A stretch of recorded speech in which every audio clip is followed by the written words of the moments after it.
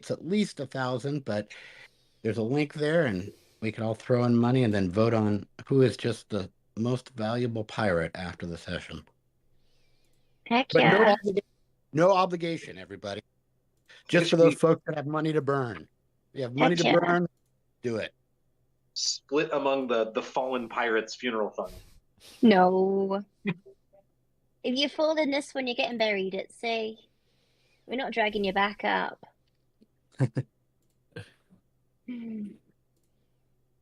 Yeah. Let's see. Let's see.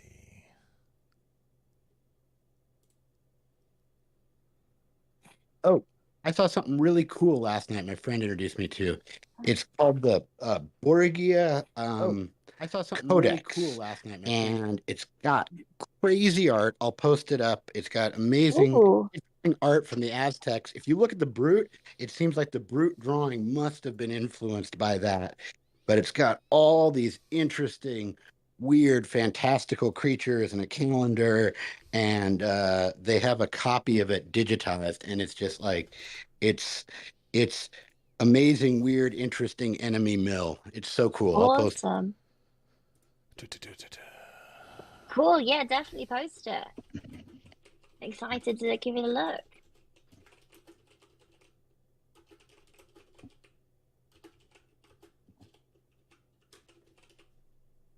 Oh, someone's left us already.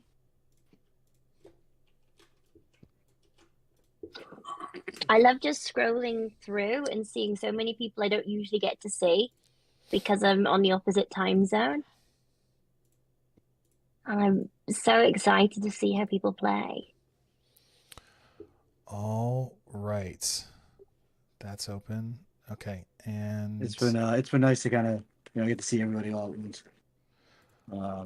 Especially hopefully it'll be the last time we see these characters. Popcorn. all right, there we go. Okay. Ladies and gentlemen, welcome to the West Marches World Event. It is the fall of 1716.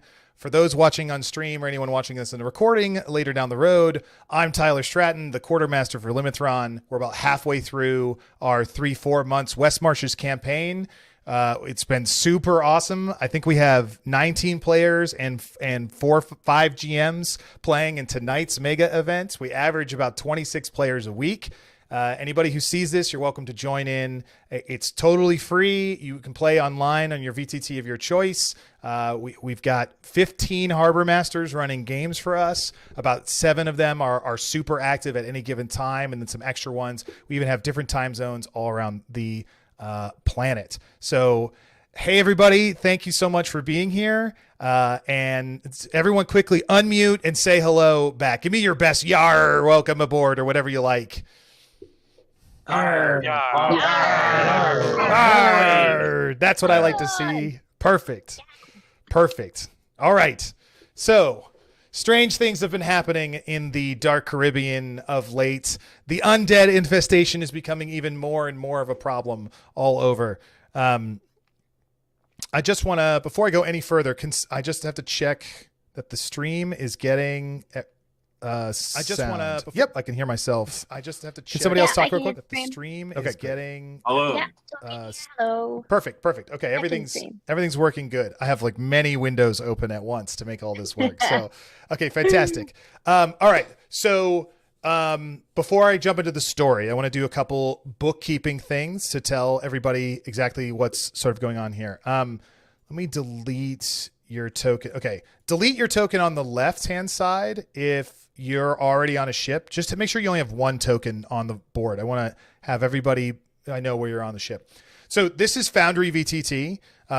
It's, in our opinion, a very powerful virtual tabletop. We make direct content for this along with other virtual tabletops. So everything you see tonight is you can totally accessible on our Patreon if you want to get it. I made all the things that we are going to play with using Luke's Ocean Islands and Ships maps and the landing kit pages and all that jazz from there. So you have access. You have your own characters that are located here. And for the stream side, sorry, let me think about how important this is over here.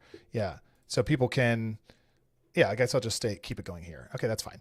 Sorry. So you should have access to your characters that they can pull up both your control of your ship and move your own tokens around. If you have any problems, let me know, or if I'm busy talking, shoot one of our GMs, Andy, Jason.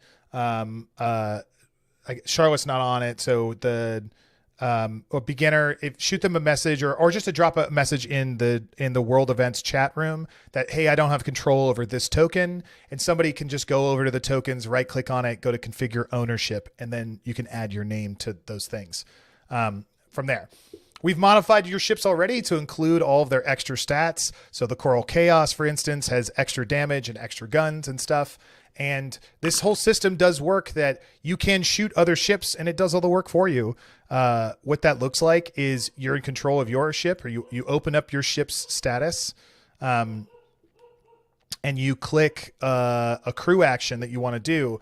You need to target someone though. So like if I was shooting the Horseman, I would hit T or the target symbol while clicking on the Horseman.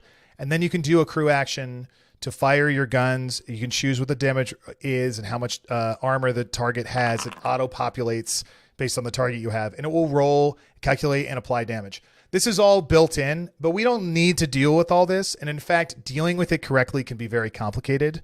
So how tonight will end up working, and I'll get to this a little bit more when we really start using these ships. Spoilers, we're going to use the ships. Is that everybody's just in charge of their own character, their own ship. And you're in charge of telling us how much damage it deals and how much damage it in applying damage to yourself. So, you know, DRs are all DR 12 unless there's a special ability. And it's really just, hey, how much armor does that ship have? Okay, cool. Then I'll roll for it and you can figure it out. We're going to do a lot of actions all at once.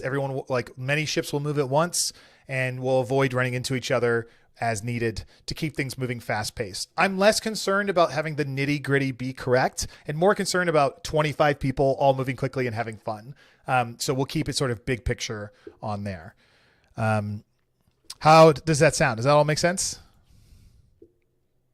I see lots of nods. Great. Fantastic. Perfect. All right. So it's the fall of 1716, and you have heard recent news that a new governess has been just voted in for Nassau and issued into part of the Brethren Court. Anne Pumpton has won the election with a major upset over Sam Bellamy. Anne, do you want to say a few words to the people? It's a pleasure to be here representing all of the fine voters of Nassau. We're going to do great things together, and I can't wait till we are all able to retire to beautiful beaches and tell our pirate stories for the rest of our long, happy lives. Excellent.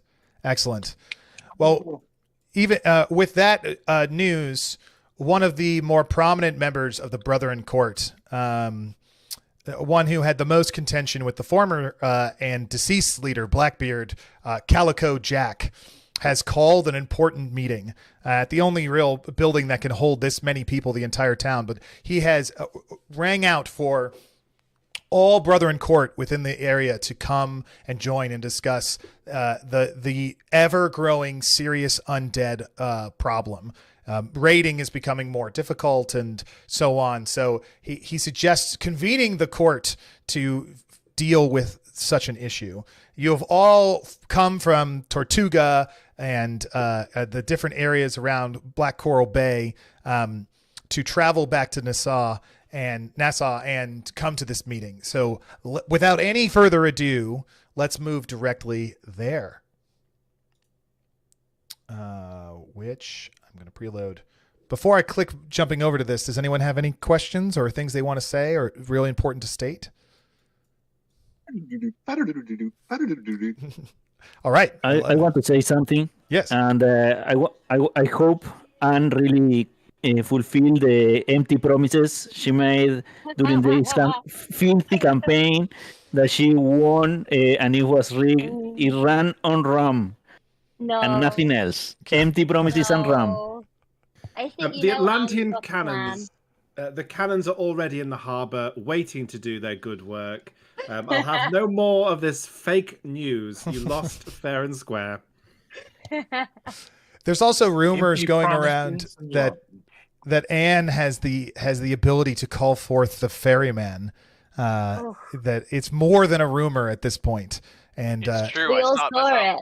it. yeah, lots of chanting in the streets recently of Anne has a plan. Anne has a plan. And you see it written in pig's blood in some places, and some places scratched out and stuff, which is quite disturbing. All right, we move to the governor's mansion. Activate. Should be loading you all. I'll give it a second. All right. Everybody, can everybody see? You should be able to see this room full of pirates. Yeah, some nods.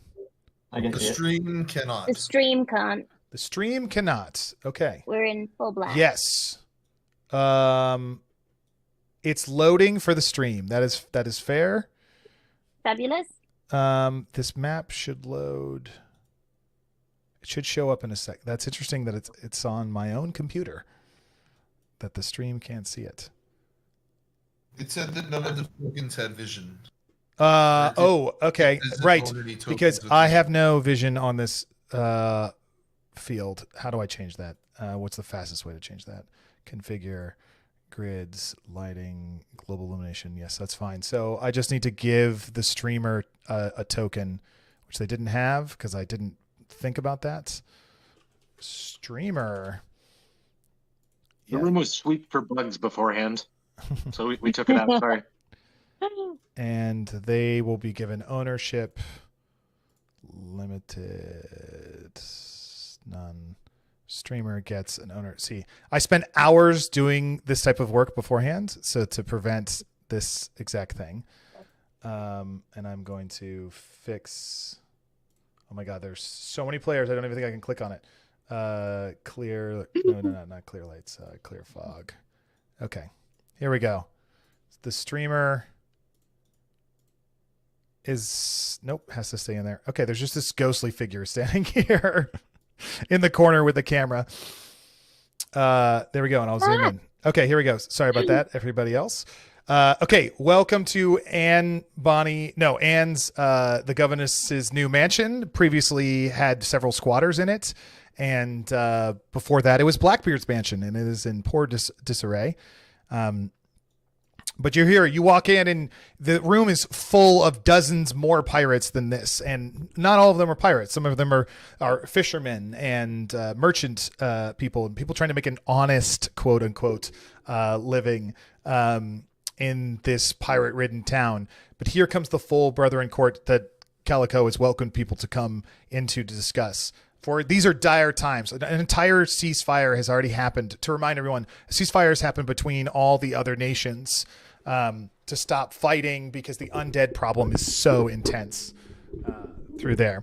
You see the dignified Steed Bonnet, who's standing there dressed impeccably as always. Calico Jack is sort of in the head of the room in a tight discussion with Steed right now.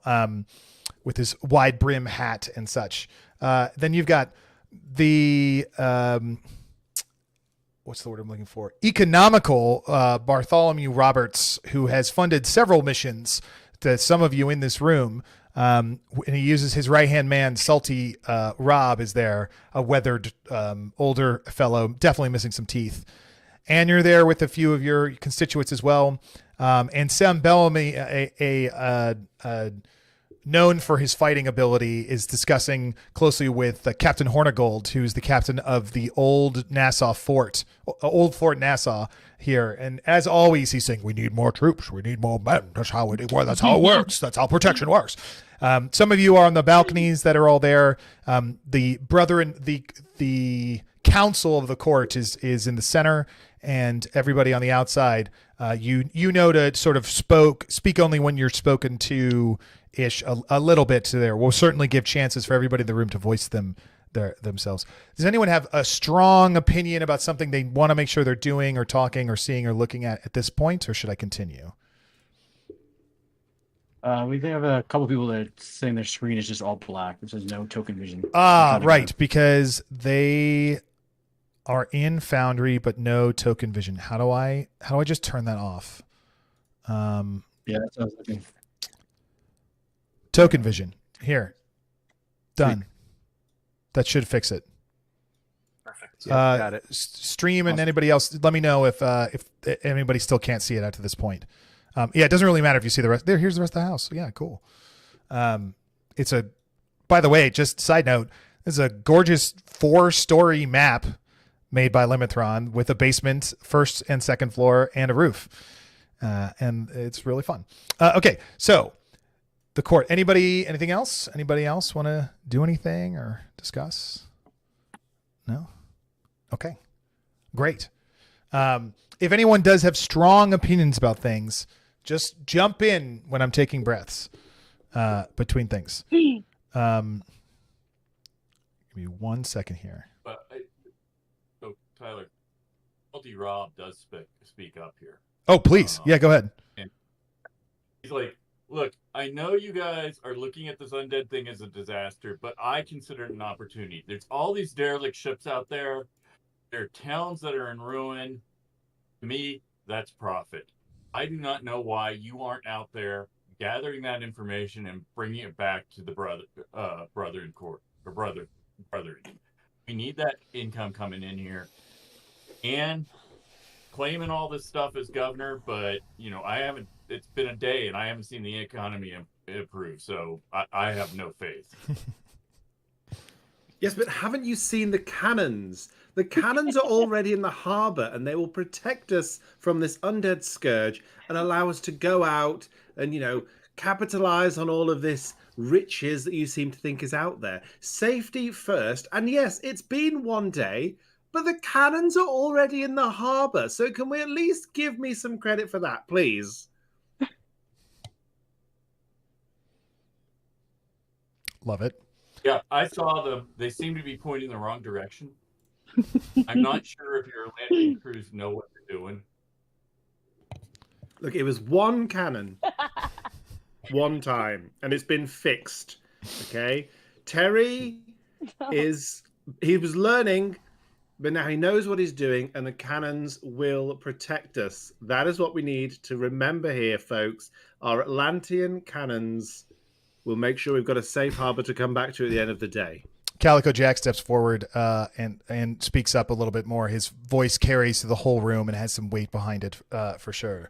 And Atlanteans, undead, Spanish, French, wretched, whatever those things are. There's all types of creepy crawlies all around. And what are we? A ragtag group of ne'er-do-wells and simple thieves? Nay. We be the brother in court. We be organized here. We be a democracy and we plan together. I've called you here to try and find out what we could possibly do about the undead situation. It's getting out of control. And I don't think that just simply running away here, willy-nilly here or there and scraping off of the English or the Spanish teat will work anymore. And so Steed sort of reacts like right away and he's like, but it worked so well so far. What problems do we have? Calico looks around at you with the other brother in court who are here in this Discord. Bartholomew steps forward and goes, I think we have to look at this as an opportunity. I think we have this church that is growing in numbers. They are rehabilitating the undead. I think we could potentially set up multiple places, kind of spread our strength throughout the Caribbeans and kind of take a stronghold, kind of control the trade routes. Captain Hornigold is directly across from Bartholomew and sort of steps forward and shakes his fist. He's known for his former British Navy combat experience. He goes, work with the undead? Yeah, that's madness. Madness, I say. And several of his soldiers behind him all go, it's crazy. Zombie lover. A random crewmate says, why don't we ask Casey?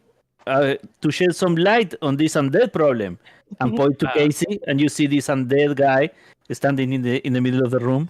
So you see a pirate with some telltale signs of ash use, and his skin is turning pale, beginning to rot.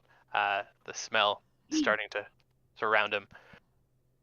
The animals have also stopped, and they're fleeing from something, or running away. Well, us undead, we're a small minority here. Some of us with moderate intelligence, but we are useful, and we do have a place. Hornigold sort of like mutters some terrible, I don't know the racist word, but racist related to undeadists words back to his men, and they all like nod in agreement. And Caligo sort of responds, and that he says, interesting using the undead as a resource. Well, I was aware of Casey's presence here, and it's unsettling. If it wasn't for this zombie curse, he quotes it, we wouldn't have been able to pull off the plunder at the Coral Citadel. I'm immune to zombie infection. That powerful frigate pulling in all the resources recently of the derelict ships. It seems to have twice the firepower it had before last season, does it not? Aye. Good indeed. That's one option. Use the undead. But Steed says, yes, but what about the undead that aren't quite so friendly? What do we do about them? That's what the undead are for. Then they deal with them, and they don't have to worry. They can be bitten all they want. They don't have to turn. If they have the ability to speak, see, maybe they can be reasoned with. But if not, and you guys go forward, and we do. Us humans can go on and get the riches. You guys deal with the undead problem. We kind of keep it away, and then we try to rehabilitate, get a stronger base up there. Jason, are you speaking as Sam right now? Yes. It's just kind of like just trying to. Or are you you're Bartholomew? Bartholomew. Sorry, I just keeping track. Okay, sorry, carry on. I was just kind of just trying to make the point of like I'm looking at it as more as a the ability to control the trade routes here.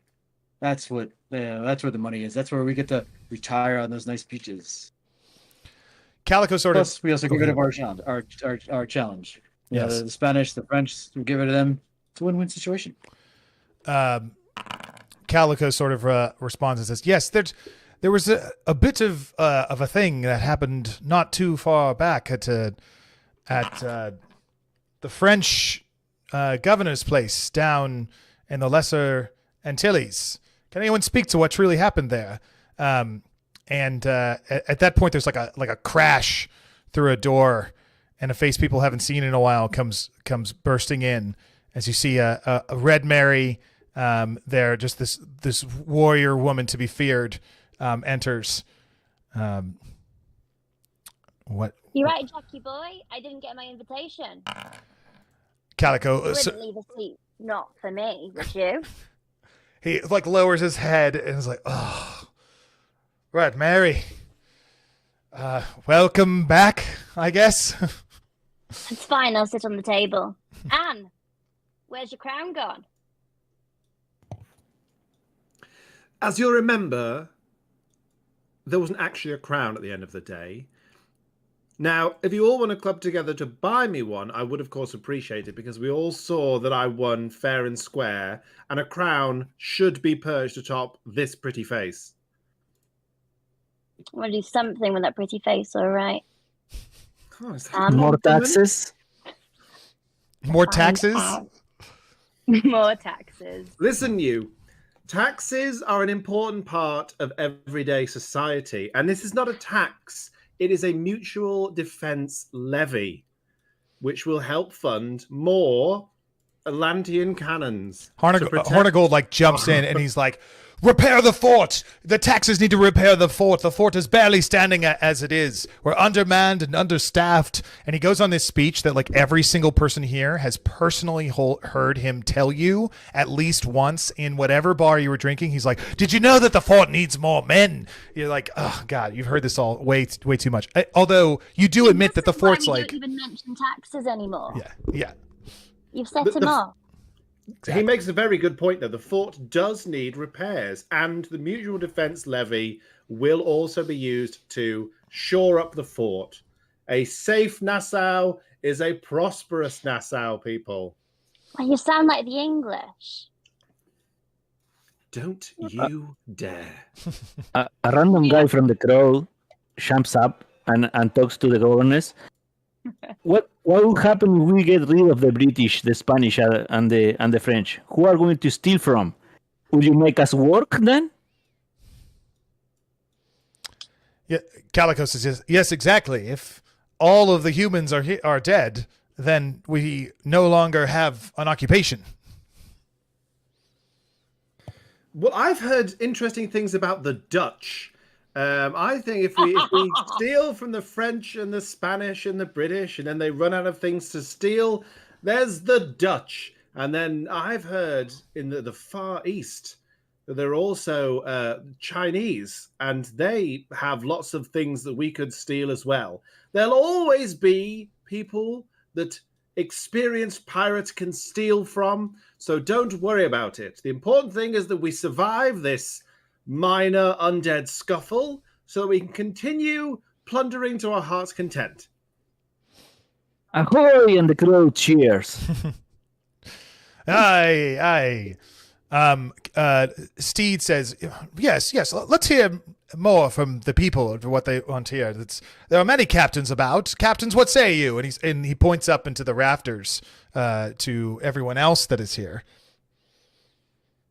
So I was drinking and heard some interesting rumblings about what's going on up north.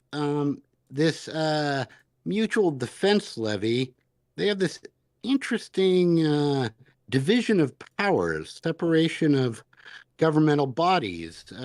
What do you think about that, Aiden?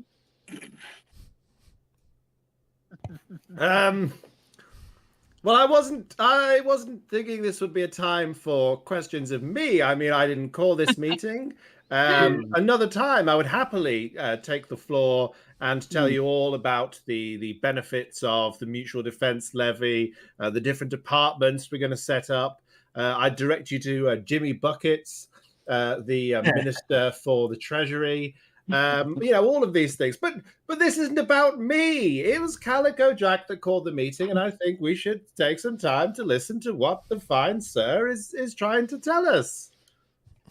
I think he's asking about options on what we do with the undead. I think there's possibly this issue go beyond just. I'm sorry. Go ahead. Oh no! Sorry, go ahead. This issue goes beyond just the simple island or town of Nassau and New Providence Island. There's much more to it than that. It matters in all the Dark Caribbean. As Casey pointed out, that all the animals seem to be fleeing. Are going to be running out of food shortages in the coming months. Well, you will. Well, he looks a little disturbed at that. He goes, yes, right. Steed points back up to the balconies and goes, anyone else have a solution or something actually productive to throw out to us? Something we can do? What about you, captains? Has anyone heard of this hole or seen the abyss with their own eyes? Everyone looks around. We have been to the abyss. The known cultist of the it's Church of the, what's the name of the church? Forsaken Seafarer. The Church of the Forsaken Seafarer steps forward. Can you describe yourself, Haldar? Yeah. So Tempest is in kind of elaborate robes with sewn in like glyphs of eldritch kind of symbols, and he kind of has just been hiding in the back corner because this kind of stuff is interesting but not really relevant. But he'll address everyone and kind of say, "Look, this is all of your fault, partially. All of this heathenistic views, all of these people following the one true God, and there's undead littering the streets. All these people following Mother Nature, and all of the nature is leaving. The sea is fighting back, people following the deep. I have witnessed demons now from the quote-unquote Dark One. There's only one choice here, and that is for everyone to band together and figure out how we bring the great old ones back to our plane to fight the scourge before humanity is demolished again." What? No, the one choice is money. The one true God is money. Yeah, I agree. Profit. You'll die in a coffin full of money. I think we can all agree that banding together, though, is good. Banding together, yes? Some nods from Calico and Steed. Hornigold's like, as long as it's near the fort. I love this guy. Why have I not met him before?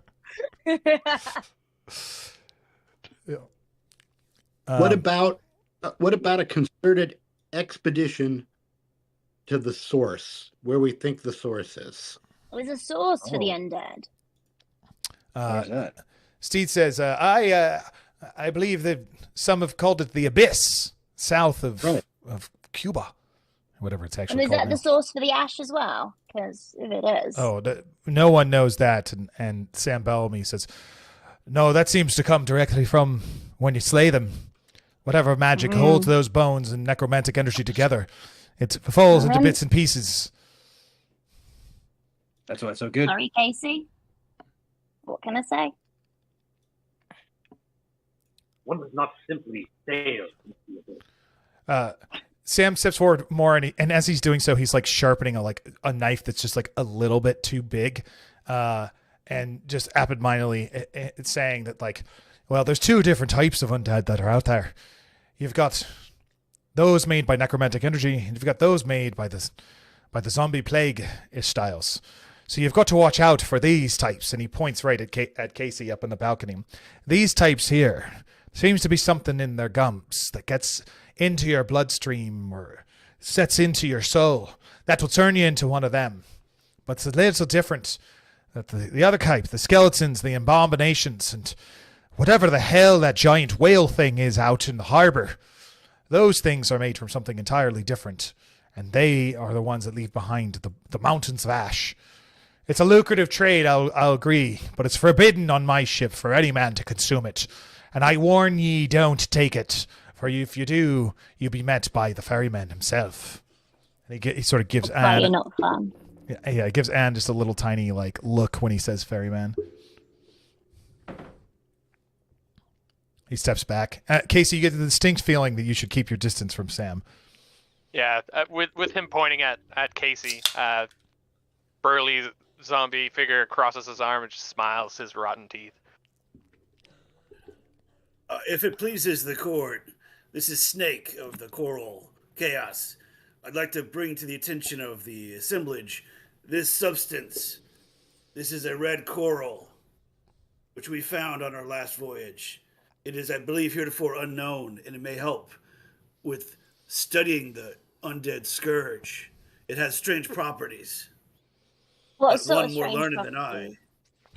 I hear tell we went into this ghastly citadel run by Wretched, and there was some beating coral heart abomination, and we barely escaped with our lives and this fine frigate. But this substance is almost like a meaty coral, and we believe when it's mixed with ash, it can enhance the properties. But also, it must have something to do with the origin or perhaps cure of the scourge. So if we have any natural philosophers or scientists who can do alchemy on it, perhaps we can learn more. And I would like to offer up, on behalf of the Coral Chaos, these samples for the good of the pirate brethren. So Red Mary's going to look at Deal. Go ahead, Red Mary. It came from... Charlotte, go ahead. Yeah. So Red Mary's going to look at Eel and wink, and then say, "Yeah, I'll take a sample of that. If it's going Snake, I'll take a sample of that." Well, we only have a small amount. I would put it in the. I would defer to the governor and governess. Sorry, she doesn't rule this court. Well, I say that I would appoint her as trustee for this because she has been consecrated by the will of the people. We only have a few samples. I have one. Each of my crewmates has one as well. Casey, I believe you have one, but I can't speak for yours. Well, I thought you kind of piped up at that point because, you said you found it at a coral. You say, I'm willing to maybe front a expedition to see if we can get some more. Maybe you guys, maybe the coral can lead the excursion. See if we can't figure out more about this stuff. Yes, we barely escaped with our lives. It was very close. We almost died of exposure on the way back, but due to our, may I even say my superior seamanship, we made it home. I know the layout. But yes, I'd go. there is a terrible beating heart at the base of this abomination, and it gives me nightmares. But yes, the coral chaos, it is at your disposal. Rumors are that heart in the depths down there has some sort of healing properties. Fascinating. Hi, fascinating indeed. Someone actually providing some insight. Thank you for sharing that information there, Snake, says Calico. And what at this point, Sam says, what I want to know is about these Atlanteans. Before just a few weeks back, there was just tales and tall tales at that of mermaids moving around and people trading what they say they have as mermaid scales. But it'd be hard pressed to find a man who'd actually seen one. And now there's a gosh darn whole new blimey island off to the east of us. They're calling Atlantis. What's with these people? I mean, do we need to be worrying and killing them too? Are they good at killing undead? Well, our very own Atlantean ambassador is, I believe, here in the room somewhere. They can no doubt tell us all about the Atlanteans and what they have planned. I'm not the head ambassador, but I can speak for the Atlantean monarchy that the Queen Saphira is on our side. Is this L? Who's talking? I speak for the Atlanteans. My name is Electrofood. Okay, right here. Sorry, character-wise. Yes. Continue. I am an aquatic mutant myself after traveling through the slipstream, and I've walked among them and learned their language. And they're a noble people, but the Atlanteans, just like us, are not united, just like the people of the surface. And more than half of their number have sided with the undead Scourge.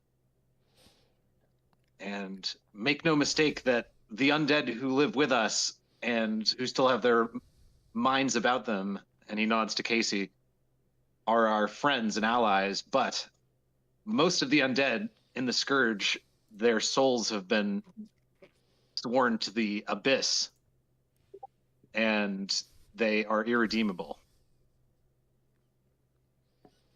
And that is the case for most Atlanteans, too. Well, so that's terrifying.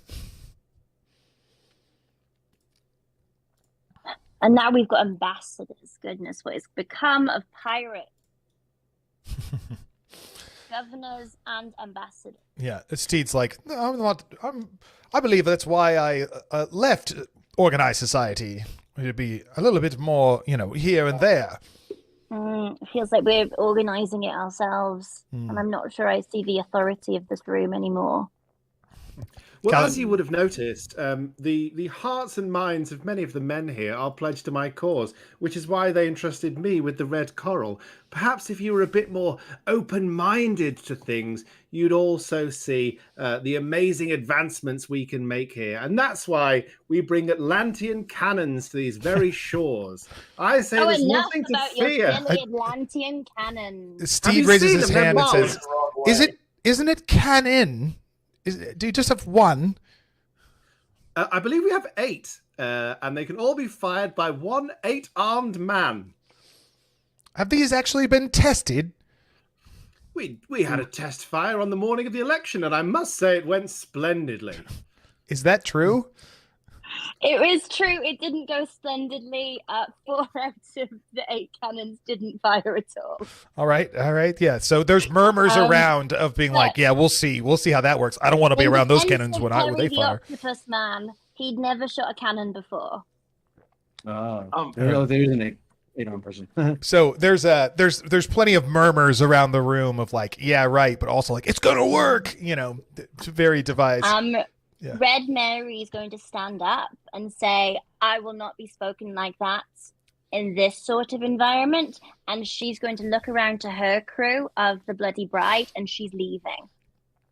Calico visibly exhales when she walks away. He's like, all right, well, many of things have been said here, but it's clear that and he doesn't get any more words out of it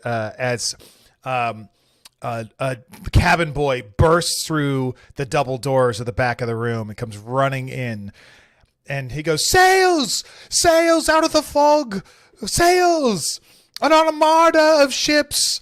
And Bartholomew and Hornigold and Sam all shoot up, and they go, tell me, boy, calm down. And Sam grabs him by the shoulders. What color were the sails, boy? Speak to me.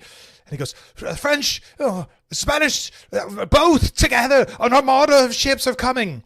Hornigold turns and runs out of the room before anybody else is there. Caligo steps forward and goes, is this true? As he sort of walks up, and the boy is panicked, of course, but at the same time, he's like, look, just straight out of the fog, sir.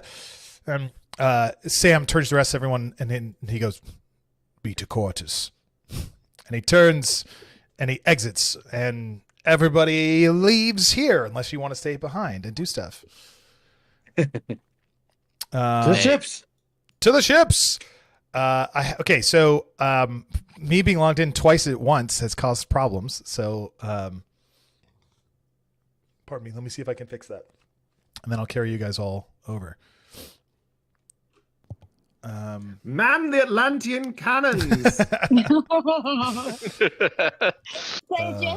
look like normal cannons. Someone's added glitter and some shells to them, and they only fire underwater. Oh. Well, I guess that could be good. Now, you said only half of them worked? They've got 8 of them. In the one test we've done, half of them worked, but they did buy 8 of them.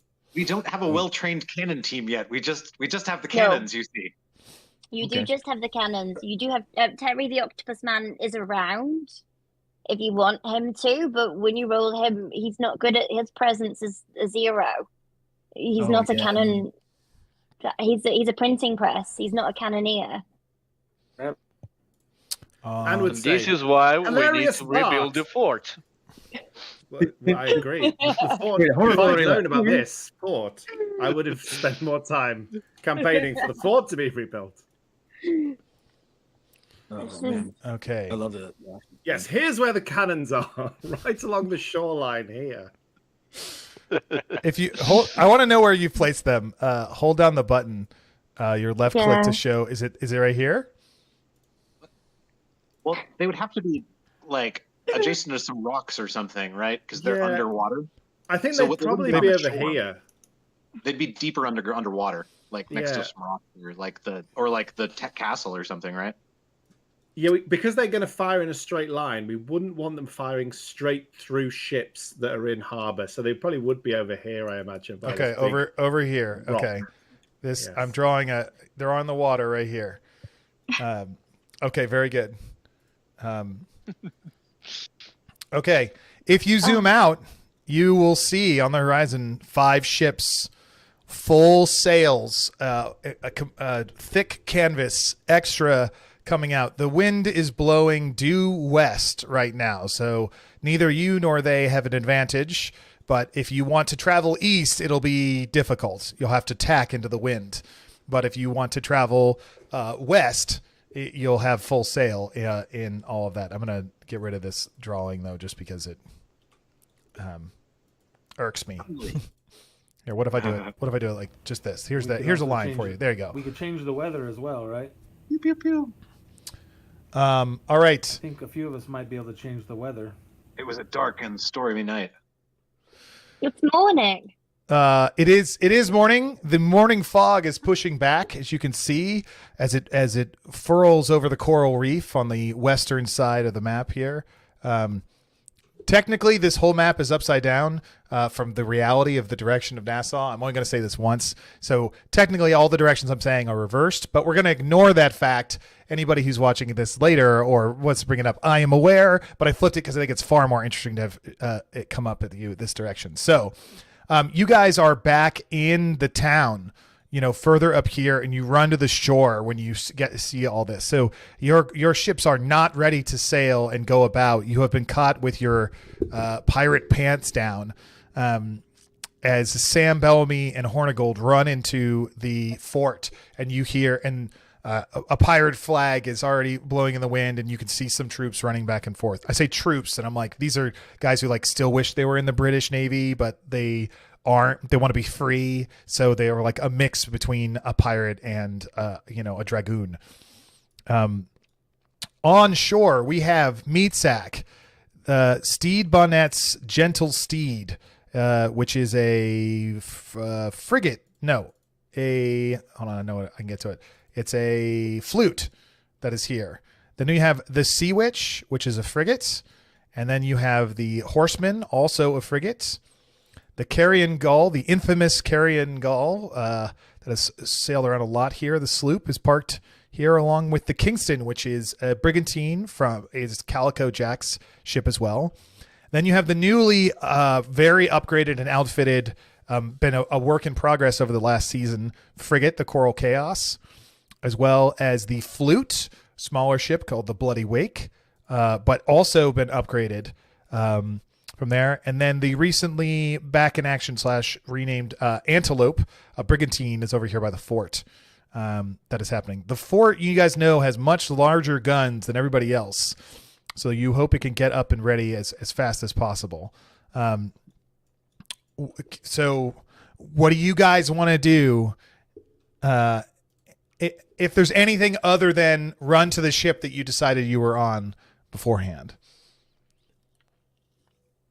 Would like to try to change the direction of the wind. Is there any other zealots out there with control weather who want to work together and blow them back? Control weather. Old Turtle will help you. Okay, control weather. This is a zealot power, yes? Yes.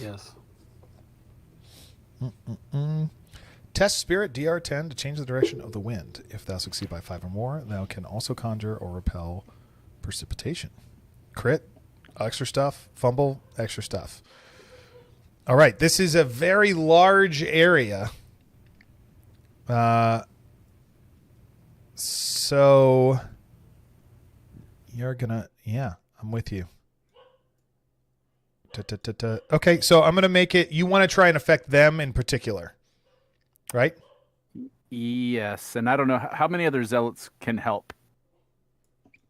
As many as there are. Kind of stagger. Oh, yeah, I'm throwing it out to the group. Oh, I see. Yeah. Yeah, because they're like a half a mile away right now. Old Turtle can do it.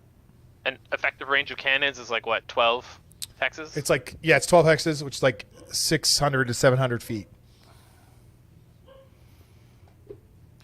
If we change the wind direction now, though, we might slow them down. Aye. Do you want to try? Yes. Yes, All right. yeah, but somebody do it. has to roll for me because I can't get Foundry to stay up for very long. It's streaming something or Huh. Well, that's give me a hard time. Yeah, I'm sorry to hear that. Yeah, You're also welcome to roll. Do you have a d20 in front of you? I do. Go for it. Hold on. I got a 13 plus 5, 18. 18. Yeah. All right. You succeed. What does that look like? The two of you stand and describe that. Well, I rolled a 1, so Oh. Okay. Well, that's bad. Okay. But tell me what it looks like either case. The whoever rolled the 18. So I call to the great old one and beg his indulgence to change the weather and to turn the wind against our enemies, to turn the waves against our enemies and drive them away, and call up the wind and change the direction immediately away from us toward them to slow them. The fog rolls and withers, and it's like have you ever seen fog form directly off of a mountain that just like even though it's blowing it just keeps forming there? The fog bank is thick, but you look up and you see the flags flying at the top of your masts blowing from the west and blow down to the south directly towards these ships, which is great. The sky darkens though, and lightning strikes the water out in the distance, out by the coral. And someone goes, "Oh my! It looks like a lightning." And then another lightning strike comes down and hits Tempest. Directly strikes him dead on for 4 damage. Thank you, gods. That's who, right? Who was it that rolled the 1? Was it Halder? Yes. Yeah. Okay. Great. Yeah. Your prayers seem to have been answered. I assume you're not dead. No. Yeah. You're sizzling. Right. What's that, Bill? Are you all right, Deacon? I pull him up. Yes, I'm fine. Just a little embarrassing again. All right. So, anything else from people other than running to your ships, making things happen? I would like to run to the Anne's Arms Tavern, where I would grab the barman Wincott and steal a passionate kiss and tell him, "Don't wait up for me, but I'll be back as soon as I can," and then I'll dash down to my ship. You see him pour a glass of port as you leave and go, "Blimey," and throw one back. We have some pirates that are playable if anyone would like to control them. We've got Hornigold and the Fort.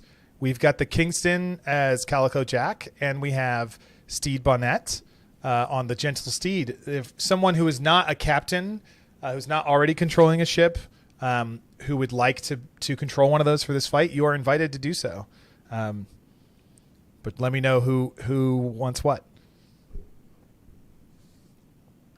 My boy Steed. Steve, you want? Is Bill? Is that you? Can I control the Revenge? He's not on the Revenge because the Revenge is a fast non-warship. He has armed up his flute, the Gentle Steed. Oh, it's called the Gentle Steed. Oh, Yeah. sweet. Oops, that's a. Yeah, you want that one? Okay. Let me see. Okay, so I will also control Steed Bonnet. Do you already control a ship? No, I am. What is it? First mate of the Meatsack. Okay. Oh yeah, that's fine. Okay. Let me give you control. Any other takers? What were the options again? Besides from Steed Bonnet? The Fort and a brigantine called the Kingston, which is Calico Jack's. Yeah, I'll take the brigantine. I'm not a captain yet. And who's talking? I just can't see it. Your name. That's Barlow. Zero. Okay, hold on. So,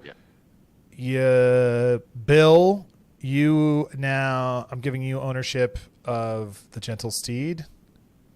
Great, I can see it now. Okay. It has taken. Great. So you should be able to move it. So the thing about the tokens for both of you guys, just so you know, they might be in the way, and if you hover over them and then press Z, it'll put it behind, and then you can move it. And then if you have trouble tickling, you want to see the person back on it, hit Z again, and it will put it back. The Kingston, but it attaches the token to the card, so it can move around. Okay. The Kingston. Is there a way to change the orientation of the token? Yes. Hold Shift. Hold Shift and use the scroll mouse wheel on any ship to rotate any ship. Oh, okay, that's pretty dope. That's a lot easier than Roll20 when we were doing that a few weeks ago, Dante. There you go. They take the Roll20; they're great too. Yeah. Foundry's just really good at some things. So you should have ownership now, Zero.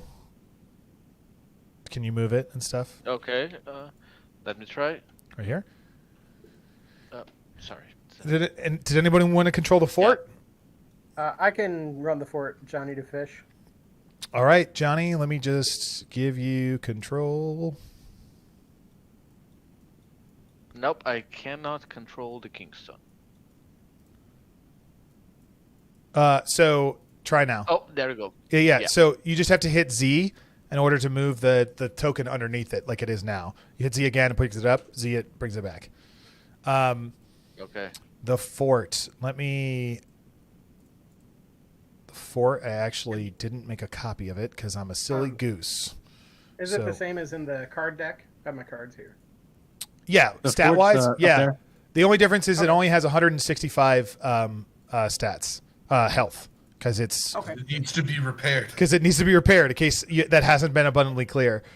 I've heard that somewhere. But still, let me give you give control here so people can now see it. And this was Johnny DeFish.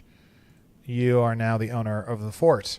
You can do it from there. Okay, great. You should be able to click on it and stuff now. Okay, you guys have the stuff. You ready to rock? Oh, sorry, stream. I had the sites all totally zoomed in. So okay, there's a little housekeeping. Here's the other guys. We'll zoom back so you guys can see all. And the raid of Nassau has begun with the wind blowing south, which I am going to draw on screen right now. Boom. There we go. Okay, let me get... I even have a combat tracker here. Hello, captains of the French and Spanish ships. You want to say hello? Hello. I'm Clifford. I'll be playing the Spanish. And I'm Andy. I'll be playing the French. Bonjour. All right, and here we go. Roll party initiative. The French and the it goes French fort. The French and Spanish can go first, and then the pirates in the fort, because there's a tie. French and Spanish, you know the plan, but you cannot go directly forward as the wind is against you, so you'll need to rotate, one turn to the right or left, and your speed is reduced by half. All of your ships have full canvas on, though, as they were going at full speed, so you will auto pass your tests to do crew actions to increase speed because you were planned for this. You've been doing this for quite some time. So even though your speeds are halved, they're +1. So you have speeds of 3 as long as you're not going directly forward. Or let me reiterate that. I guess in the wind of the process, you could turn. Yeah. Just carry on. You got it. Yep.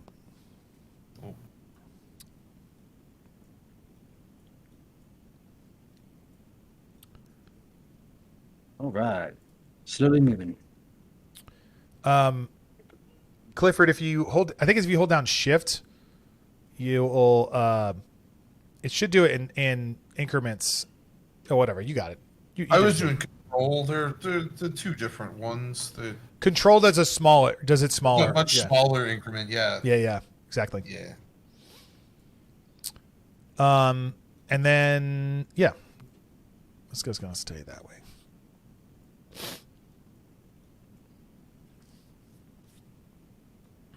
And Andy, who's my other? Charlotte, are you still here? Yep. Well, that didn't sound like Charlotte. Oh, Charlotte, sorry. I understood Barlow. I am indeed.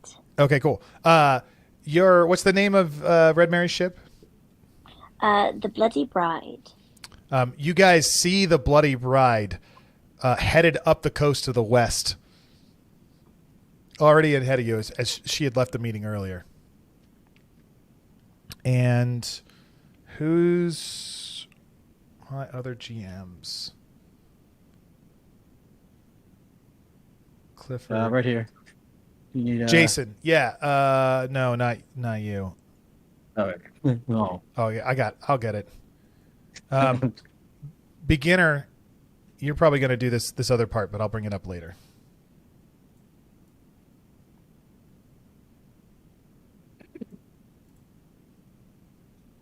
There we go. Okay, this one moved a little too far. Yeah, I think I somehow ended up selecting 2, so that's where it should have been. There we go. Turn, burp, burp, burp. Something like this, okay? They turn and move away. Okay, all right, great. So, pirates, some of you have moved your ships. They should not have moved yet. So this should be back here in different areas. So you got to get your crews, you got to get your ships back together. And the carrying gull wasn't even pointing the right way. There you go. Bloody Wake. You guys are all rotating your stuff out of there. I'm trying. Okay. So, sorry, the stream, it's a different... I have to control 2 screens to show what's going on. Okay, so you guys your ships are at rest, right? So you have to spend an action to raise your anchors just to get moving from there. So I want everybody to make a crew check, skill check, just to see if you can get your ship moving at all this turn. Anybody who passes it can move their ship how they want. Anybody who does not pass it cannot move their ship this round.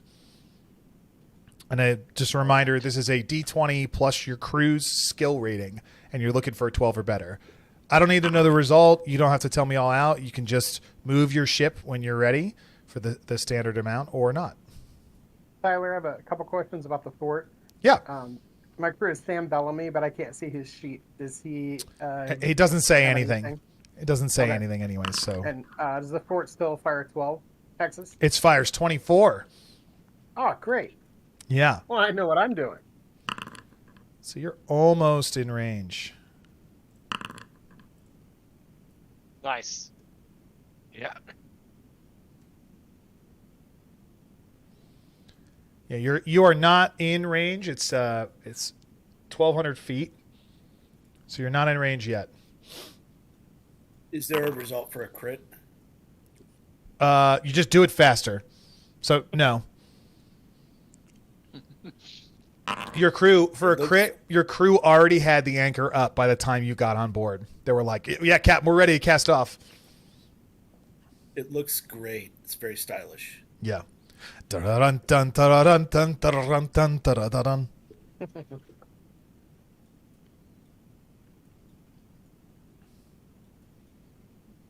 Dun dun dun dun dun. I wish to play music, but it will be on the stream, and that could be bad.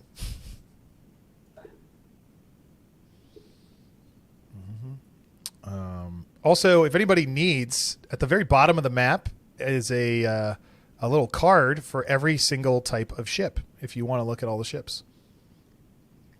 All right. Dirty J doesn't have access to the VTT. Can I get the horseman rolls, Tyler? What do you mean the horseman rolls? Dirty J is the captain of the Horsemen, but he doesn't have access to the VTT. So he was saying me or Zeke can move a token around on the VTT point. Okay, so you're asking for someone else to have access to have ownership of the Horsemen?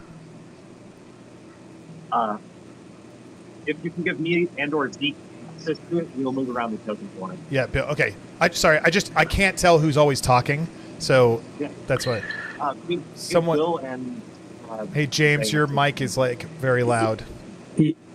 I'm so sorry. I was just going to ask you if you could do the same thing for the Sea Witch, because I don't have access to moving it. Sure. Yeah. Okay. So give me 1 second. So the Horseman is a player ship, and you need it to tell me everybody who wants control of it. Give control to Bill and give control to Dante. You got it. Okay. And then what's the other ship? Give control of the Sea Witch to James. No, to someone else, because James doesn't have access to VTT. Oh, okay. The Sea Witch. Give it to Bill, I guess. I can move him around. I'm seated at my computer, so I can do it. Bill's got it. Okay. There you go. Should have access now. Just a reminder for everybody that you can rotate twice in your turn, but only once per hex. And for me personally, I think you always need to move at least once before you turn. So it just doesn't make sense if you've ever sailed a ship because you're rudder. So I prefer people not be stopped and then they turn. Unless you were maybe at anchor, you could maybe pull it off. But anyways, that's the basic understanding of it all. Also, you're all aware, you have the knowledge that there is a coral reef out there. So anything that's bigger than a brigantine is going to have some serious problems. And even smaller ships will have problems. But going through any of that. And there's a sandbar to the west as well. So super cool. Seems like everybody moved, and we're just going to keep going. The Bloody Wake, I tried rolling the crew skill a couple times, but it came up as the carrion gull in the chat for some reason. Okay. What's your result, though? The first one was 13. Okay, yeah, so then you can move. Cool. Did everybody pass? No, we failed. The antelope failed. Okay, and maybe did Carrion Gull? Sorry, not Brett. Carrion Gull fail? I failed with a crit. Do I? Can you give me what the crit fail would be before I decide to burn it? Nope. Luck? No. Okay. Definitely not. Well, let's see. All right. Here, this is. Hold on, Bloody Wake. You got to move once before you can turn. Yeah, that was my second move. Okay. Okay. Cool. I just missed it then.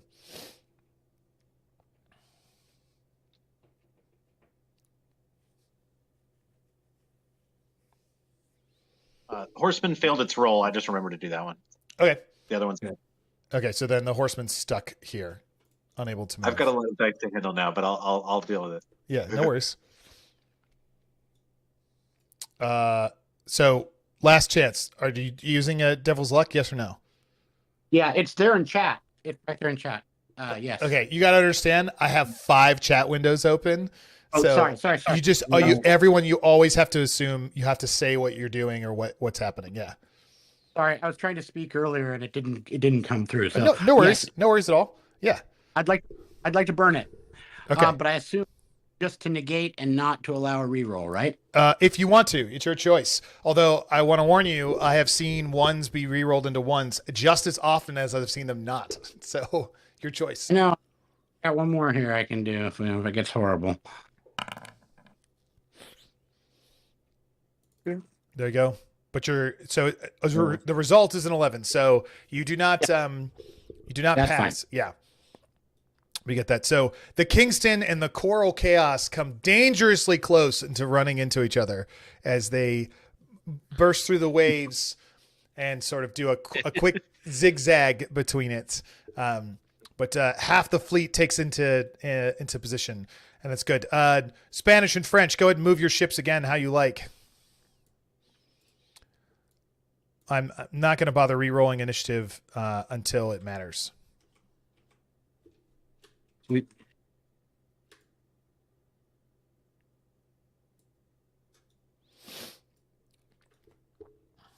And my daughter stole my dice bag. That's fun. Here we go. I'm going to roll. That's awesome. Obi-Wan has trained you well. Yeah. Tyler, can we make checks to go full sail and move a bit further? Yeah, you certainly can. Sorry, you cannot because you were anchored to start. Not this turn, but all other turns you can.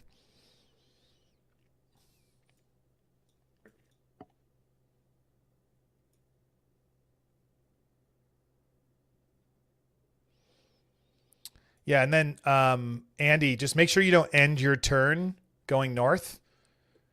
If you start your turn facing into the wind, your speed drops to 0. Yeah, but I'm trying to turn. Okay, very good, very good. I'm just saying it again for everybody out there. And did the Spanish move? Clifford? Yes, Spanish did move. Okay, great.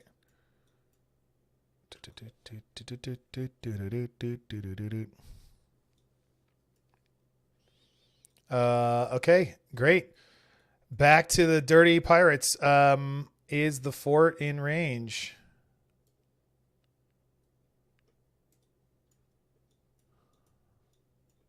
It's so hard to see how far it is. No, the fort is not in range.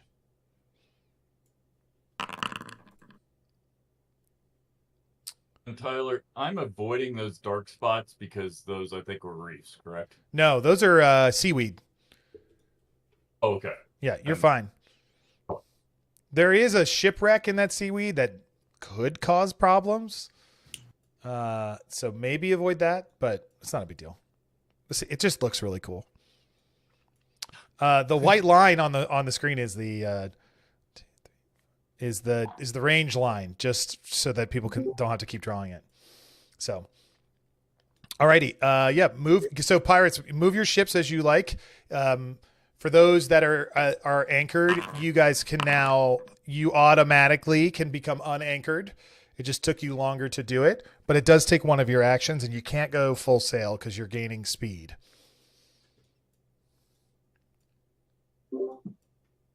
Is Meatsack, is it underwater?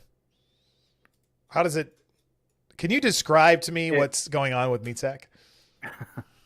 Yeah. Well, Meatsack's got a lot of things to describe, but yeah, he is submerging. I don't know how deep the water is, right? So he'll submerge when it's deep enough for him to submerge. It's deep enough for frigates to sail freely. So yeah, Okay. We got plenty of space. Yeah, so he'll be under the water. Yes. Well, you created this cool class of ships, so we figured we'd have at least one of them for this battle. The carrion gull has gone a little too far there. I think you've accidentally selected it. Somebody else is. This has been happening since I've been starting. Somebody else is moving the carrion gull. I don't know. Yeah. So first time was I on accident. It's okay. Not this time though. Just grab the selection tool and hit nothing, and then reselect your ship.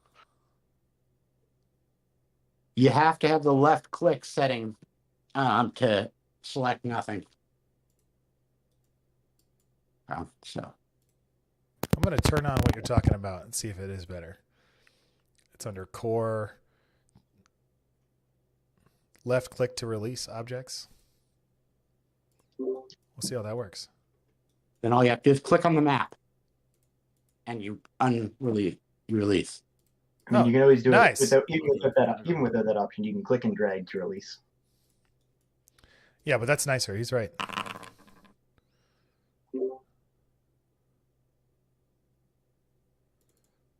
Oh yeah, carrying gull's got increased. Dang. Sure. A little bit of docking fun there, but okay, very good. Everybody's moving around. All right. Fantastic. There's no shots, so let's just keep going. Spanish, French, have at it.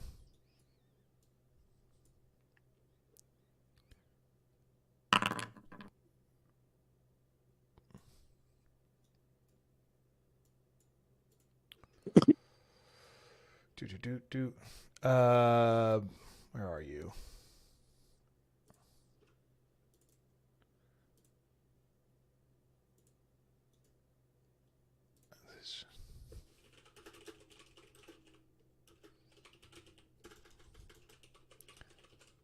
I bet the stream is showing what I just typed. That's pretty funny. No, it cut it off. Okay, good. That's pretty funny. The stream, it's just like a window grab of whatever is up on my screen. So when I click around and do stuff, it's, yeah. Awesome. So the Spanish do the classic tack through the wind. They turn into the other direction. Remember, guys, your speed is all +1. Yes. As you have thick canvas laid on, ready to rock. We're doing things fast and loose here. Make it all go. For any of you guys, whatever your checks are, if you want to go full sail, you want to come about to turn an extra time, you just make your checks and then you just do it when you go with it. There's obviously, we're doing great with 20 something plus people in this game. So good job.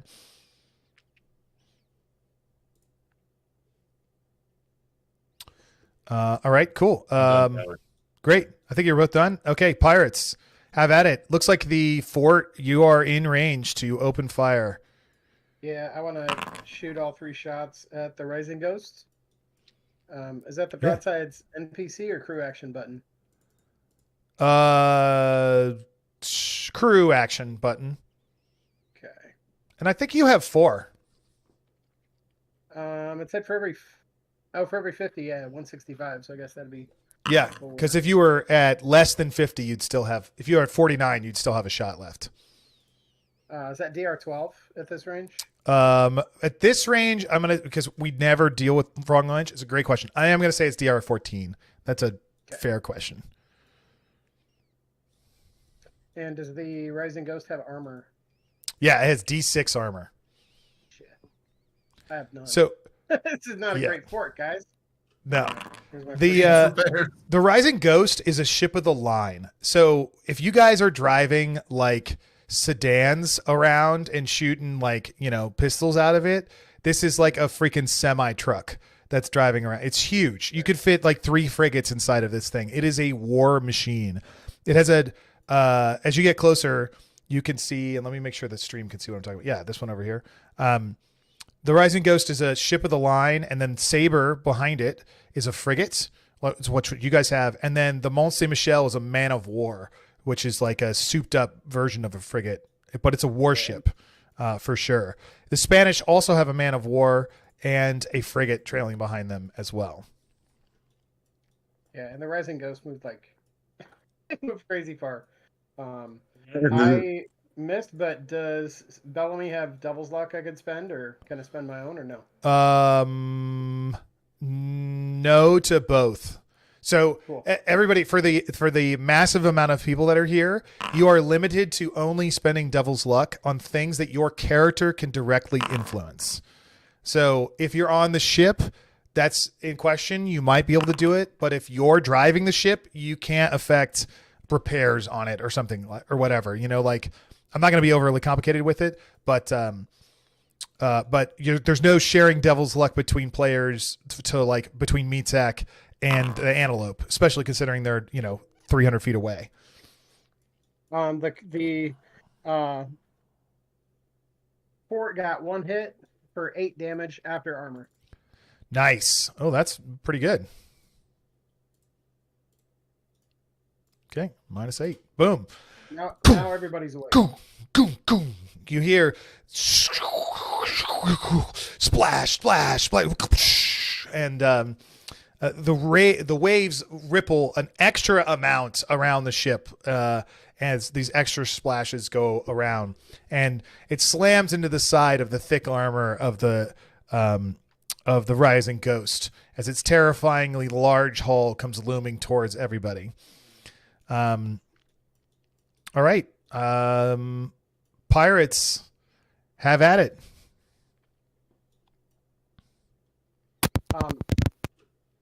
My character Horace is on the Sea Witch, Mhm. and I'd like to ask Old Turtle if there's anybody who could change the direction of the wind again. Oh, hold on. You just reminded me. But carry on. Do you have a trumpet? No. If you had a trumpet, I could probably hear you. And there's a guy on the Carrion Gull who could. What's your ruling, GM? Well, our friends on Meatsack can. Do you have one of those magic tattoos? Or was that a different guy? I have no Yeah, tattoo. myself. Eel's on Meatsack. James, Old Turtle has a tattoo, right?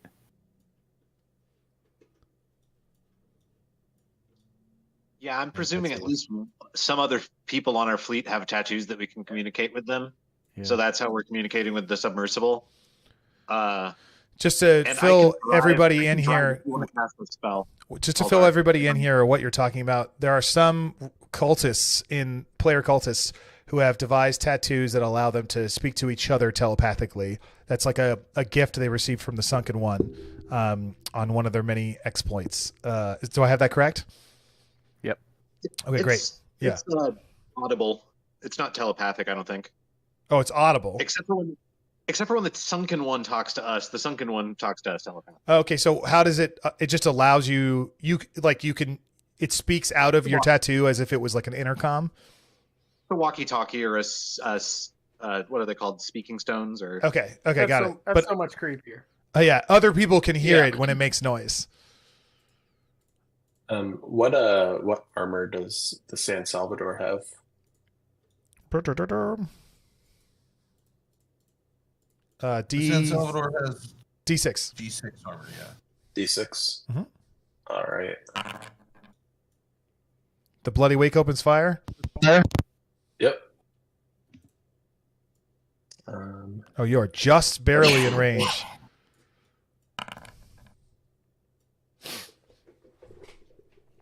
Three damage. So 3 damage. 3 damage. Nice. The volley opens.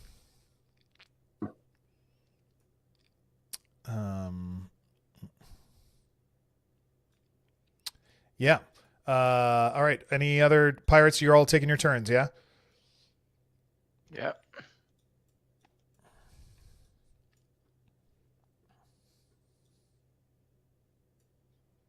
This is pretty cool. Very cool. Do we have any clue about the reef, or you just, as soon as we hit it, that's it? I'm sorry? Do we have any idea about where the reef is? Like any range of how far, or is it just rando? I don't know how to answer that question exactly. So you can see the reefs. They look exactly like what you look here, but you can't see the bottom of your boat. So where exactly your boat runs into it depends on how big your ship is. If you're a small ship, which I classify as tartanes, sloops, and brigantines, your draft is much shallower. That's specifically why pirates use them a lot, because it let them like get across reefs and into outlets and stuff and all that. And larger ships like flutes and frigates, man of wars, especially man of wars and the ship of the line, they have much larger drafts, so they're more likely to run into it. If you want to try and pilot your way through, it'll be probably some type of skill test, but specifically I want to hear how you're doing it. Your descriptions are always more valuable than your dice rolls, for me at least. Reefs, seaweed. Reefs, seaweed. Yeah, is that yes, right? yes. Seaweed is on the right side, on the east. Yeah, that's seaweed. And on the left are the reefs, the western side of the map where the fog is touching. Yeah. And this, speaking of description, this is our turf. This is our harbor. So we've got kind of the home team advantage here with the reefs. Yeah. So this is mostly going to be our advantage. Yeah, you have knowledge that it's there. You've sailed around it dozens of times. You know, some of you have sailed through it, especially I think the Carrion Gull. So yeah. Is everybody done moving? I think that was just the only person in range. Remember, you have to move at least one space. Did the gentle steed move? It kind of looks like it's off to the side here. They're hanging back, just in case somebody comes around us or we need to be in broadside range. So they're staying further back. The horsemen and the gentle steed. Very good. Speaking of descriptions, Silas Rotwood yells fire as a cannonball flies across the sea and knocks the head off the figurehead of San Salvador. Nice. Just some poultry damage off the front. All right. We are going to go back to the Spanish and the French. Yeah, because we're just going back. This will be the last time we go back and forth, and then we'll start rolling initiative because it's really close. Okay, so Spanish and French, you're there. However, on a bolt of lightning strikes the water in roughly, let me get this area, as the water ripples, and you see the silhouette of something underneath the water as it does. And when that transpires, the wind shifts and it changes. You're not the only ones that can use magic. The wind has now, the skies darken again. The fog banks roll closer to you all as the wind is now going directly into you. The drawing tool is right here. And so it goes this way now. North. What? So for those of you who are facing directly south, the Sea Witch and Coral Chaos, your speed, I'm not going to make it 0 because in reality, as the winds were shifting, you'd be able to turn, but your speed will be halved for this turn, and the Carrion Gull. Basically, everyone's speed is halved because you're all into the wind, or in irons. But okay, Spanish, French, have at it. Whatever you like to do.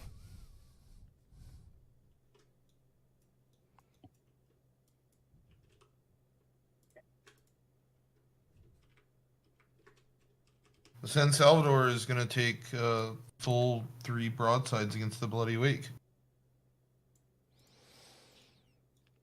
What's the Bloody Wake's armor? I think you need to move. You are double. You are double the distance you need to be close to the Bloody Wake. It's only 12 squares, Andy. To me, I'm Clifford shooting. Oh, I'm sorry. My bad. Yeah, San Salvador is shooting at. Yeah, have at it. Yeah. Go ahead and roll. And Andy, go ahead and move your ships. Strike What's the armor so on I'm the trying wing? to, but I seem to have gotten wrong. I got it on the measurement tool, and now I can't seem to get off of it. So if you can tell me how. Top left corner, click the token control icon. It's the little man. And then click the little box icon right next to the little man, top left corner. That's what I was doing wrong. You said a D4 on the wake? Yeah, D4 on the Bloody Wake. Yeah, all frigates are D4 for what it's worth. Actually, pretty much every ship on the pirate side is D4 armor, except the Carrion Gull is a D2.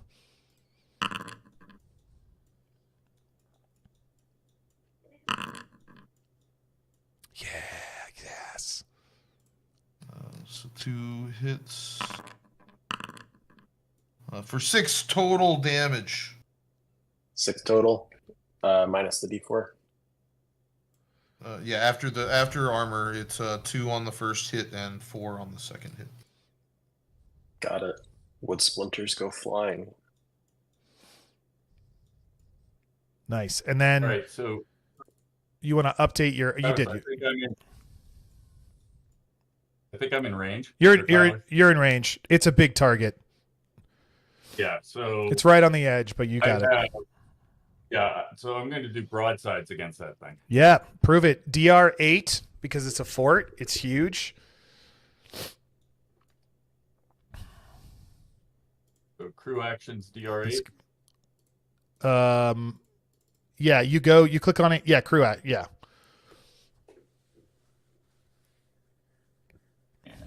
PC action is when you want to use the stats of a PC on board instead. Yeah. Misfire. Did I?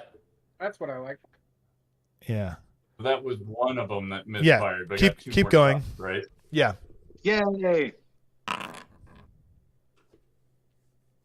Second one hits, so roll damage. Don't wait for me. Yeah, no, 4 points for that, and then the third one hits as well. There's a 11 points of damage. 11 damage total. Yeah. Got it. So the gun is damaged, but because you can take a third crew action, because you count D'Artagnan is a naval mastermind. You can spend your third crew action, full sail, fire the broadsides, then your third action to try and repair that gun. So make a repair check to see if you can do that, Andy. That's 13 plus whatever, so I think we did it. No, here, I got you. You just rolled. Oh. Yeah. 13 plus 3. Oh, got it. You rolled. Okay, got it. Person. Yeah, your crew skills plus 3. Okay, so you're able to repair that gun. So even though it misfired, you can still fire. Cannons are smaller, so it's misfired. Misfires can't be, must be repaired before they can fire again. There you go. So the crew is well trained. Also, you guys are close enough now. You can see like hundreds of people on that ship.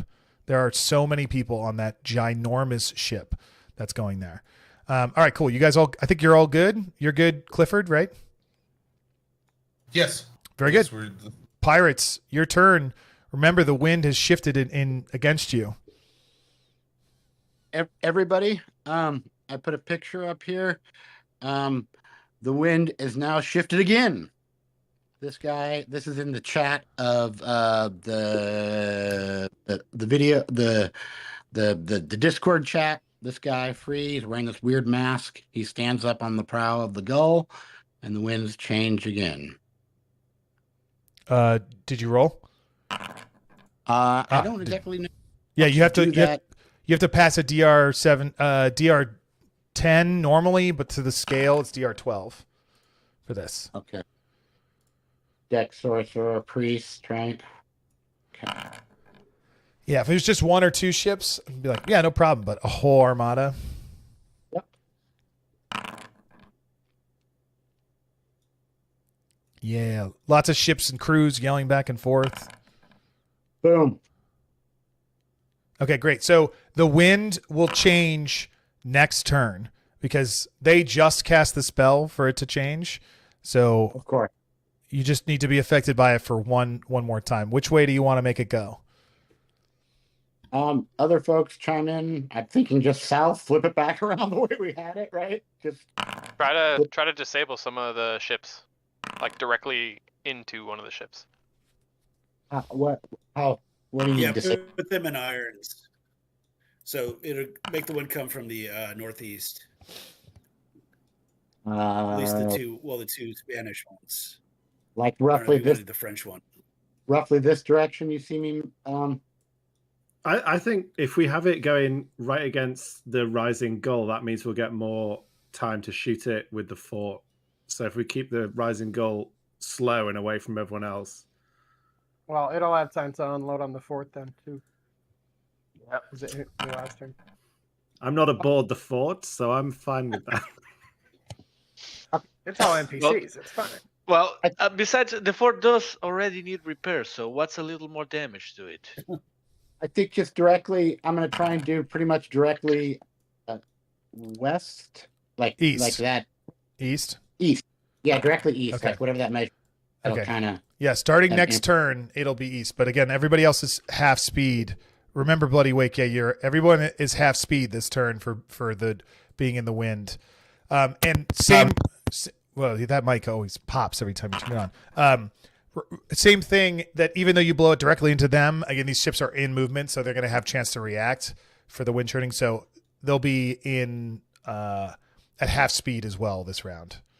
And their auto passing full sails is over because everything's gone to hell now. So let's delete this. Tyler, I got a fumble trying to repair one of the cannons. I assume that cannon is beyond repair now. Ooh. Yeah.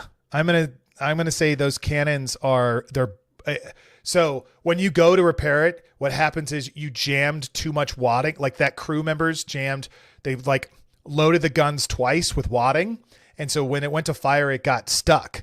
And so you went to clear it out by using just a little bit of gunpowder on the rim and then blow it out. This is how you can repair a jam like that. And instead what happened is you breached the gun, which means you blew the hole out completely. So there's no way to have pressure enough to fire them anymore. So one of your guns is unusable until you can get to port and do a repair action there.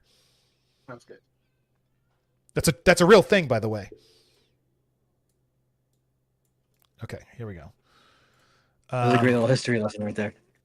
Yeah. On Stranger Tides is a fantastic book to read, by the way. You learn all kinds of cool shit. +4 meat? Is that what they just said? +4 meets it. Casey's trying to come about, but it didn't add his strength bonus. Burr, burr, burr. Andy, I did 7 damage to Rising Ghost. If you're running that. Did you remember the armor? That's with armor. Nice. You guys are doing good. I'm going to remove this little line right here. No, take it back. We want that line. This line, you're in range. I'm going to remove that line too, just to keep things nice and clean. All right. In case you didn't see it. Oh, sorry. 9 damage to the San Salvador from the Bloody Wake. Okie doke. Dun-dun-dun-dun-dun-dun-dun-dun-dun-dun. What kind of ships are the Spanish rocking? A man of war and a frigate. And there's a lot of people on board. Lots of conquistadors. Yeah. Angry conquistadors. Yeah, okay. They're soon going to be Conquistagons. Conquistagons. I love it. I love it. Okay. Any pirates left to do anything? Going once? Going twice? Okay. I am rolling initiative using the initiative tracker. I actually have a quick question. Can you see the helmsman on board ships? Nobody can see a helmsman except in like rough silhouette. You can tell where the helm is, but you're too far away at this point. Too far away. Yeah. Can you please let me know when we're close enough to see the helmsman? Which ship? Whichever one is closest to the Sea Witch. The Sea Witch. You're back here? Okay. I'm just going to tell you it's 6 square. It's 6 hexes. Okay. So can somebody, I can't see, so if somebody could let me know when we're within 6 hexes, because I plan to cast a spell on the helmsman. Very good. You can watch on the stream if you want. It's just a few seconds delayed. Where can I find the stream? I posted the link. It's on our YouTube, and the link is in the Discord under announcements if you want to take a look. Discord under announcements. Okay. Or you can go to limithron.com/ or youtube.com/limithron. Either one. And then you can see what's up. I'll take a look. Yeah. But of course, we're happy to do so that you want to do that. You're a bit away. Okay. Also, reminder to everybody, your broadsides have to be turned towards your target, which everyone's done a great job of so far, but just a refreshers. Okay. Here we go. Rolling initiative. pirates go first, then the French, then the Old Fort, then the Spanish, in that order. So, pirates, you have stolen the initiative with the wind in your sails. You are all full sail except the Antelope is going to be into the wind, so you're half sail, half speed.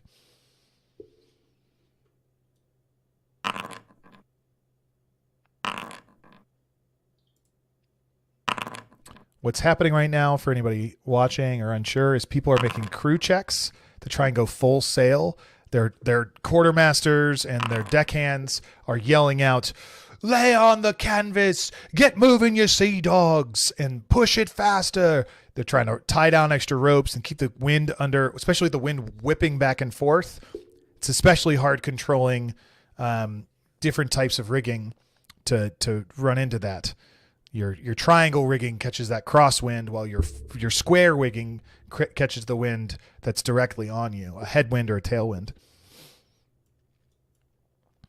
The Bloody Wake pulls directly in front of the San Salvador and opens fire. Damn straight. Oh, damn. Dead men. Crit.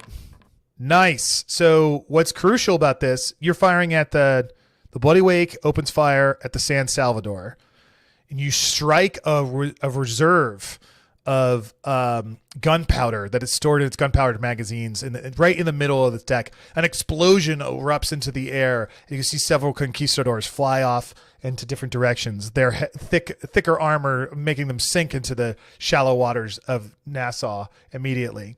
At least one Wilhelm scream. Yeah.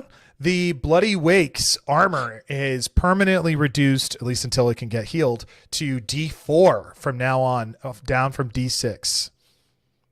As you're able, I'm sorry, the San Salvador. Okay. Sorry. Yeah. Dyslexic. How this much guy. damage was it? 7 damage. I believe so. Yeah. Yep. I can read. I promise.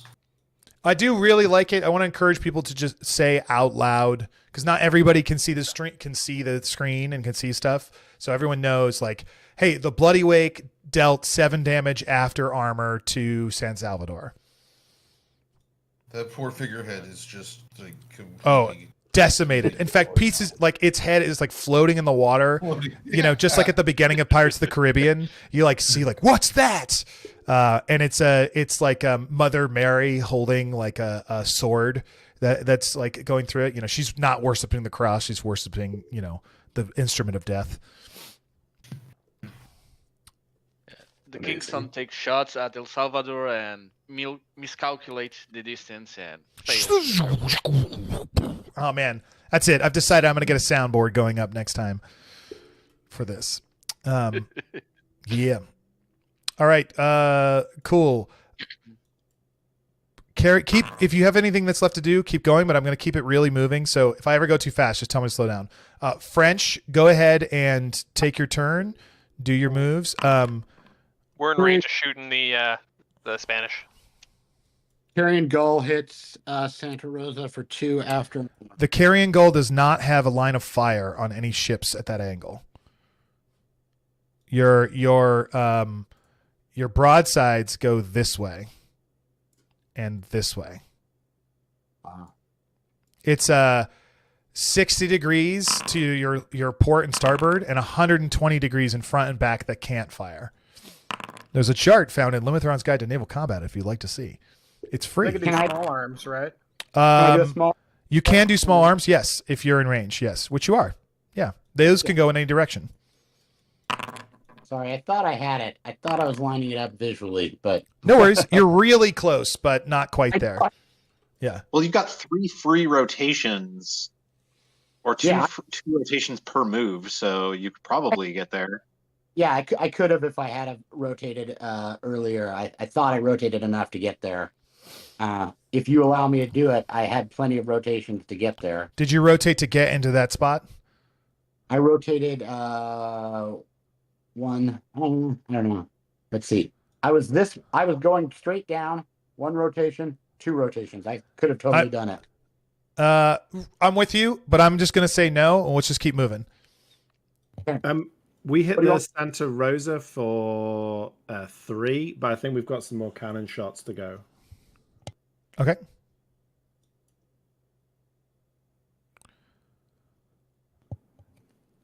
I'll just roll them just to keep things going. Yeah, don't wait for us. Go for it. Yeah, Tyler, I had thought Sure, we could go, so I did fire 3 shots from the Rising Ghost at the fort and did 12 damage. Nice. Slams into one of the gun towers up there in the fort, and one of the gun towers on the left here bursts into pieces, its guns falling into the ocean. You now only have 3 shots on the old fort instead of 4 as its health drops. The Coral Chaos hit the Santa Rosa all 3 times, and we've done 7 damage in total. That's including the first 3 you called out? The Coral... that's including the first hold on. 3, yeah. Just the Coral Chaos cannot hit the Santa Rosa right now. Yes, that's... You can hit... We should be turned 1 more. Yeah.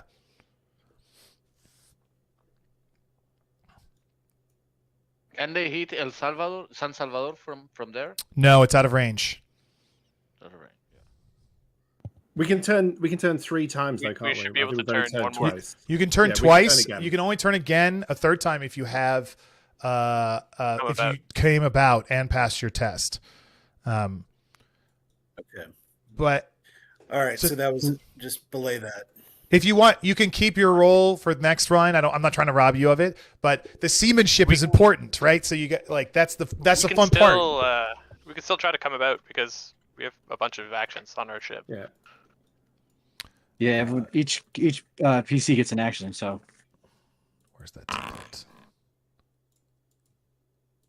I'm gonna roll it as a strength check, so it includes my You got it. You're deleting it. Okay, you tried to come about, but you're unable.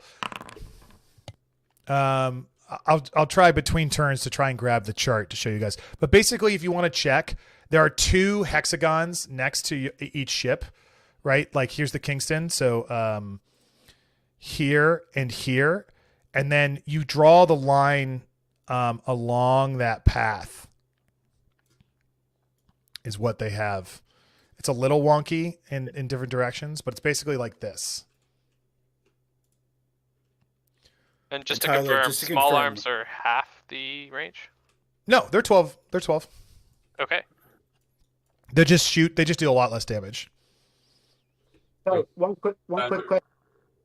That the 2 hexagons work if you have the point immediately to the right of yours. Sometimes you might only have a flat to yours.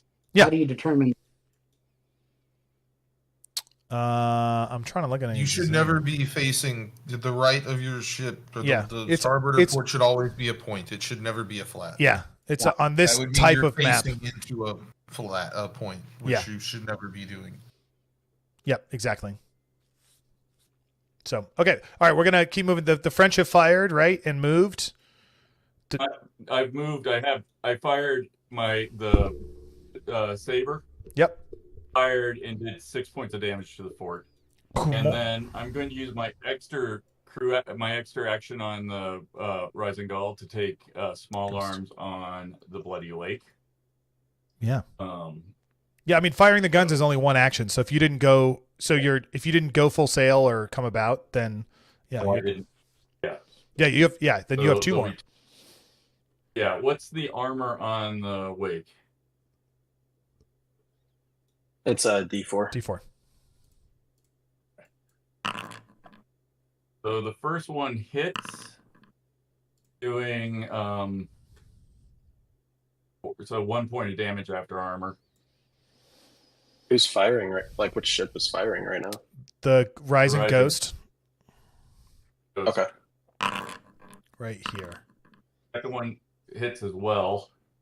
God, that ship and is so big. But the armor eats it all, so you're good there.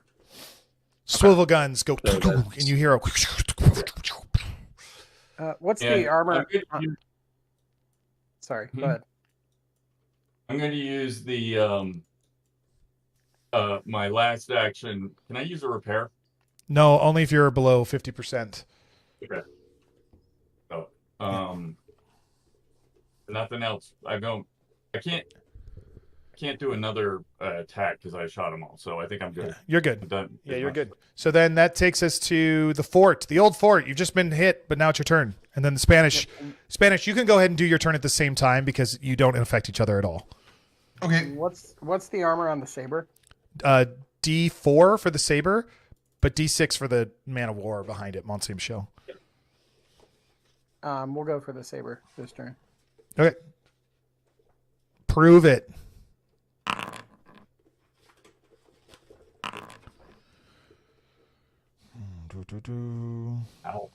Hit the saber for 9 with the first shot. Oh, after armor? Yep. Yeah. Nice. Got a 1 on the arm. I got a critical. Nice. Just 2 damage.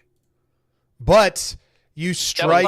Down. You rip through a central structure of the saber. It's like central cargo hatch falls in, and it's much easier to damage now as the saber's. It's already happened. The saber's armor has dropped to D2. Nice. No. Last shot. Didn't mean to pause it. Sorry.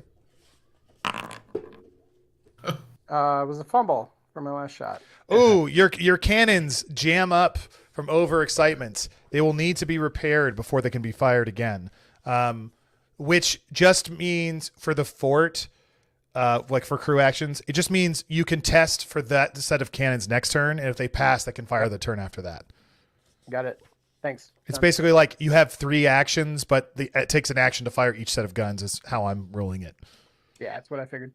Yeah. The 2 Spanish ships are going to go all out on the Bloody Wake.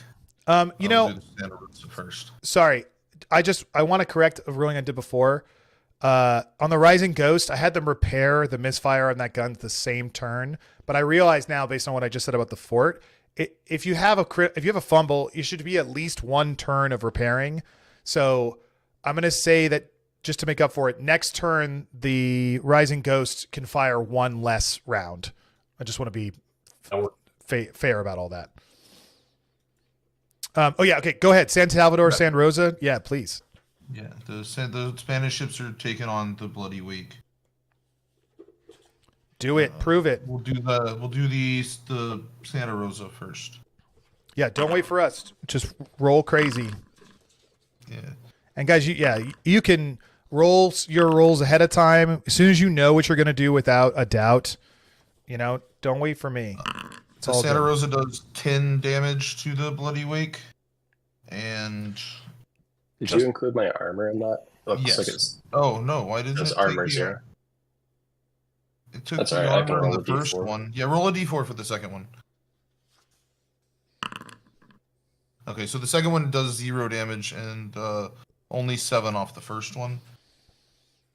Okay. And then for the San Salvador. Oh yeah. 2, 3. The San Salvador, you can hear it. Anybody close by. Oh wait, what? 2, 5, 0. 7 more damage from the 3 large blasts off of the San Salvador. Oof. All right. The San Salvador is using 12-pounder guns instead of the 8-pounder guns that your ships are using. The fort has really heavy guns as well. But you can hear it. It's like a gunk gunk instead. So yeah. Okay, so then that's the Spanish. Okay, very good. Okay, so sorry. I said to go, and then I remembered now we actually have to roll initiative. My bad. The Coral Chaos, I'm removing from combat. Okay. So new round starts, and we'll see who can claim the initiative. Sorry about that. My fault. Rolling again. Okay, the French have taken it. Then the old fort, then pirates, then Spanish. You can see this on the combat tab, top right corner if you wish. Which looks like this, everybody, for those on stream. So, French, you are up. So I am taking 3 shots at the fort, or 2 shots at the fort with the Rising Ghost.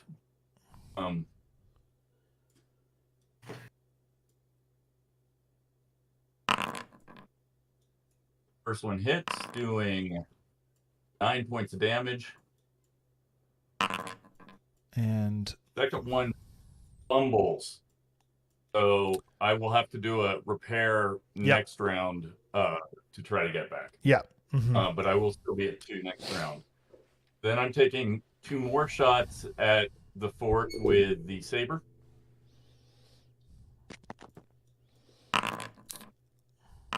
First one hits, doing 8 damage.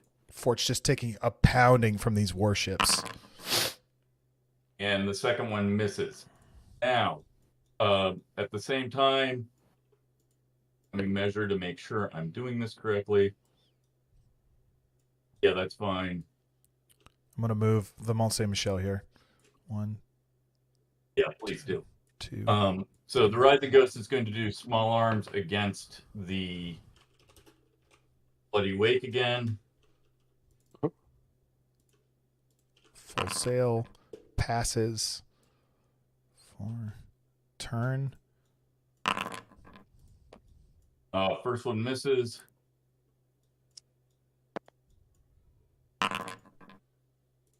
Second one misses. So you avoid that. The you could move the ship too before you fire.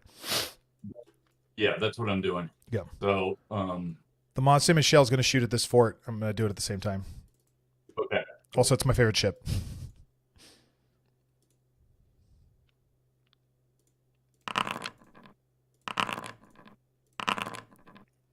That ship looks nothing like Minas Tirith. It's 3 deck guns of the Man of War opens fire. 1 is short, but the second 2 land true for a total of 11 damage to the fort. And small arm fire from the saber hits and does 6 minus 2, so 4 points of damage to the Bloody Wake. Bloody Wake. Got it. Old fort, you can return fire.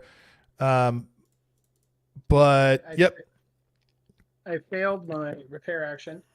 Copy. So I'm taking 2 shots at. There's a fire has broken out, and your guys are like, hitting it with blankets and get some water, get some water. They're well busy. Missed my first shot.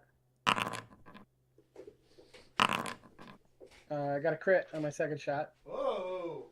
Who are you shooting? The saber. The saber, nice. It's going to take 22 damage and now has no armor. 22. Nice. Nice. You slam into the saber, and just like fucking Sam Bellamy is on one section and Hornigold is on the other. While there's flames behind them, and they're like, fire! And Hornigold is like cool as a cucumber with his hands behind his back. He's like, 3 degrees down, 2 degrees to the right. Hold. Hold. And Sam fires and it strikes, and then Hornigold's like, now, son. Now. And he lights it, and it hits exactly the same spot that Sam's guns had just gone through. And Saber just blows into bits and pieces left and right as it sails behind the Rising Ghost. It's now parts of it are on fire. It has no armor left whatsoever, as it's pretty damaged. And I'm actually gonna make the Saber take a morale check after being critical twice. So, and I'll let you, Andy, roll me a 2d6. Let's see what the French captain's morale is. Got it. 2 double ones. Oh, you're golden. You love it. Morale is 2d6 roll under. The naval officer has an 8 morale, and they're like, this is war, men. Lavage. They just yelling in French back and forth. I should know more. My wife would be so terrified that I just said all those things. Okay. Anyways, there we go. That was cool. Very good job. So the fort's taking a beating, but it's dishing it out too. So, all right. So that was the French turn, and the fort went. So pirates. I forgot. Yep. I forgot to move the Rising Ghost. Oh I'm yeah. going to go ahead and... So go ahead and do that. But Pirates, you can start your turn, but move quickly there, Rising Ghost. Whatever you're going to do. Tyler, I do have a question. How many shots can I take with the Kingston? The Kingston has just one set of D8 broadsides and one set of D4 small arms. Okay. Yeah.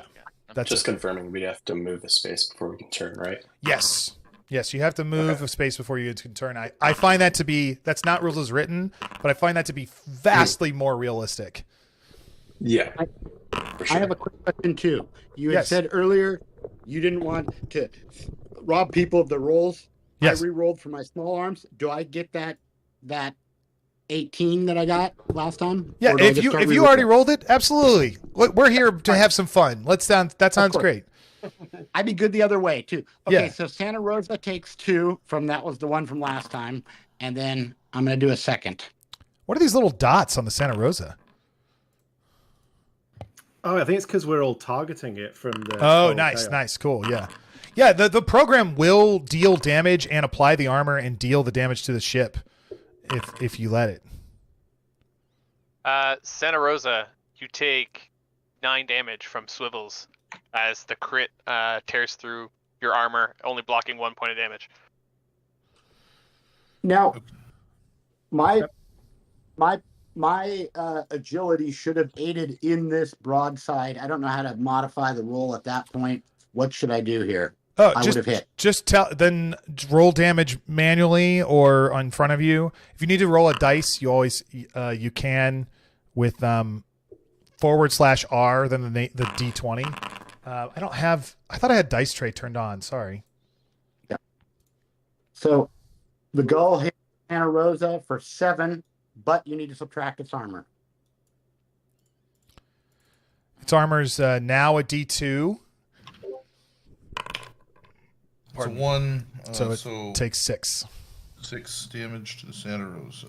I'm going to back up count D'Artagnan's ship 1 space just because it was into the wind, so it's half speed. I forgot to mention that. The Santa Rosa should take another 17 damage from 2 broadsides from the Coral Chaos. Okay. Yeah. Is that after its D2 armor? Yeah, that's after the armor. Great. Bloody Awake tries to take what's left of the figurehead and fires off 1 damage at San Salvador.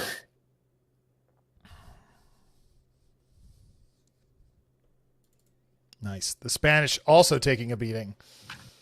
Yes. Oh, the Bloody Wake is looking rough. Yep. Yeah. Nice. Crash right into it. Yeah, the Kingston fires with all his guns and fails again miserably. No, sorry. They just hit water. Splash, splash, splash.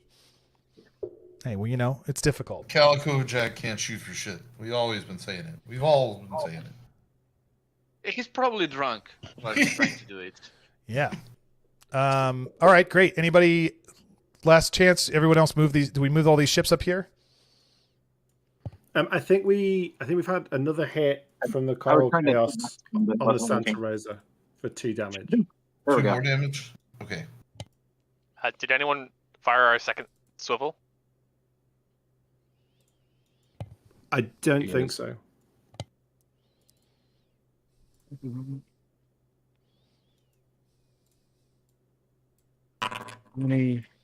Second one's a miss. Need to be like that. Okay. Sweet. Fire. Good stuff. Okay, Spanish. You took a beating, but you get to respond in kind. Spawn, yeah. Also, your DRs are reduced to DR 10 for the Bloody Wake being such an easy target. If you're shooting at the Bloody Wake. Yeah, gonna move. That's fair. And turn there. I'm gonna keep moving through. Yeah, you can fire at any point during your move as well. So yeah, at this point, the San Salvador still gets to make all 3 broadsides. So we'll do that against the Wake, and then we'll do the other 2 from the Santa Rosa.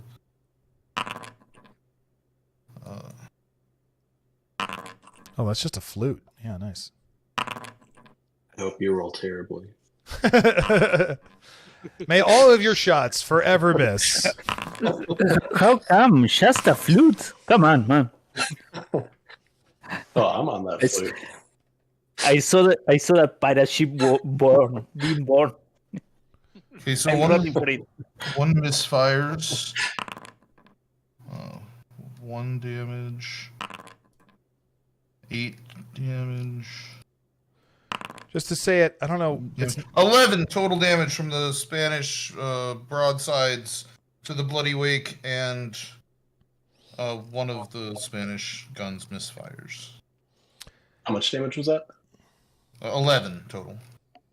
Got it. These aren't listed, but I don't know why they're not on the sheets now that I'm looking at it. But frigates they make 2 broadsides when over half HP. So just remember, if you drop to below 30 HP, you have lost a gun deck. You've lost too much crew to man 2 guns at once. Pretty much I'll just say it, I think every ship in the game loses shots as it loses crew if it has more than 1 shot. And if anybody adds guns, this isn't written, but that should be calculated in as well. Just you should do it like if you have 3 gun decks, and you should separate your HP into 3 parts as well. It's just totally a crew thing. If that makes sense to everyone. Does make sense. Yeah, at some point we should make an updated character sheet for the ship that's more granular for that. That'd be kind of cool. So you could take off armor like on BattleTech. Oh, you can on these. They have a whole section. It's in there. Yeah. Oh, okay. Yeah, it's all right. yeah. I haven't seen the real thing. Here on the stream, yeah, they're right like here. It'll show up in a second in the stream here, but boom, I'll leave that up. What's the? Remind me that I need to finish the Spanish move here. Sorry. Yeah. Okay. Where the Spanish finish their move, yeah, that's the Spanish. Just remember you have a misfire and stuff. Yes, I have it written down right here. Did you fire their small arms also? No, I did not. I recommend it. Yeah, that's probably smart. Yeah. They're not doing any other fancy things, so yeah. Yeah, they'd spend their 2 actions: 1 to fire the broadsides, 1 to fire the small arms. And then while he does that, we're going to clear and roll for a new initiative. Roll for the party. Pirates. Oh, pirates. Then Spanish, then French, then the fort, as the fort deals with massive amounts of fires and damage. How's the Santa Rosa looking? The San Salvador hits for rough. 2 damage, and then the Santa Rosa's small arms misfire. Oh, your swivel guns explode. Is that two damage to the Bloody Wake? Yes, 2 more damage to the Bloody Wake from the small arms. Got it.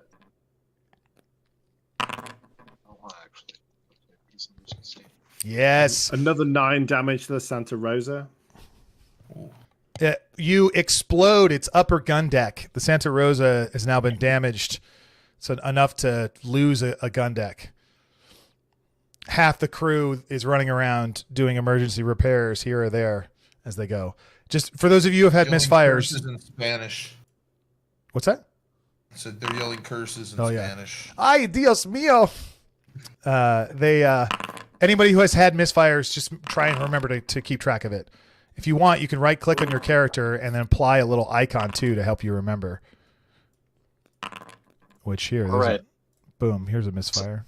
Frozen. Sorry to the party for not getting these ships closer, but the Sea Witch and the Horseman and the Gentle Steed are all in range to shoot the Santa Rosa this turn, so they're going to help out. Yeah. Yeah. Santa The Rosa, you Kingsman take another shoots- damage from the swivels of Core Chaos. Okay. And another 1 damage from the swivels of the Kingston, whose broadsides are jammed now. And 7 from the Gull broadside with a critical. 7 more. Okay. But the Gull hit the Rosa with a critical, by the way. Copy. The Antelope also has 2 hits on the Santa Rosa. You guys just pounded. Rip it apart. Did you get all that damage, Clifford? How much was the last one? I got most of it. Okay. What's the DR for the Santa Rosa? 12. Oh, for you, Bloody Wake, it'll be 10. Or no, from the antelope. Oh, normal 12. It's only reduced if you're like within 2 squares. 12? DR 12. Do you mean damage reduction? Yeah. Yeah, that's it's called hull or armor in this game. Now it's 0. It is now 0, yes. Okay. Then we did 10 and 6 damage to the Santa Rosa. 10 and 6, so 16. Then the Santa Rosa is sinking. Yeah. Or sunk. Is it negative health? It sinks. I'm getting to the page. You're derelict. It should be derelict now. Yeah. 0 HP or less. The ship is derelict. Once you guys are you all done doing your actions? Nope. I got one more little ping on the Santa Rosa, which if its armor was gone, it would have been 3. If it still had any armor at the time that I hit, it would have been 1. Okay, I'm going to give just the extra pounding in there. I'm going to give it a +1 to its speed reduces to 0 and it cannot take any actions while in combat. Yeah. When a derelict ship takes more damage. Okay, so it was derelict from the first shots, and then you shot it twice. So I'm going to make it roll twice, even though it's for minimum damage. Roll twice on the derelict chart, which is a D8. It's a D8, yeah. Tyler, Dan also hit it again after it had gone derelict. Okay, he's going to take a third one then. This is wonderful. Okay, well, first... Well, the 7 is the first one with the... Yeah, okay. Yeah, nothing happens, and then it starts sinking, and then there is a major explosion. Ship sinks, all aboard take D8 damage. So the crew is mostly on fire and in the process of sinking and totally messed up there. So the Santa Rosa is no more. It is in flame and in the process of sinking, and conquistadors are sinking all around there. El fuego, apaguen el fuego, malditos piratas. Exactly. Yes, that's the conquistadors that have fallen into the water are sinking because of their armor. It's not a pretty scene. Yeah, it's all Unless all you're over a the place. pirate, then it's beautiful. Yeah. So good work there. Okay, any other pirate actions? James, I sent you a message of the crew on the Sea Witch for my character stats. Okay, Clifford, San Salvador wants to retaliate. Yes, it does.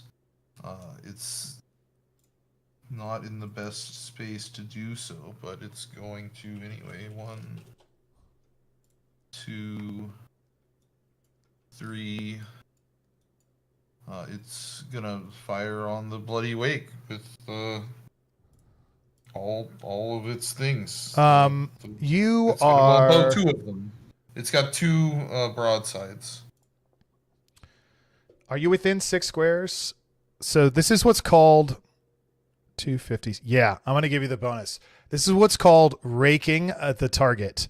It is an extra special move, an awesome move in naval combat where the goal is exactly this: to the armor is weakest on the back of ships. So if you can get directly behind it and shoot and be close enough, so I'm calling it 6 squares, then you count its armor as 1 less for this series of attacks is how I'm gonna deal with it, because the cannon just rips through the center of it. Okay. Also, if you critical in scenarios like this, a side effect might be to disable its rudder. Also a true thing. If you've ever seen Master and Commander Far Side of the World, this is what they do. All right, so it counts as a D2 armor on this. Yeah. And we'll do 2 of them because 1 has been misfired. And then the French are next. So Andy, you can start your turn. Oh, No baby. way. That's man. Oh, I have a question Yeah, about the whale. baby. Is the whale visible to me? Yes. Yeah. It's even though it does go underneath the water and stuff, it comes up regularly. So you know exactly where it is. Wait a second. Why is it coming up regularly? What? Because it's got a. I guess it doesn't have to Undead. breathe. Does it have? Wait. How are you guys breathing? Well, we're inside the belly, like in it. Right. Closes its mouth and. Right, and so it's got to come up for that. Okay, so I'm gonna say these mechanics aren't worked out. You have come up periodically, but there's a really important thing actually. Meatsack, when you move, you just moved there this turn, right? Yeah. You can see an entire ship under the water sailing towards you in this direction. Not very far away. It looks like a half fish, half ship, but it has sails and everything as you come bailing through there. Okay, so sorry, going back to San Salvador, you got a critical. The San Salvador double critical the Bloody Wake. The Bloody Wake. Oh man. So the first critical sunk you. The second critical, I'm gonna make you roll three times on the derelict chart. The first critical knocked me down to 1 HP, and then I took 16 damage. Okay. With that though, I'm still gonna make you. Okay, I'll make it just one roll on the derelict chart then. Okay. I'll say the first. I know rules is written, but it's a critical, so you know. Yeah, for sure. Is that the sinking button? Yeah, that's the sinking button. Mm-hmm. Got it. Oh no. Magazine explodes. Instant death to all on board. Damn. I am sorry, Bloody Wake. Spooky. Spooky Molder, you explode. I mean, it was a double critical and then an 8. That's pretty epic. So that's pretty ridiculous. You explode into a massive burning fire. You're instantly killed. You are welcome to roll up a new pirate and take over another ship or be a crew on any ship of your choice. If anyone's controlling 2 ships, you know, he can take over. Just let me know. So I would really appreciate that. You want to take control of the Sea Wit for the Gentle Steed? Be sure that Silas made a name for himself as the first pirate that blew up. Yeah. Boom. Hell yeah. That was incredible. We were going to come rescue you next turn if you lived, but who is this? Spooky. I'm going to give you control. I'm going to give you control of the Gentle Steed. Just give me 2 seconds to do that because I cannot talk. Bill, for the Sea Witch, just for your information, one crew has +3 presence, one crew has +2 presence. Spooky Molder, you're the owner now of the Gentle Steed. You can be on that ship. You know Steed Bonnet now. That's pretty epic. Okay, Andy, you're moving your ships. Remember, Well, I was going to let you. The Mont Saint Michel did 13 points of damage to the fort with broadside. Nice. You can see you can see French monks on board the Mont Saint Michel. Just FYI. Yeah, sorry, keep going. Can I see the whale or not? If I see the whale, I'm firing at it. If I can't, I'm going to fire at one of the other ships. Sorry. Then this is what we were talking about. Where it is, make me a presence check. DR 12, like all. If you can shoot at it. It'll just be an increased DR. 18. So. Oh yeah, you definitely can see it. Your troops have been tracking it through the water, and in fact, unless something special happens, you don't need to check in the future to be able to see it because you passed it so well. Okay. Unless it like spends a whole turn and tries to hide and stuff like that. And I'm just trying to look at the Undead Megalodon rules for submerging. DR 16 to hit when underwater, but it's not. I mean, how submerged are you, Meatsack? I'm gonna go the way. Oh, okay. All right. Yeah. So you can shoot at it. It's DR 16. It doesn't have cannons.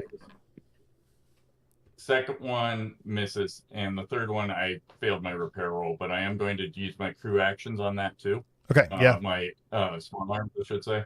Yep. Sure. So you Nice. We're drawing farther away from the fort, Captain. I got distracted in the double critical, but yeah, the San Salvador also repairs its broken cannon.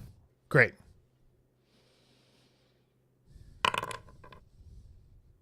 The last small arms does hit, doing 8 points of damage. I don't know if you have armor on that thing. It does not. No, sorry, it has D2. So we talk about Meatsack? Meatsack, yeah. D2. Okay. This is the underwater ship? Yep. No. That ship's not shooting you. This is Count D'Artagnan's Rising Ghost. It shot you in the water. Oh, okay. Yeah, so you took 6 points of damage with that thing. And then the saber is also firing at you for 2 shots.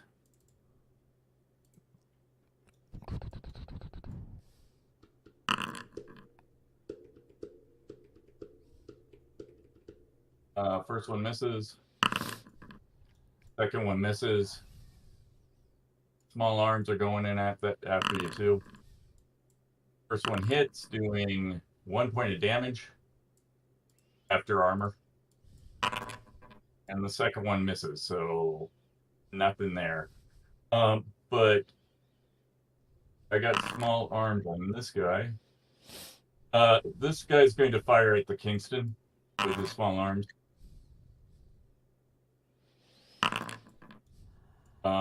And misses.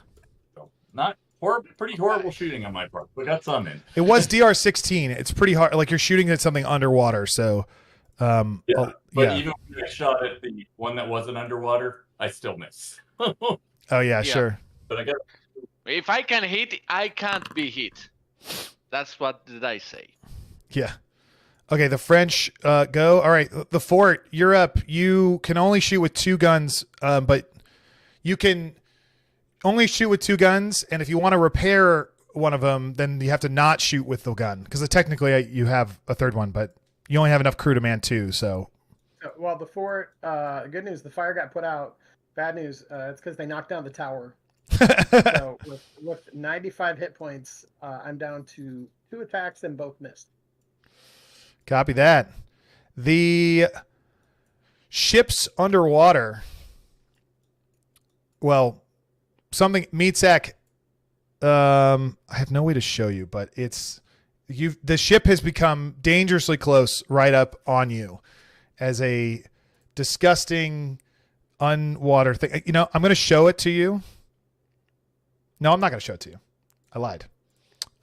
It's very close to you, though. You can see it. It's in Meatsack. You can see it. It's right here.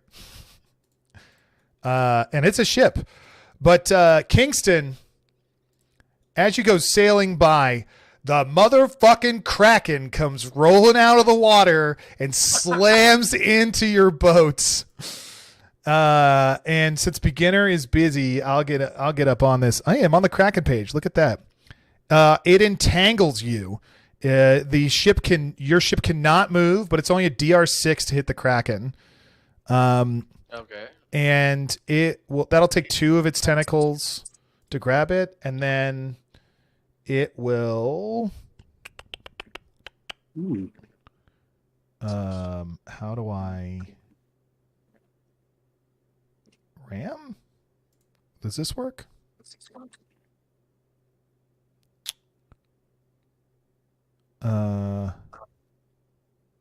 What's the armor on your DR2? On the Kingston is D4. Oh, nice. Okay, sorry. I just have to roll it like this. 2d6. Here we go. Okay, so it dealt 5 and 6 damage minus a d4 twice. So minus 2d4 from that. Okay, so you take 9 damage as it entangles you, and it wraps up as everybody around goes in awe, including the French. You hear like some gasps, and the Spanish be like, ah, as the Kraken has shown up, and just wraps it around. Meatsack, you in your team, you got. I mean, all the pirates. Everybody sees this. Bless the maker in this water. Mother of God. I'm knowing of him. Okay, I think that completes the turn. So Wait, is this Kraken Shai Halud now? Yeah, basically. No, this, for what it's worth, for anyone who has knowledge, this is not the largest Kraken in the world.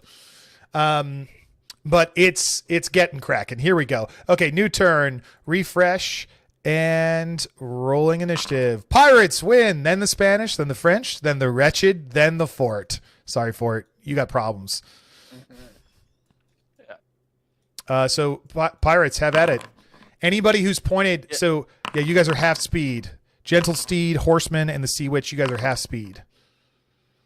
So which turn do I go on now that the Wretched have showed up?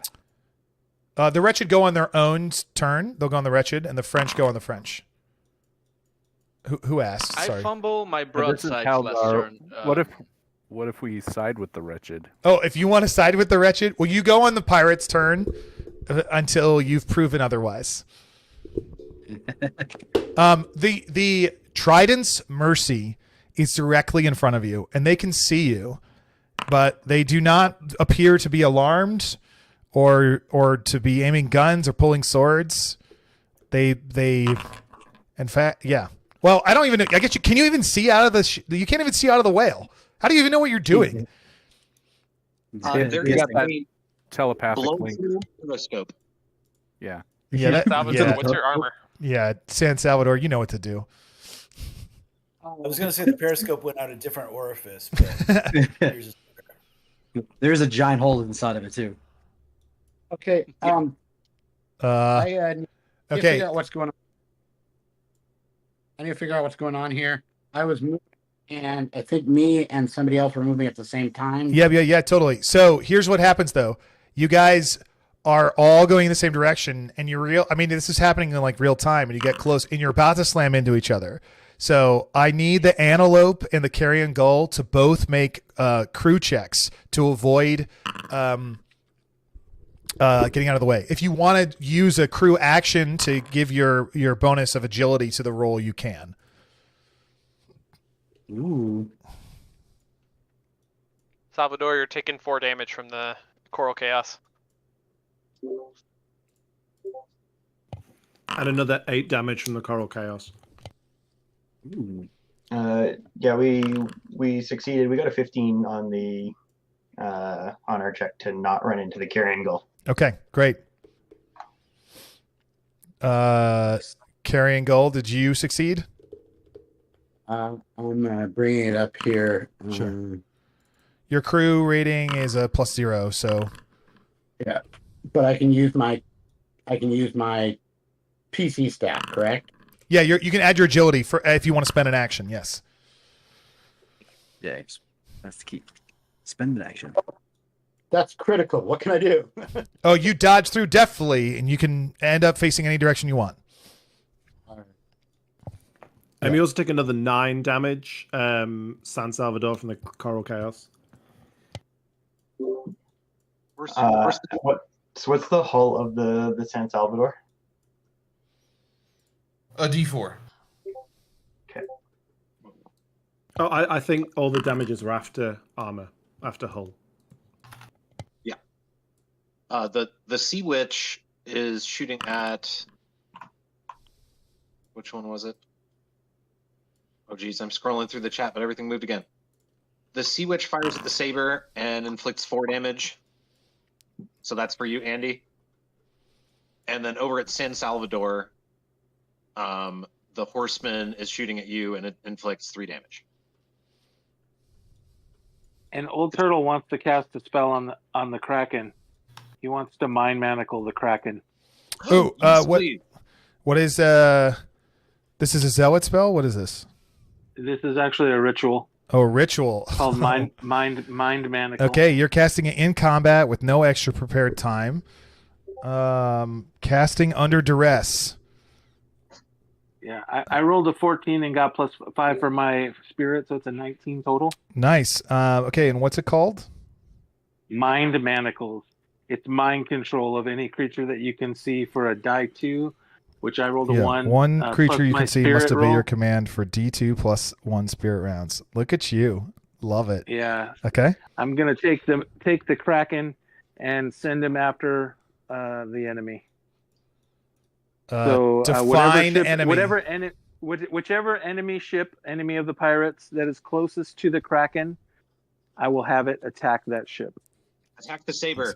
And you have that for If that's the- seven rounds?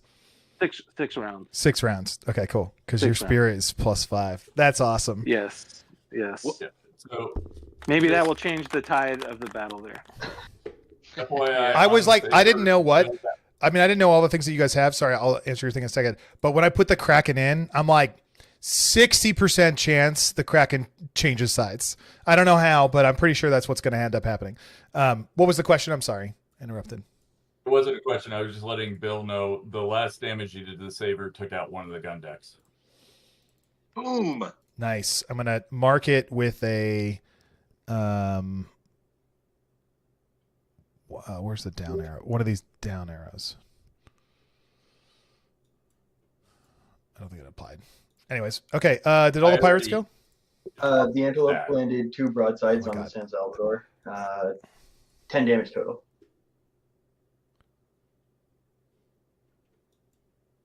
Did you get all that? Kingston shot his small arms, but no damage thanks to the armor. On the Kraken? No, on San Salvador. Oh, okay, got it. How do I... Carrion Gull does 9 damage on the San Salvador with the first broadside, misses with the second. The Carrion Gull has 2 broadside. Oh, wow. Jesus. Yeah, okay. Yeah, did you crit again with the Carrion Gull? I did. Second crit. Oh, so that's going to reduce its armor again. Onto the San Salvador?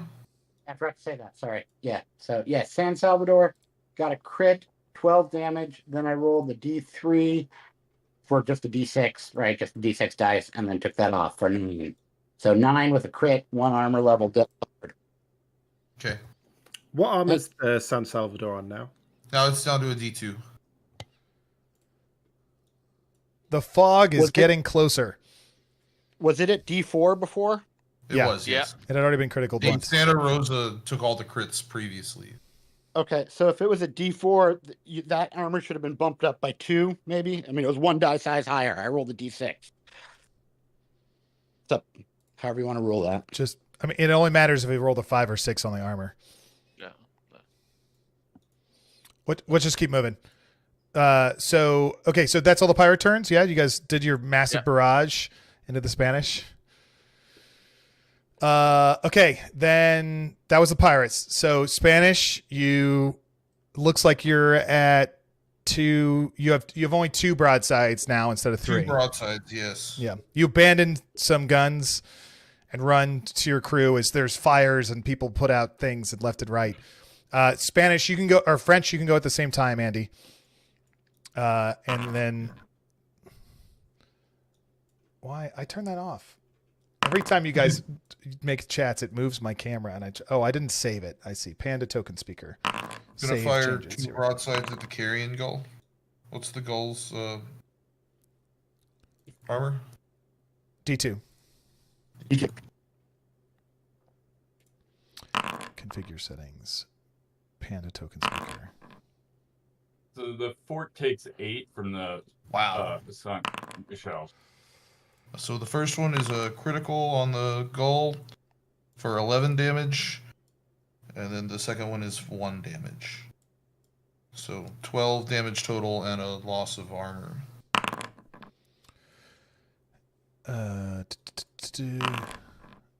Oh, nice. And a loss of armor.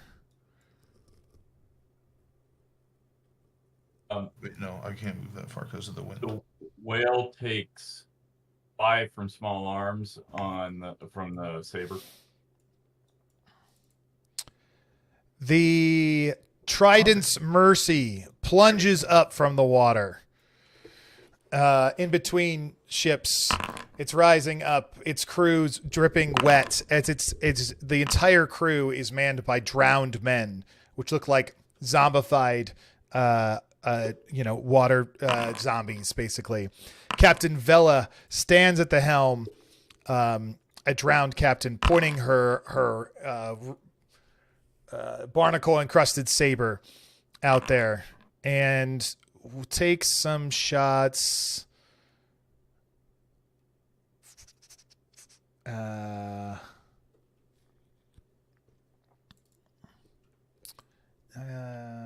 Where's my pane of angle?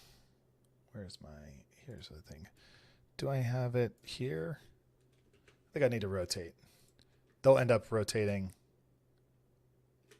to here. And they're going to fire on the Coral Chaos. Nice. Do we have cover? Negative. You do not. And just to let you know, both the Rising Ghost and the Saber open up on the whale. And altogether, you got 13 points of damage. That included a critical hit from small arms. It doesn't reduce the... Oh, okay. I have it. Yeah. Let me know how much health is the whale at. Sorry, was that with armor, Andy? You didn't have armor on the whale. Oh, he does. He used to have D2, but you don't anymore. Yeah, so roll 2d2 and take that off. I forgot about that. Sorry. All right, Coral Chaos takes 3 damage net from the trident. Yeah, you got it. Its other action it can't spend because it spent it submerging up. As it's there. The Kraken releases the Kingston and turns and 1, 2, 3. Its speed is 4. Okay. It rams into the saber. It uses 2 of its actions to grab it, and then it uses 2 actions to attack. It sucks that there's not an attack on here for that. I bet I can change that. Hold on. What if I details? I can change it. I just won't yet. Roll 2d6. 1 and 4, but then it has the saber has no armor left, so the saber takes, and I got it 5 damage down to 18 as its tentacles, and its speed is reduced to 0, and it is wrapped up by the Kraken as the French go "Sacre bleu, la vache." You're only moving 3 with that with the Rising Ghost, right? Yeah, that's all I did. It's just so big; it looks like it moves so far. Yeah, I'm trying hard not to move it more than 3. No, you're good. You're good. Yeah, that's cool. So Saber is super munched up. It's like the Kraken is whipping dudes off. Like it's like the picture in the book right now. Monte Michel comes in. Yeah, do your thing. I did the Wretched. Old Fort, you can fire while he's firing too. Okay. And I'm shooting at the back of the Rising Ghost, crossing the T, so it's D4 armor. Is that right? In your situation, it is not. You need to be within 6 squares in order to do it. Is that right? In order to rake them, yeah. It's a pretty specific maneuver. And the Monte Michel is D6 also? Yes. All right. I'll go for the big guy. Andy, you did all your firing? Yeah. Yeah, I've done all my moves. You've done everything. Great, you're good. I got a hit for no damage.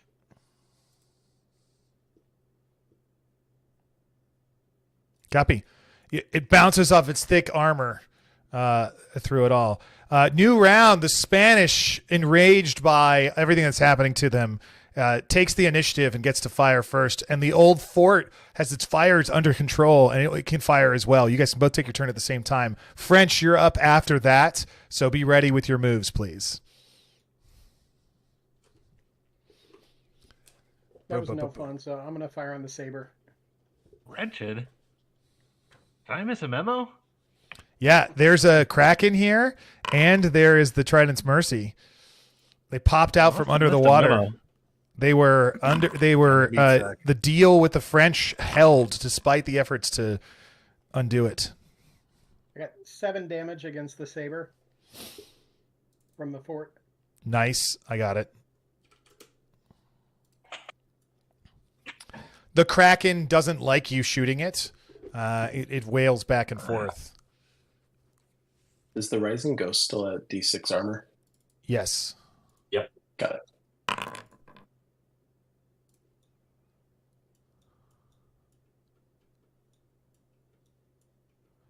This is a new round. The fog needs to move. Since I go before the pirates, can I go ahead and go too? Yeah, absolutely. Clifford, you're doing your turn, right? Yeah, the San Salvador's going to fire on the Kingston this time, seeing Calico Jack in prime firing lines. The Kingston still has armor? Yep. I just been hit. It's a D4. A D4? Okay. What's the armor on the horseman? D4. 4. 0 damage to the Kingston from the San Salvador on the broadsides, but the small arms. Let's see. If you're using your if you're using the interface and you target who you're shooting at, and then you click on your ship and you open it and you click like fire the crew action, it'll auto populate whatever your target's armor is. Just so you know. Oh, yeah, neat. Oh, cool. That's good to know. 5 damage to the Kingston from the small arms. So, okay. The first shot of broadside at the horseman was a critical. I'm 6 away. It's behind me. Yep. So it's okay. So its armor counts as D2, and then after it does D2, it does its armor for D2. Then its armor will permanently be reduced to D2. So I did 16 points of damage to the thing, but since I'm at the tail, do I do anything else to it? Yeah, it's permanently reduces its armor to D2. Okay. Yeah. Oh, yes. I'm sorry. I said earlier, I was like, what? I'm missing something. Yes, its rudder is damaged. Absolutely. A critical hit while raking a target will damage its rudder. The horseman cannot turn until it completes a repair action, and then it can turn the following turn. Does that make sense? And then it takes another. Yeah. Sorry, does that make sense to the horseman's team? Who's the captain of the horseman? I was doing the thumbs up. Yes, it makes sense. I can't see anybody. Good point. So it does another. I do another 8 points with the second shot. Okay. And I fumble on the third one, so I'll have to do a repair on that later. There you go. Yep. Just keep yourself reminded. Okay. I'll take care of the saber, and you do the Mont Saint Michel. Okay. Yeah, that works. The saber does not like this. It does not like what's happening with the Kraken. It lowers its guns. Oh my God! Did it do that automatically? Oh, what if I go to 41? No. Okay. It lowers its guns and fires at the Kraken. DR8.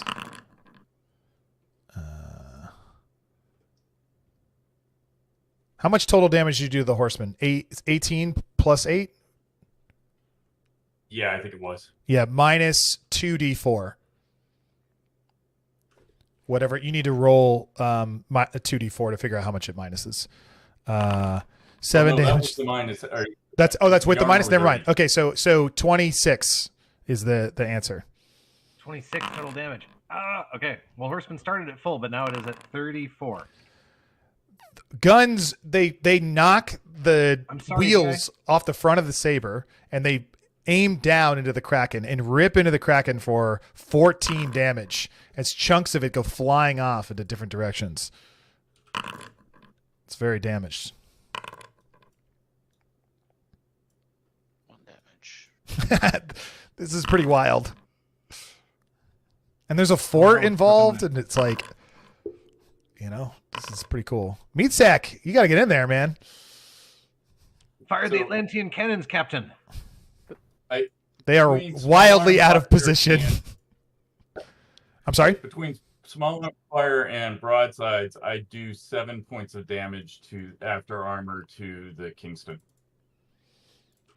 I see 1 damage on the broadsides, and I don't see the armor on the small arms. Yeah, I mean, it Should may I not have roll rolled it? it properly, so if you need, go ahead and roll it if you want.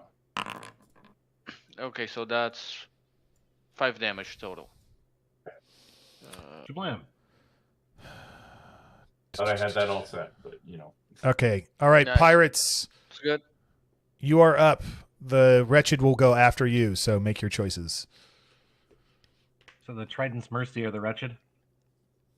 The Trident's Mercy are definitely the Wretched. Yes.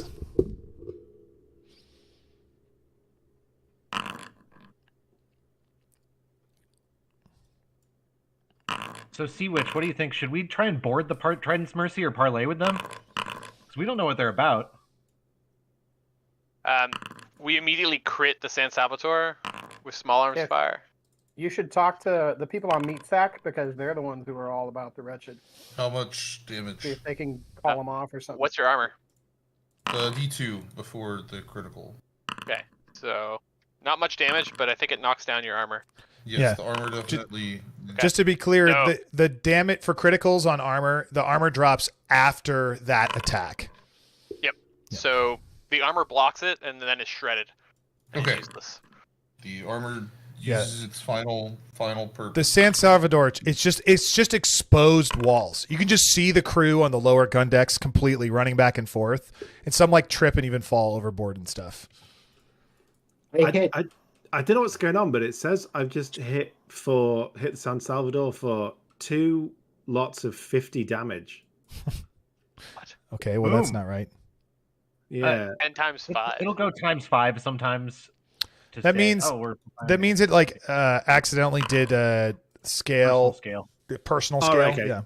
So Just ignore the it'll times just be 5. 20 damage then. 20 damage to the 20 damage to the San Salvador. All right.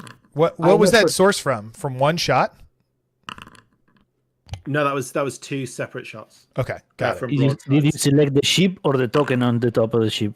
The token became back on top of the ship, so that's probably what it is. Yeah. Sorry, I put it back under. I'm just showing that Conquistador is on there. 4 damage to the Rising Ghost as Gentle Steed fires off a volley.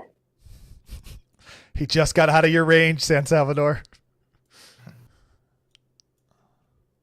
That fog is creeping in Tyler? tighter. Yeah. Clarification. Does the ship occupy only the main hex or every hex that it's displayed? San Salvador has a main hex and then 2 other hexes. Are those valid targets? Yes. before You and can. aft? Yes, you can. Yeah. Now, what you're doing right there, that would only work for small arms. Because there are no, I mean, just thinking about it logically, there are no broadside guns on that part of the ship, but there are on the front 2 hexes. But you could reach it with small arms if you're in range. Yeah. So I hit for 12 damage to the carrying gull. Hit for 12 damage to the San Salvador. Then and that's it. Sorry. 12 damage. We also got another 5 damage hit on the San Salvador as well. Okay. That 5 takes it to 0 health. It is derelict. All right. We've got Piece of 2 guns. We've got 2 more hits on the San Salvador here then as well. For 8 and for 8, 16. Roll twice on the derelict chart. All right. Minor explosion. All aboard test agility DR12 or take D6 damage. You don't have to do that. There's only one person on board that matters. And it is sinking though. Did Meatsack ram it? Well, I was trying to, but now it's sinking already. Okay. It had like minorly explodes in front of you as you go to like munch into it. Let me do this. Captain, way. abort! Well, Abort! I'm still one square too far. Oh, yeah. Bummer. Are they able to swim through it next turn? Yes, definitely. Yeah, it is a sinking pile of bonanzas. Captain, should we fire the Atlantean cannons at the San Salvador and maybe kill the last important person on board? The Atlantean cannons are about 3 times too far away. What? Oh, like we're point. Oh no, there is a single squid torpedo that's lodged into. You guys are Meatsack's nuts. You guys are nuts. What game are you playing? All right. It's in the diagram. Well, yeah, sure. They need to Yeah. justify. They need to justify the relation campaign. They need to justify their campaign by shooting one of these cannons and doing something with it, because otherwise it's just dead weight. This has nothing to do with Anne. This dead octopus whale thing with the Atlantean cannon. This is somebody else. Don't be pinning this one on me. All right. Okay. What's left? Amino, All right. Is that Amino calling from the grave? Wretched. The Wretched come in. I gotta read this card. What's this do? Melee attacks.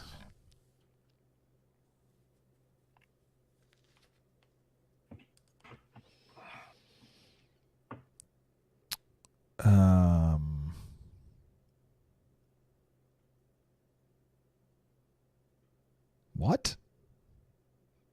I don't even know how to read this. Sorry. Right here? Yep.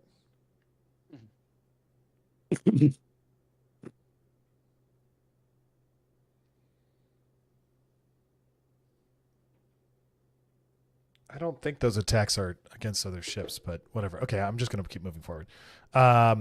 Okay, this the Trident's Mercy, carries forward and moves here, and will the Sea Witch.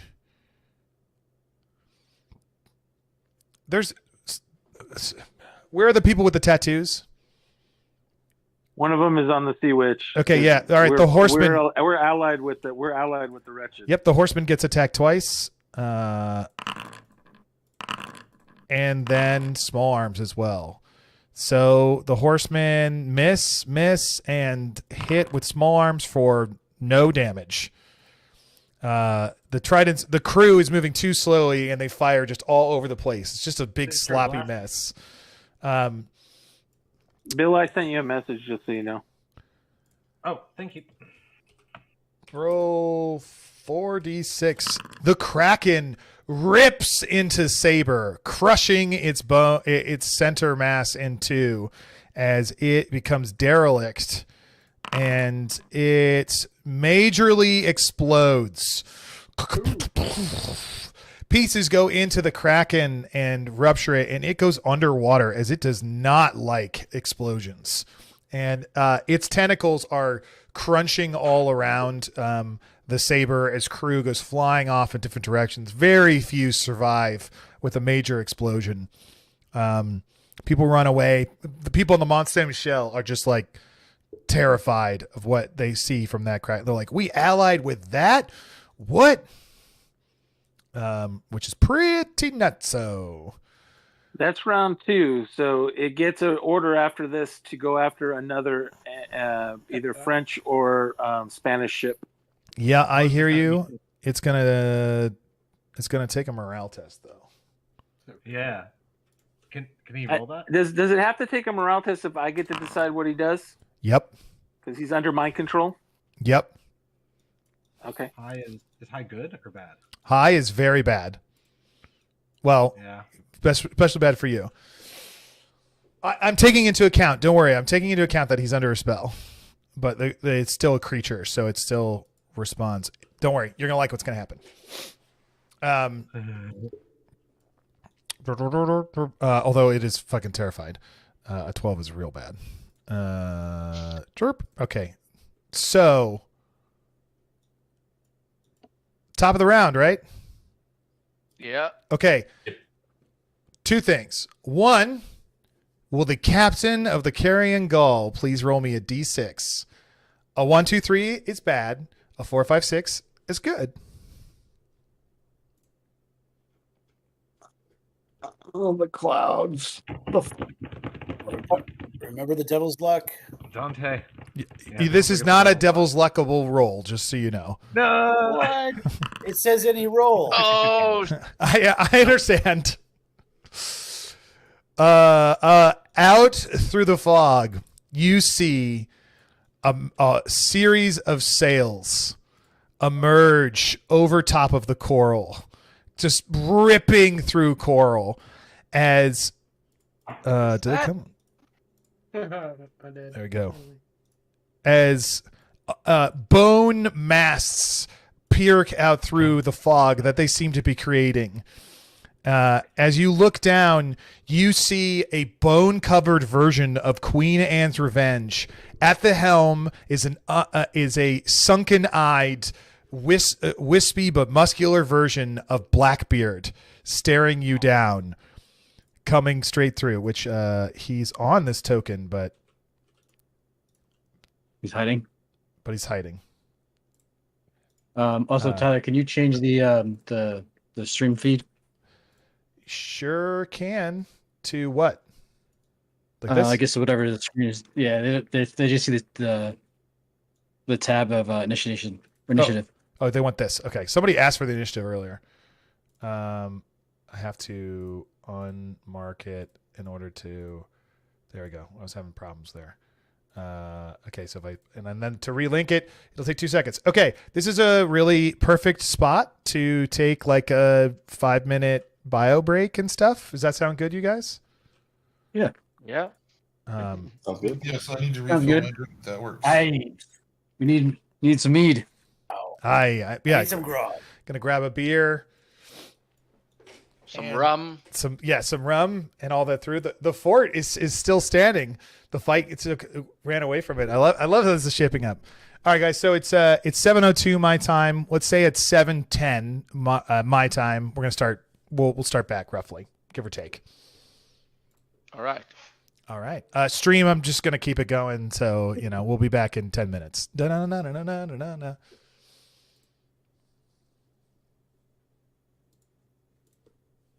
And beginner, yeah, you can help.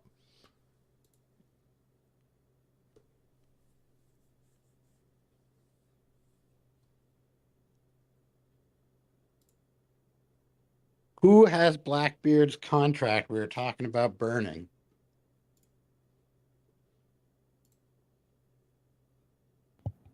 Eat his contract. Just eat it now. Don't know who has it. If somebody has his soul in a jar or something, right?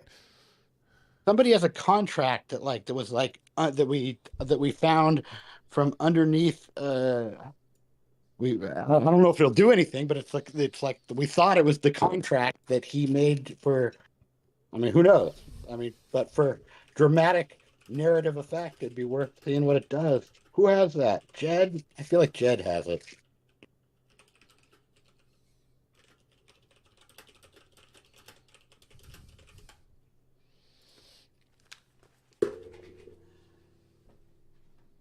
At least if it distracted him for a moment. That's all I care about.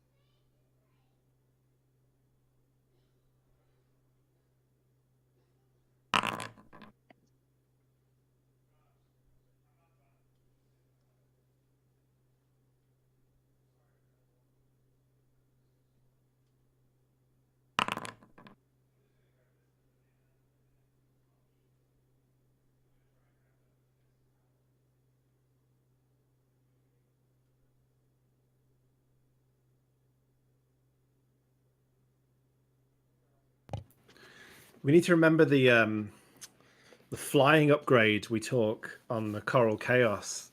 So when we get a chance, we just need to take off and fly away. Like a Final Fantasy airship. Yeah. It was surprisingly cheap. It was only 500 silver. I just can't believe Tyler agreed to it. Yeah, I'm pretty confident he didn't, knowing him and playing. Tyler, if you didn't agree to it, speak up. Yep. I will talk, but for the quartermaster, he didn't agree. Yeah, I arrived just in time.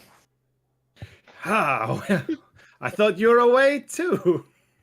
Hey, Grobble, before you flying upgrade, please use your tractor beams on the carrion gull and pull it in. Yeah. Barlow doesn't want to die. At least not before he kills the counts.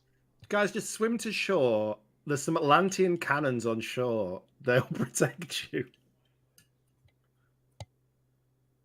Barlow, if you're after the Count, you haven't taken any shots yet at his ship. I'm not captaining. I don't have a boat yet. I have a mighty dinghy. Yeah, you could still be doing. Maybe you can sneak onto the ship with the dinghy. Maybe that's what we should have done when we tried to kill him. Barlow, I didn't realize.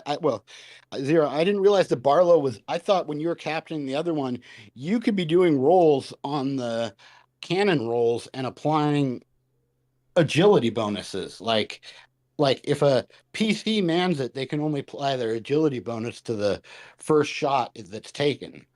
So I just message. I'll keep a message open, but I'll message you as when to roll. I mean, you can roll off the. Oh, I didn't know that. Yeah, you should be. You should be able to roll off the. And so if we had two people manning it, two people can be utilizing their PC bonuses. And but I it have might good be agility for that. It might be a moot issue with all these guys coming out of the fog, though. Yeah.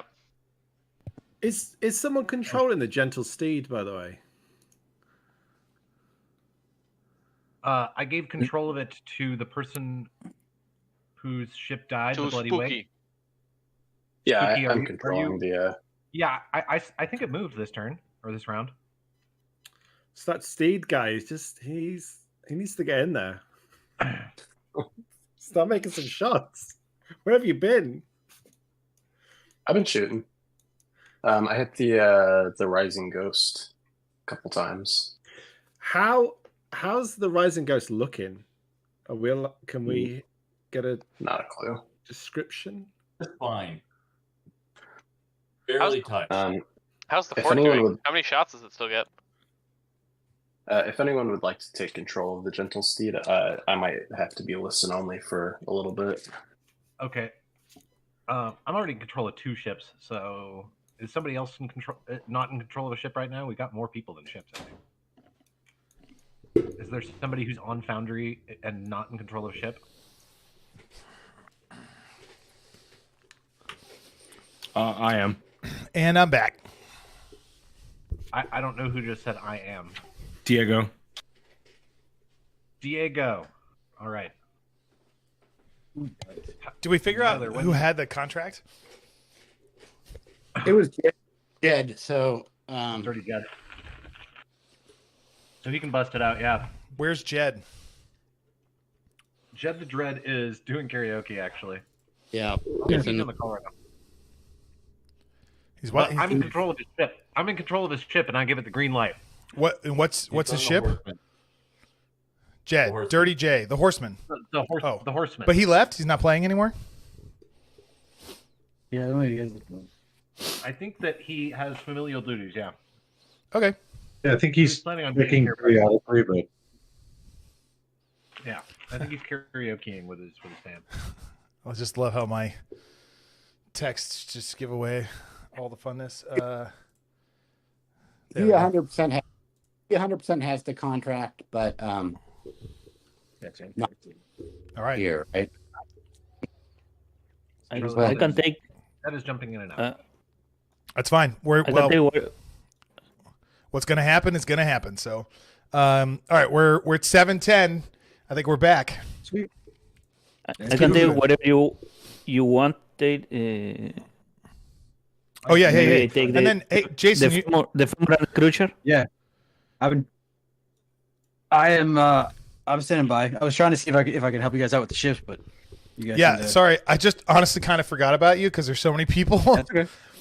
Okay, so Jason, this is what I was kind of looking forward to anyway. So, Jason, why don't you take the bottom two ships, the Femur and the Crusher, and Beginner? Okay. Why don't you take Corpse Run and Bone, and I will take Queen Anne's Revenge because I'm Blackbeard, baby.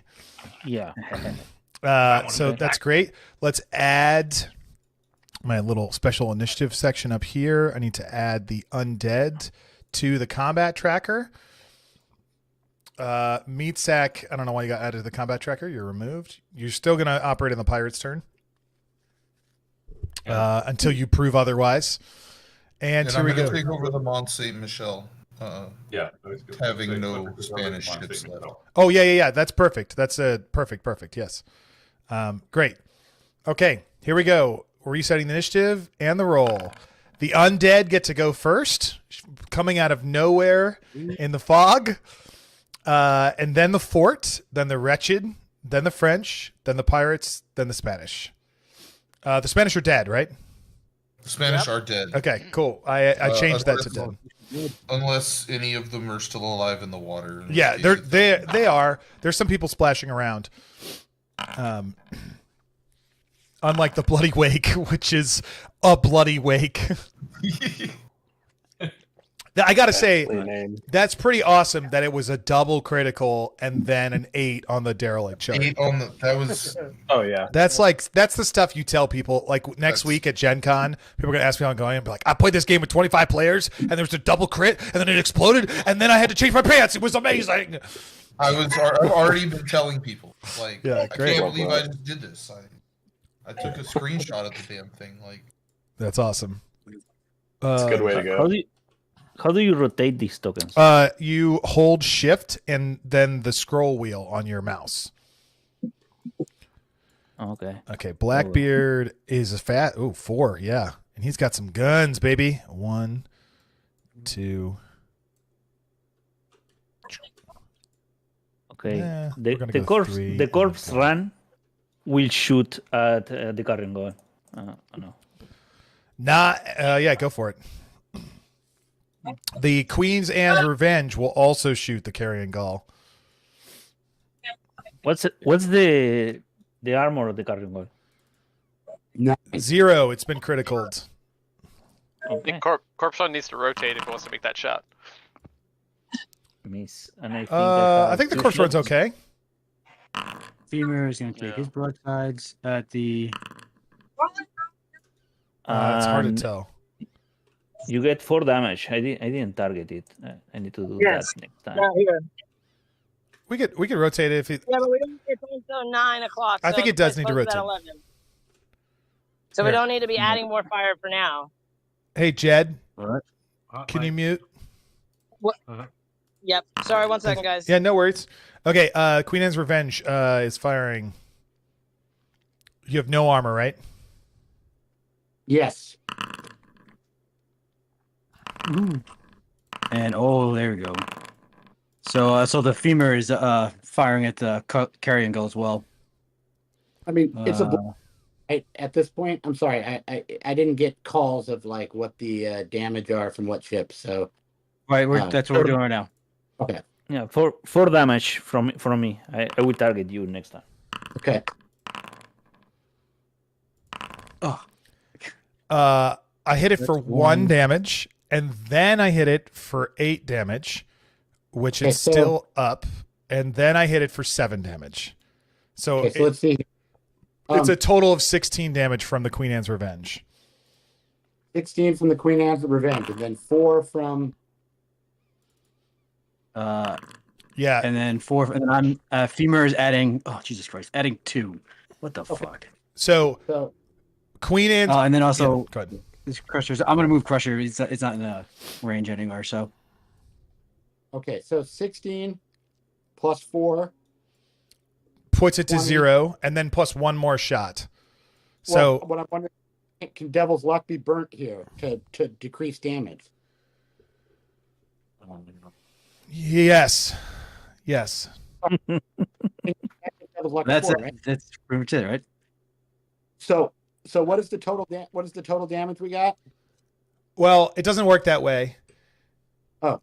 Because you can only do it one. You have to do it. You have to do it to one. So just roll, spend a Devil's Luck and reduce it by D6 damage, and I'll tell you if it's still going to derelict it or not. And then Barlow can also do this, right? Yeah, Because I will also like to use one of my Devil's Luck since I'm on that boat as well. I have a real problem with it, like overall. How are you? But I have no real justification that it can't work, so it's okay. It's called plot armor. Yeah, go. The justification that it can't work is that it only reduces damage to you, not your ship. Oh yes, actually, that is correct. That is. Oh, okay. 100% correct. The book specifically states it's only you.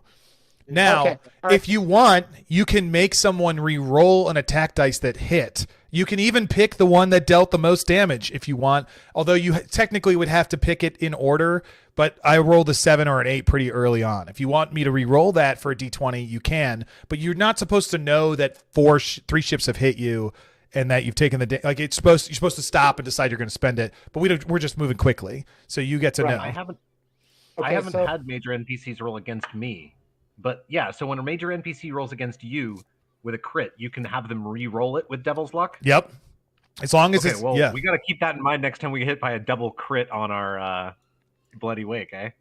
Yeah. So I think what we have is we have 2 Devil's Luck that are being burnt to try and get 2 rolls. However you want to rule that. So I'm going to give you the best one I can. I dealt the most damage on my ship, so he's going to re-attack twice. Well, that's a critical. And then that's a hit. Do you want the second one to re-roll the critical as well? Yes, please. Okay, great. I'll give you the benefit. So now it's just nothing has changed effectively. Okay. You re-roll the critical into a hit and dealt 5 damage, but it's still enough to derelict you. Okay. Yeah. The thing about major NPCs is that they often have Devil's Luck too. It's a fun counter, right? Okay, so the carrion gull is derelict and takes just enough damage to make a roll as well. So you need to roll on the sinking chart.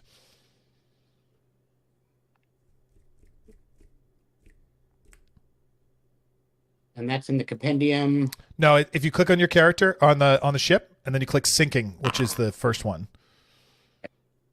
The Queen Anne's Revenge did misfire its small arms, just so everybody knows. A bunch of skeleton arms got stuck in there. No effect. You're just sinking. Although be aware, if you get hit again, you could explode and all die. And so I moved the crusher in position and took shots, but I missed. So. Great. Blackbeard sends commands to all undead and says, "The gull is mine." And so the other undead, he wants these undead to go this direction and these undead to go this direction. Also, they ain't discriminating against anybody. They'll attack whatever they can. Oh yeah, baby. We grab body points. Yeah, great. Okay, let's keep it moving. Fort, do your shots, and I'm going to do the Wretched at the same time. I repaired this turn. Okay. So I'm good. Oh, great. 92. Moving on. Great. Wretched French, you can do your shots as well. But the Trident's Mercy is going to... it's a galleon, so it is very slow. So it's not going to be able to rake you or anything, but couple shots coming at you.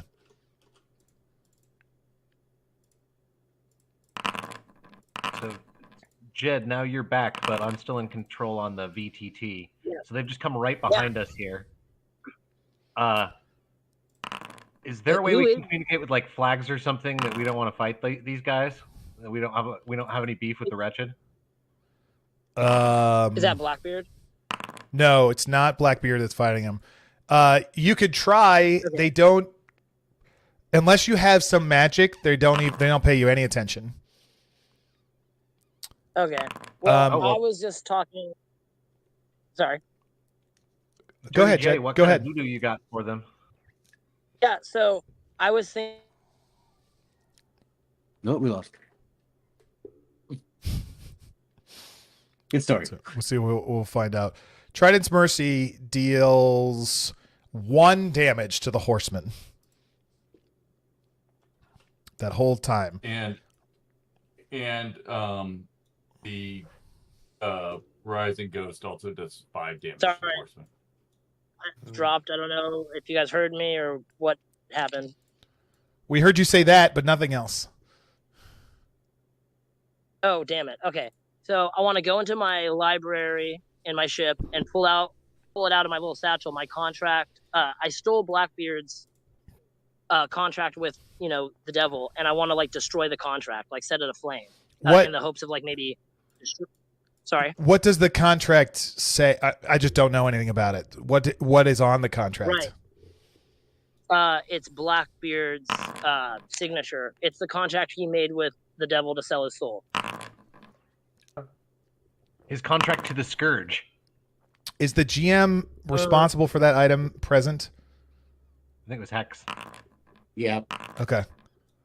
I think that contract has. What it does or what it means, but I'm just trying anything. Do you know what that contract? I guess I need more information about what the contract is. Let me check the Legend Keeper, I guess. Yeah, sure. Sorry, guys. No, I knew this. This is the first time I ever heard the words contracts. I just heard that you guys had a piece of Blackbeard's soul, is all I was told. Yeah. Well, that sounds so much cooler. So, but yeah. The Mont Saint Michel deals 6 damage to the Kingston with broadsides. Nice. Were you able to rotate like that? Because I was at your rudder, like just behind you. I got to move once, rotate and move. Yeah, they can, as long as they move once before turning.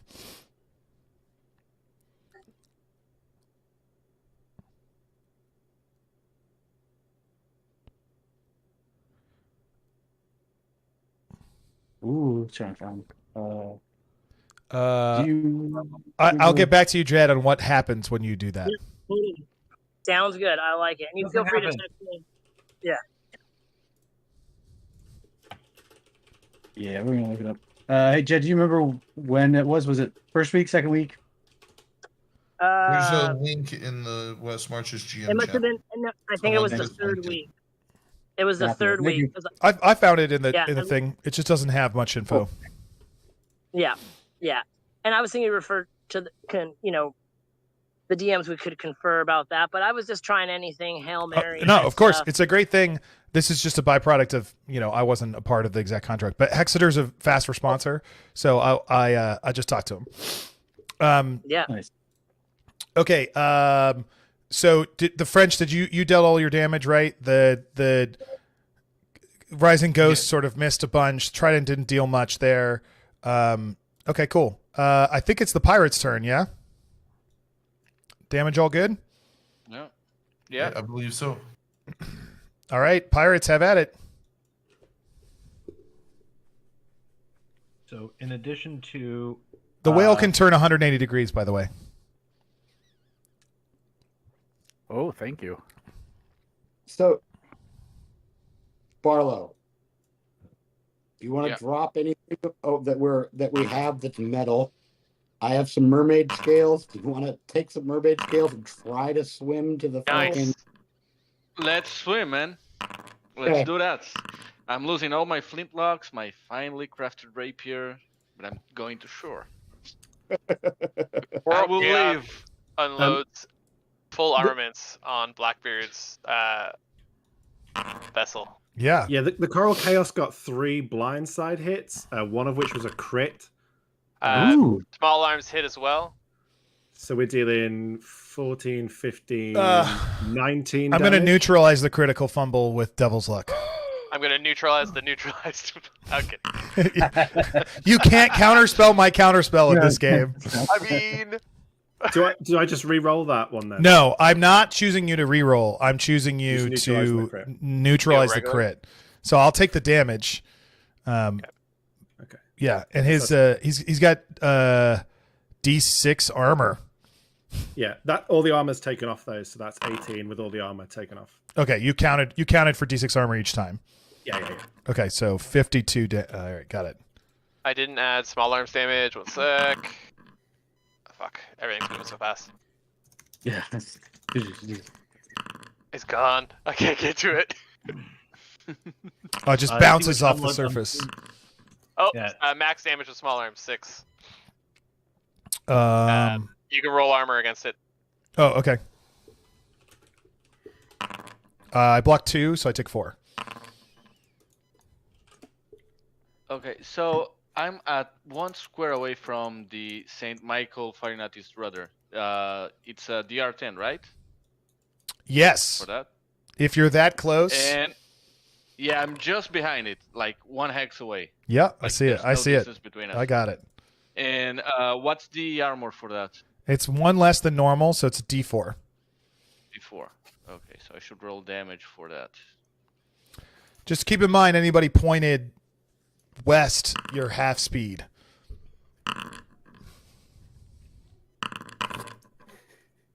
So many shots. So, show damage to the Mount St. Michael as I hit its rudder with the broadsides. Nice. After this, it'll be a new turn. Okay. What is the hull on the Crusher? The Crusher is a D2. Okay. These boats are like overflowing with skeletons on them, everybody. So pirate or undead GMs, boarding is your friend. Oh yeah. Mm-hmm. So the battle steed and the horseman start unloading on Bone. The horseman blasts it for 7 damage with broadsides, 1 damage with small arms. The steed another 2, and then a crit for 7. Okay. So I think it's a total of 9 plus 8 is 17 damage to Bone after armor. And then armor gets blasted open with the last hit. Okay. Do I get Devil's Luck too?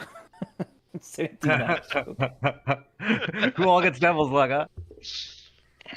Hey, never know. They are the undead. The Antelope landed. No, none of the ships that don't have an NPC have Devil's Luck. The Antelope landed 2 broadsides on the Crusher for a total of 14. Sweet. 14 damage. Okay.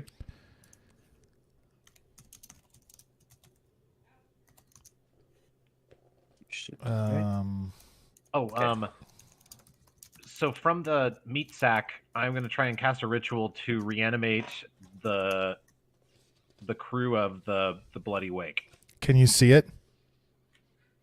What's the line of sight underwater? Well, 0. I mean, here's the thing. In reality, you're inside of a whale's mouth. You're Pinocchioing it, right? So there's no way to see out whatsoever. You're only able to telepathically communicate with it and tell it where to go. And it can tell you kind of what's going on. We got a rudimentary periscope that's sticking out of one of the holes. Since when? Since the whole time. That's how we've been looking out.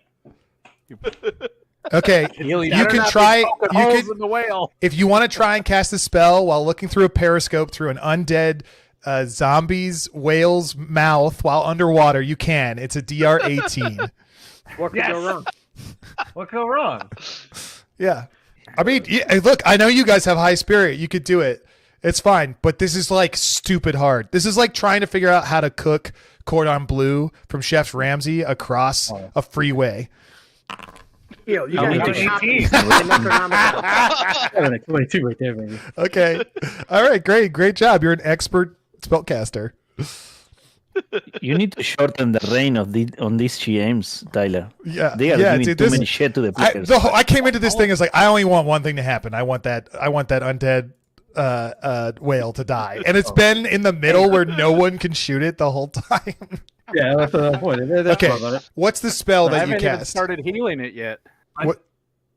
I'm gonna raise the dead. Is that from the sorcerer spell? Uh-huh.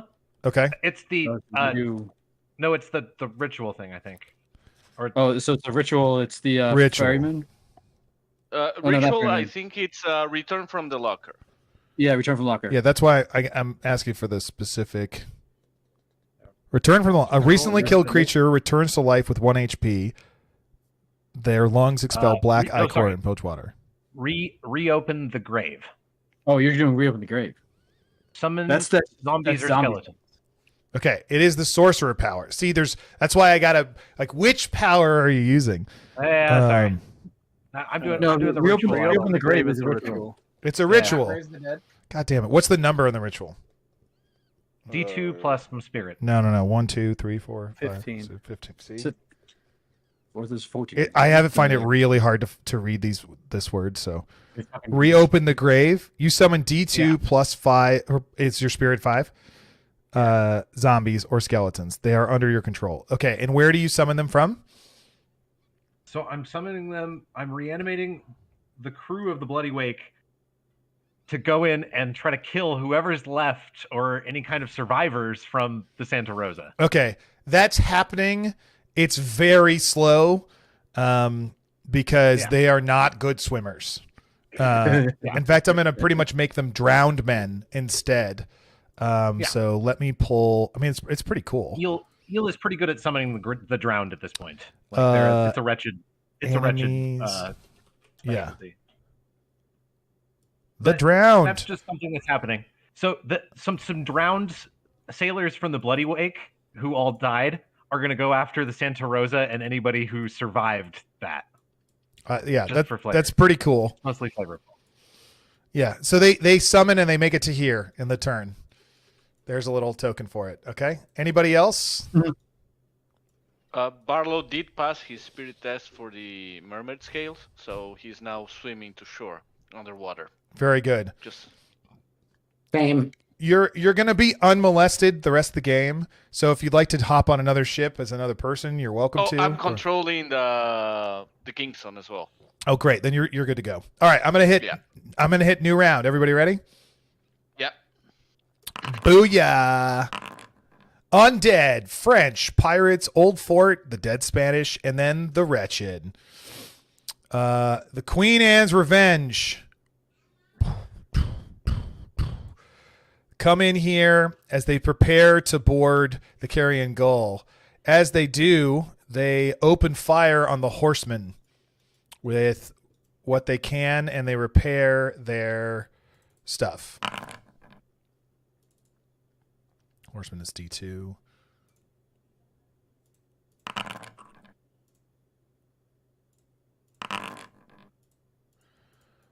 Other undead, the whole that's what I'm doing. You're doing it. So also, Jason, whoever's at the top, the Rising Ghost is not immune. It's pretty far away, but just FYI. It just happened. I mean, this is where they were coming from, and this just happened to be where all of you guys were. So, I rolled the dice, but I didn't actually look at the result. Come on.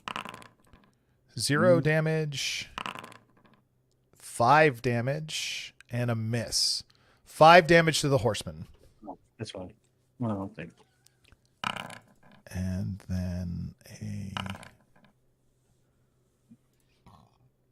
Jay, your ship is at 31 HP right now. I have been working to repair it as it takes damage every turn. You can you need to undo all of that. No.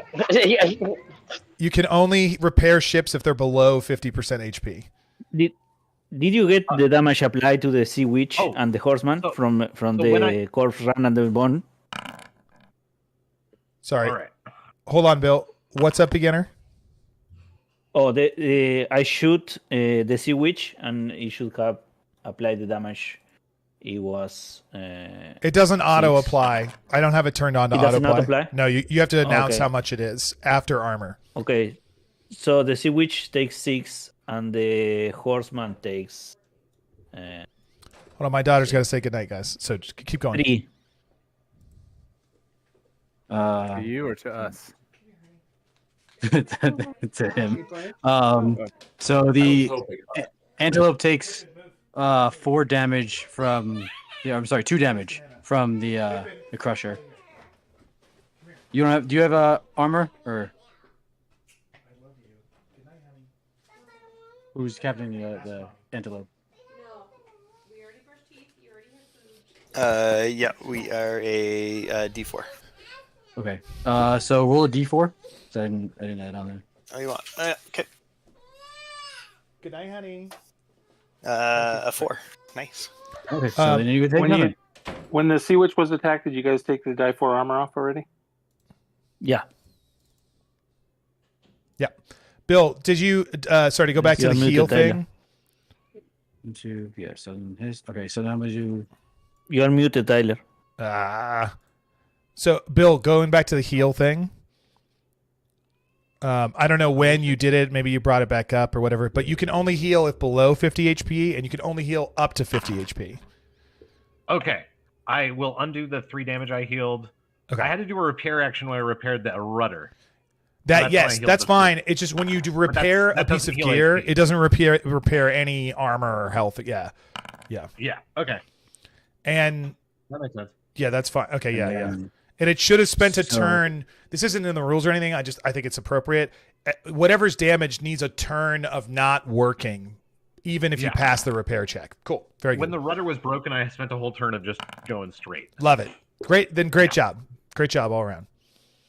And then Antelope, you take another 3 damage from Femur. I already rolled the armor as well.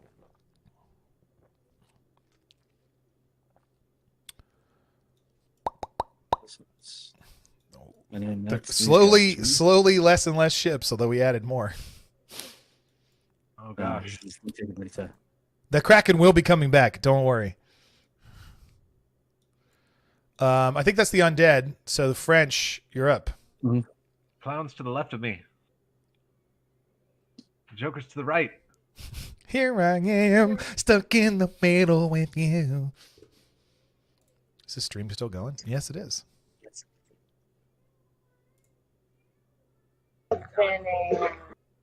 I was thinking of karaokeing that song, but I chose otherwise. Please kill your nemesis, Count D'Artagnan. Andy, we've always been friends.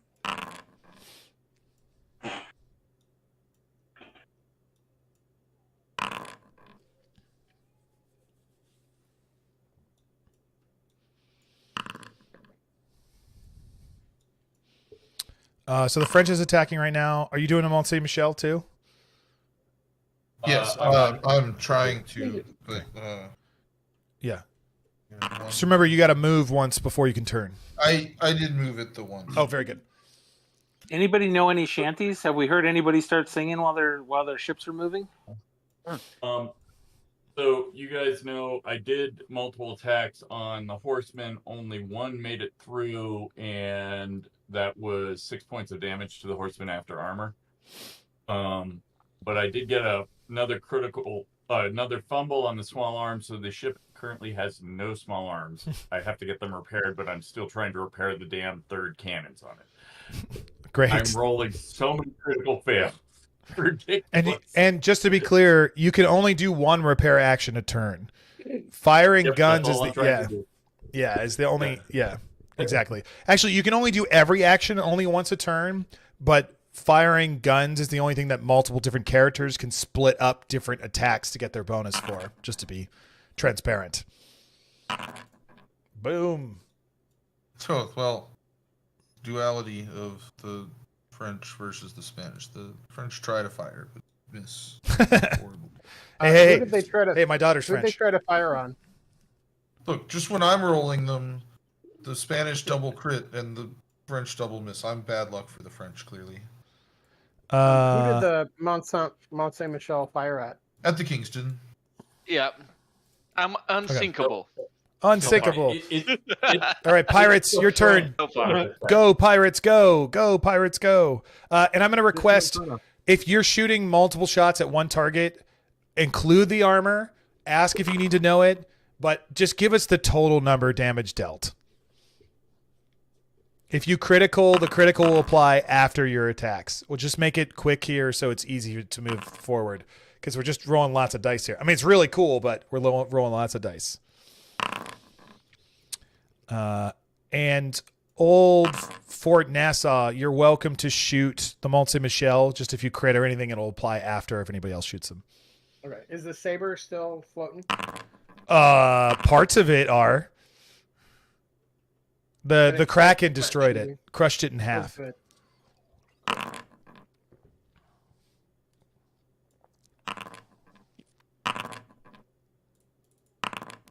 Has anyone here been to Mont Saint Michel in France? It's incredible. I have not. It's on my list. Second most visited place in France. What's the Mont Saint Michel's armor? D4. Okay. It says D6. Did it get reduced to D4? Yeah. Okay, I got it. Oh yeah. I got a crit against them in the back. Okay, is anybody else shooting the Mont Saint Michel? Yeah, I'm shooting at the rudder as well. We're unleashing full barrage on Saint Michel. Okay, so just hold off fort because your initiative wise, you're afterwards. So just wait. So they're at the D4, right?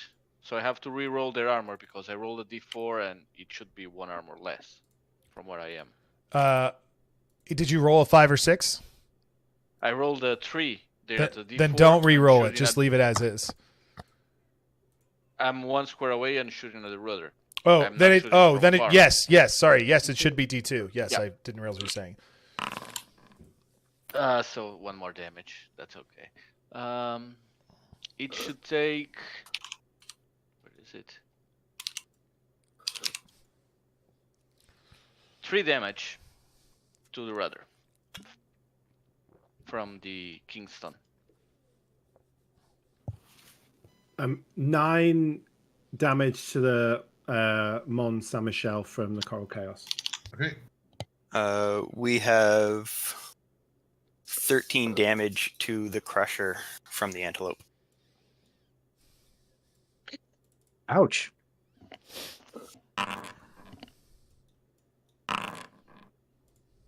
Oh no. I'll devil's luck that. Well, it's just a small arm. You have my luck. I'll devil's luck the fumble on the broadsides for the Sea Witch. Thank you. I appreciate that. Are you on the Sea Witch? Yeah. Okay. Then you can. Okay. You just don't have you don't have access to the VTT, but you can see it. Do you want to control the Sea Witch? I'm controlling the fort. Okay. So I'm cool. Rerolling the Sea Witch attack turns into a hit. Thank you. Still 0 damage, unfortunately. 0 damage. That was on Queen Anne's Revenge, but it doesn't do anything. The fumble, the small arms are messed up on the Sea Witch. Do you want to say hi to everybody? Do you want to say hi? Is the Crusher a Tartane or a Sloop? Hi, it's a Tartane. Is it still up? I got 1 hit point left. My daughter says hi, everybody. Oh, did you survive? Hi. Did you survive the fortitude Yes. thing? Is that what happened? Yeah. Okay, it's cool. I'm 1 away, which means I'm coming to see you. Yeah, because you got that ship of bone ability. All right, we put 27 on you. We forgot the terrifying ability. I think, right? Yeah. All right. 29. Oh, maybe, sure. 14 and 13, I think. Last round and this round. 13 this round and 14 last round. Yeah. So anyway. Yeah. All right, you're at 1. Cool. And then I think we're just waiting for one last volley of swivels.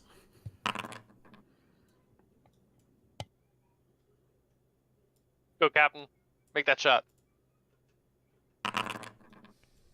Hey. There we go. It's 1 more damage on the San Michel. What's the armor on the Saint Michel? How are they holding up? Still at D4. At a D4 armor, as far as I'm aware. Yeah. Nice. Okay, Pirates, are you all good? Tyler, you're muted again. God damn it. Sorry. Pirates, you all good? Yeah. Okay. Fort, you fired at the Mont Saint Michel. You did things, yeah? Yeah, I got a crit. Roll the 1 for the crit. Nice. But it's armor is a D2. Well, it's so one. It fucking matters, man, right? Yeah. Okay, cool. Yeah, you can use a Devil's Luck to reroll anybody's roll, right? In this game, because there are 20 players, you can only reroll Devil's Luck that it directly affects yourself. Okay, cool. 1 damage to that then. Yeah, and they don't have Devil's Luck you can spend. Right. Okay, Fort's done. Wretched are up. Okay, the Wretched move forward and turn and move forward and turn. They're gonna fire and then stay where they are, I guess. They're gonna fire at the horsemen like they have been firing this whole time. Not too much effect on my. Oh fuck! I didn't roll any armor. D2. Okay. And then miss. Roll. Okay, they deal 1 damage to the horseman after armor. Not very much there in their little galleon. They're mad, so they are. That's it. They're just not a great ship. And anybody who knows Dirty J knows he loves his ship very much. So he's plugging holes, and now that it's below half, he is healing it. So there was some healing this turn. Copy. The Kraken emerges back with some tentacles missing. It's next to the Mont Saint Michel, but it is wounded. But it is unclear of its intentions because it's a Kraken. I mean, nobody knows. There we go. Okay. Wretched are done. Okay, that's a turn. We're going to keep it moving. You guys doing all right? Everyone still good? Mm-hmm. Is it been 5 rounds? I think it has been 5 rounds now for the Kraken, right? Or is this the 5th round? This is the 5th round. This is the 5th round. Wasn't it 6 rounds? It is. Yeah, it was 6. You're right. It's 6. Yeah, so it's my still 5 plus the 1 I rolled. Yeah, so on this exact turn, it turns. It comes back out of the water. So it's Wretched, French, Pirates, Fort, then the Undead. Okay. So almost exact opposite we just did. The Kraken on its last turn of mind control will come in and just attack the Kingston, but with no it won't wrap it up. The Kingston or the Sorry, the Mont Saint Michel. The Mont Saint Michel. Yes, sorry. That's bad. Whoever controls the Mont Saint Michel, roll me 4d2.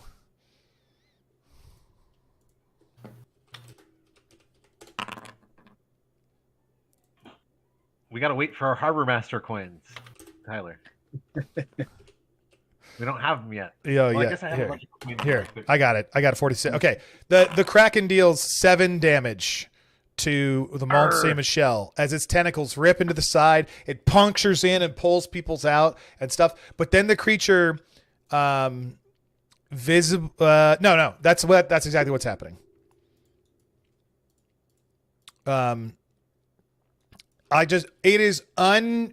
Just before we even get to a meta thing, it is unknown to the spellcaster that it lasts exactly this many seconds or minutes, and it doesn't visibly stop being under control. So just before you get to it, you can't be like immediately cast it again, sort of dealios. And then who's up? So French, you're already going, right? Count d'Artagnan, that's not how you say his name, spends a devil's luck to whip his crew into shape and automatically pass his repair check to get the broadsides working again. I was like, I can't believe I fumbled again. Yeah, no, that's not happening. Not after all this. So what it's got, its broadsides are back up, but both of its small arms are still down. Is that right? Yeah. Okay. Yep. All right. So you can fire all 3 broadsides. He has 1 devil's luck left. I am doing 3 broadsides on the whale because it's in range now. Yes. What? Because see, the wretched won't attack the whale. They won't attack the whale, and they won't attack the sea witch. But that damn 16, I can't hit it. It's above water. You can totally shoot it. Okay. Wait. Then we're not above water. Didn't you just come up a second ago? No. Didn't you? I haven't. By now, I'm trying to ram ships, but I'm not ever getting there in time. Oh my god! All right, fine. Wait. Okay. Is your periscope up or is your periscope I think somebody not up? used the periscope. Yeah, somebody used the periscope. Okay, it still misses, but if you're using the periscope, it's DR14 instead of, and if you're under the water, it's DR16. You still miss, so there's no ruling. I'm just making a ruling for the future, so you know. We need to know what's going on, Captain. All right, Eel, no more periscope. Can the Mont Saint Michel move, or is Yes, it can move. Okay. Yes, it can move. It went for full attack rather than grabbing on. Pirates, you're next, so just be ready. I'm done. Count D'Artagnan, you're about to run aground in the coral reef there, buddy. Oh, is that a reef? Okay. Right here in the fog. Actually, right, I kind of think. I actually, never mind. No, you gotta put it back. Okay. Make him spend a double what? It's this one. Nope. Count. The player made a mistake exactly the same way that the character would. So I love it. Yeah. That's just what it is. This is what's going to happen. Yeah. We got the home turf advantage, guys. I did the same thing to you guys already. earlier with your rotations. You're like, oh, I'm not in the right spot. And I'm like, well, too bad. Let's move forward. That's pretty fun. Okay. How much armor does the Kraken have? What? How much armor does the Kraken have? It has no armor. Okay. Michelle, it doesn't matter. Miss with the small arms. It is. And then the broadsides It's are D6 to hit, isn't it? The Kraken? No, only when it's entangling you. Okay. Only when it's all up in your business. What's the armor on the steed? The D4? D4.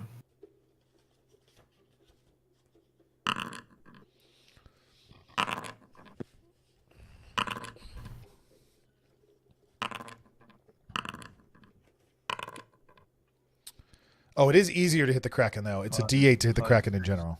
7, 8, 9 damage to the gentle steed with the Mont Saint Michel's broadsides.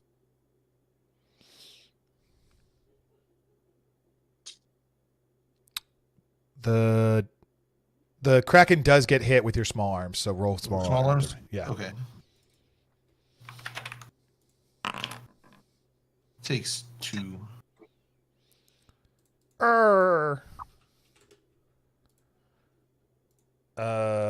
Okay. All right. Great. Pirates, have at it. Everyone, just declare roughly what you're doing and then do it, please. Oh, can I do a cool pirate story description here? Please. Go. Yeah, we're playing a role playing game.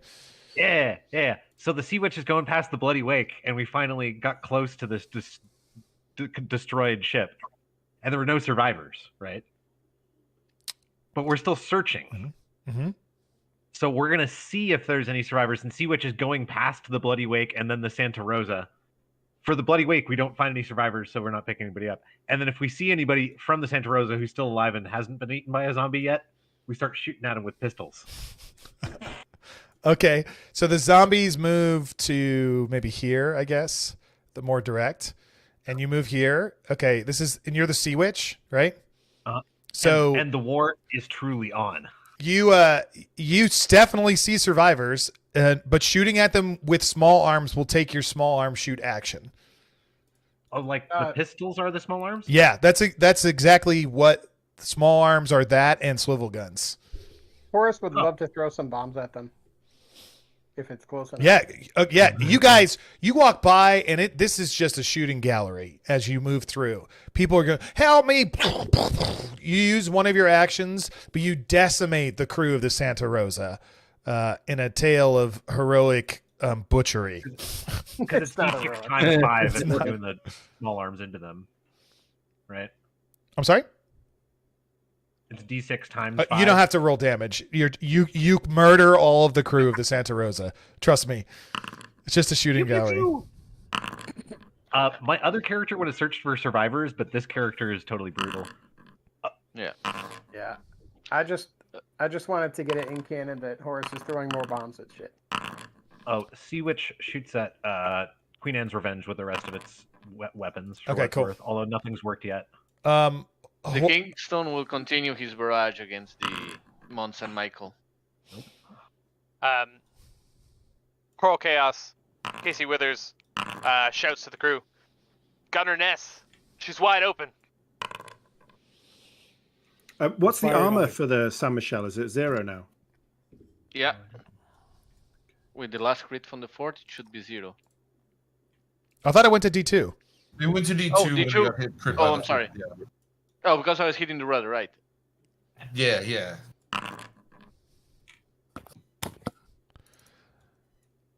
Undead, move real fast. Do fast things. No, so we're firing two broadsides and the small arms at the crusher in the hopes of bringing it down. It's at 1, but it has the undead thing, so I think they're all. How many hits do we have? How much damage does it take? Well, it's at 1, right? So how much damage does it take? Okay. First one's 10 before hull. Oh, okay. I understand now. Sorry, I caught up. Okay, it takes 3 hits, right? It's taking 3 hits. Yeah. We're trying to. The first hit, just bones go off of it. The second hit, is now derelict. Okay, sweet. But it does not sink. It's not quite dead. It's sinking. It's unconscious. It's you know what I'm saying. The Coral Chaos opens full fire on the San Michelle and does 18 damage. Oh wow! I gotta do real math. What is this? That ship is the Coral Chaos is the largest threat in the waters against. We're not. I always knew that. No. What boat are you on? This The was a bit ago. but- Horseman, you turn it two times in the same X. You can't do that. No. One turn per hex. Yeah. Turn move. Shoes/Diego, do you have control of the gentle steed? I've been moving it along the last couple turns. You were coming in this direction. Let me check. Turn once and turn twice. It's just turn once per hex. Ah. Hey, they take my ship away. Is there still the pirates are still going? Yeah, they're still going. Yes. Okay. The Sorry, San I saw the Michelle undead takes move. 3 more damage from the Kingstone. Yeah. Okay. Gentle That's easy steed math. Thanks blows- for the easy math. I do not have control of the general seed. Okay. Does someone want I'll control? keep rolling. Oh, I rolled good for it this turn. It blows up bone for 10 damage. For 10 damage? Okay. And then as it's shooting at you, it's going to keep moving away. For 10 damage after armor? Oh, he has no armor. Its armor has been absolutely obliterated. Yeah, it's all of our zero. attacks. Yeah.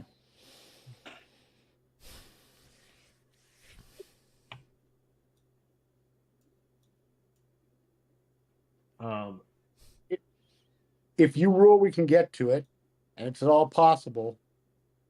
And Barlow says he wants to as well. We would like to try and get to the Santa Rosa.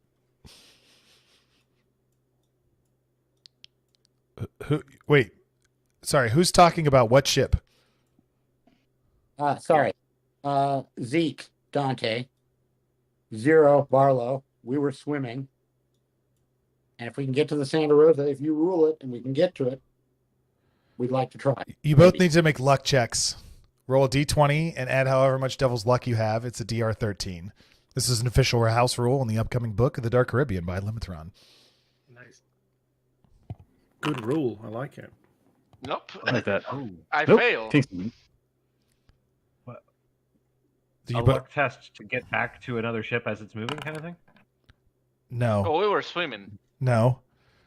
So who failed? I failed. Okay. Barlow. Okay. And who passed? Sorry, Dante. Zeke. Dante Zeke. Yeah. Okay. How much HP do you have? 0. I have a shit ton of HP. Thank God. Yeah. I have 30 HP. Sea Witch, I need you to make a small arms attack against Zeke as you shoot him in the water as a survivor from the Santa Rosa. No. Okay. You swam right into it. Dante, you're too far back, or you're far enough back that you see this and you can stop swimming before it happens. You take devil's luck. No, you cannot give him a devil's luck. You're not. I will use my last devil's luck for it. Okay. Devil's luck. He can use devil's luck. Still a hit. Still hit, yeah. That's incredible. That's You 30 take damage coming in. exactly 30 damage. My armor doesn't count? No, it's black powder weapons. Armor never stops right. black powder weapons. You take 30 damage from a series of rifles and pistols and a couple of swivel guns, just murdering everybody inside the Santa Rosa, while zombies are munching and chomping on all the people that move through. So I think you're at 0 HP, right? Are you broken? Yeah, I'm on 0 HP. Okay. Unless you devil's luck the damage. Do you have any more? He already used it. I awake in Reduce 1 damage. hour with -3 presence for 6 days. Okay. You are now face down in water and drowning. I ate the sirens. Oh, okay. But how long did those last? 1 hour. And this, you awake in 1 hour. Okay, so 50-50 if you awake before it shows up. Although, if you don't happen. So, Dante, you see this happen as him get wrecked. And now he's floating in front of you with like a little bit of blood, but not like a shitload of blood. Excuse me, like not enough to be like, oh yeah, he's definitely dead. You're not sure. You genuinely don't know. And he is face down. So that's pretty interesting. Also, I love what just happened. That was incredible as a story points. That's so terrible. Well, we needed to kill all of the Imperials on board, so you guys maybe should have waited a little longer. We're not done shooting at them yet. Okay, so who's left? But Dante, you make it to the Santa Rosa, but there are zombies there, and you will need to fight them next turn. Okay. Okay, everybody. That was the pirates, yeah? Yep. Okay, the fort, I guess, yeah? Yeah, I'm gonna try to repair and fail. I'm gonna shoot at the Mont Saint Michel, if that's still around. Yeah. Mont Saint Michel, you should get out of range of the fort. Working on it. I got a range Working on 24, baby. You should just stay right where you're at. It's fine. I got a crit. Another one. Tear it apart. How much armor does it have? D2. D2. I don't think I did that right. It's okay. Once again. Roll a D2. None left. So it's zero hull remaining, and but it takes I think it's my third it takes no damage. Takes no damage. That's the third time I've crit with like 1 or no damage. Yeah. Well, we broke the armor. You're doing amazing. Like it Yeah, I mean that's incredible, and you have a Loading up D12 armor shredding too. round. Like, oh my gosh. Okay. During the Pirates action, did Meatsack get its ram in? No, that hasn't happened yet. No, let's see it. No, we couldn't because we needed the extra crew action to move the extra space, so we don't have. Oh, no. The other Okay. crew So you're to do the there. ram. Okay. All right. Very good. Thank you for your honesty. So pirates are done. Fort went undead. The corpse run. A wave of undead flies over the side and starts attacking Meatsack viciously. I don't have those stats in front of me. Skeletons? Oh, I do. Yeah, skeletons are. No, not skeletons. The What is it? The black. It's got Black Golden Whale. minus D4. No, Golden not anymore. minus It's her. D4. It's down to D2. Yeah. Actually, yeah, Yep. it's down to D2. Oh, good and point. I'm reading the card and not the stat update. 70. Yeah, stat updated. Hold on. It had it cut half the life of the stat of the Black Whale. It's half the HP and the one less armor. It has 80 normal hit points left. I mean, it's just damage divided by 5 or whatever. Yeah. So it's fine. But I mean, 16 health is 80. Yeah. I'm trying to understand this. There are 100 skeletons on board this ship, and 30 of them jump off onto this thing and start stabbing it all at once. They're standing on it. It's a D8 for it to defend. So that means No, Tyler, we're not. I'm still submerged, so they'd have to kind of swim down. Yeah, that happens. They're skeletons. Okay. That totally happens. They don't need to breathe. I'll make it a DR10. I'll make it a DR10 because it's underwater.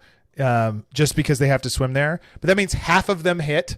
So that's 15 hits, and they deal D6 damage each. So on an average, it's 3.5 damage minus the average of armor of 1. So that means they deal 2.5 damage apiece. So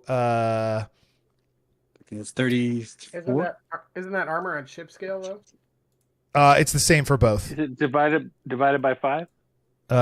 Yeah. So what did I just? So 15 times 2.5 divided by 5. So it takes 8 points of damage. And it now isn't covered with 30 skeletons. Underwater. So it is at 0. So is that? Does it? Oh, I thought it was at 16. Broken. No, it was at 16 HP before. Yeah, now So it took 8 damage. Did something run? Okay. So never Sorry, mind. I It just did it. My fault. I shouldn't have done that. Nope. I applied the 8 damage. It's fine. So it's at 8 left, and then I'll get some skeletons for that. There Okay, we go. So that's, yeah. Well, that's to the way. Can we shoot it with the cannons too? Is that hard? No, you could. It's pretty hard considering it's under the water. So they should go elsewhere. They should go after one of the other things like the horsemen or something. Okay. A wave of 20 skeletons goes onto the carrion gull and kills any remaining crew that hadn't jumped overboard and are clearly searching for something. But as it does, the Queen Anne's Revenge just moves on. 2, 3, 4. It's actually gonna. I can't turn it. Why doesn't it cleave the carrion gull in half? I want to. The bone will shoot the shuttle steed right through the middle there. Very good. I don't think you have a rake on it. Just FYI. 1, 2, 3, 4, 5, 6. You're too far away for the rake. But the Queen Anne's Revenge. No, the bone. Oh, the bone. It's like yeah. You have that. Yeah. Queen Anne's Revenge will rake the horseman. Anyone who can see Blackbeard standing on this ship, he looks distraught, visibly distraught, and he's kneeling on the ground. And he's yelling, pointing at all of his skeletons for them to fire here. So I don't know if Jed the Dread's still around, but burning the contract had effects of which you are unaware beyond that. Also, whoever's in charge of the femur, get up here. Get it. Go get that sea witch or something. That's what I'm working on right now, trying to figure out which one I can attack. Very good. Because I was going to ram the other one, but they ran away. So I'm going to go attack this sea witch. Sorry. Sorry. I wasn't trying to do that. What do I roll for wretching this shuttle steed? For raking it, it's just minus its armor by 1 step. So it's a D2 for it instead. And same thing, I'm a D2 against the horseman. So I'm at 0 against the horseman. Oh, very good. This is gonna be fun. Damn. I will shoot the small arms too. And then sea witch. What? Nice sailing, bad shooting. Okay, let me look at. I should have waited till you were done. Queen Anne's And then Revenge. Sea Witch. Oops, sorry. Oh yeah, hit 8 damage to the horseman. Critical for 8 more damage to the horseman. Oh dear. Which means I'm going to take out its rudder. Dante, I don't know how many Devil's Luck you rolled. Is he here? Another 8 damage to the Or horseman. not Dante, but Dirty J. Dirty J dropped out. Oh no! I don't know how much Devil's Luck he has left. Another critical on the horseman for Oh, no. 10. So I've done 8 plus 8 plus 8 is 24 plus 10. I've done 34 damage to the horseman, including 2 criticals. So it's gonna take. Here, I will re-roll one of those, assuming he had a Devil's Luck. left. Okay. I think he already spent another one. Okay, Yeah, it's turning into a fumble. it's a fail, but I'm gonna neutralize the fumble. So it's still going to be dropped to 0 hit points, which I'm applying right now, but it will not get stricken again. However, its rudder is destroyed, absolutely destroyed, because it was critical hit twice. Yeah. The corpse run will shoot at the horseman too. He has 1 shot left. Well, let's see. At least I pointed it back. And I towards miss port. again. I'm shooting again. Back towards port first, at least. So yeah. So the femur is shooting at the Sea Witch. What is your armor for the Sea Witch? It's a D4. D4. Okay. So what is it? This is nutso. After this, it's top of the round.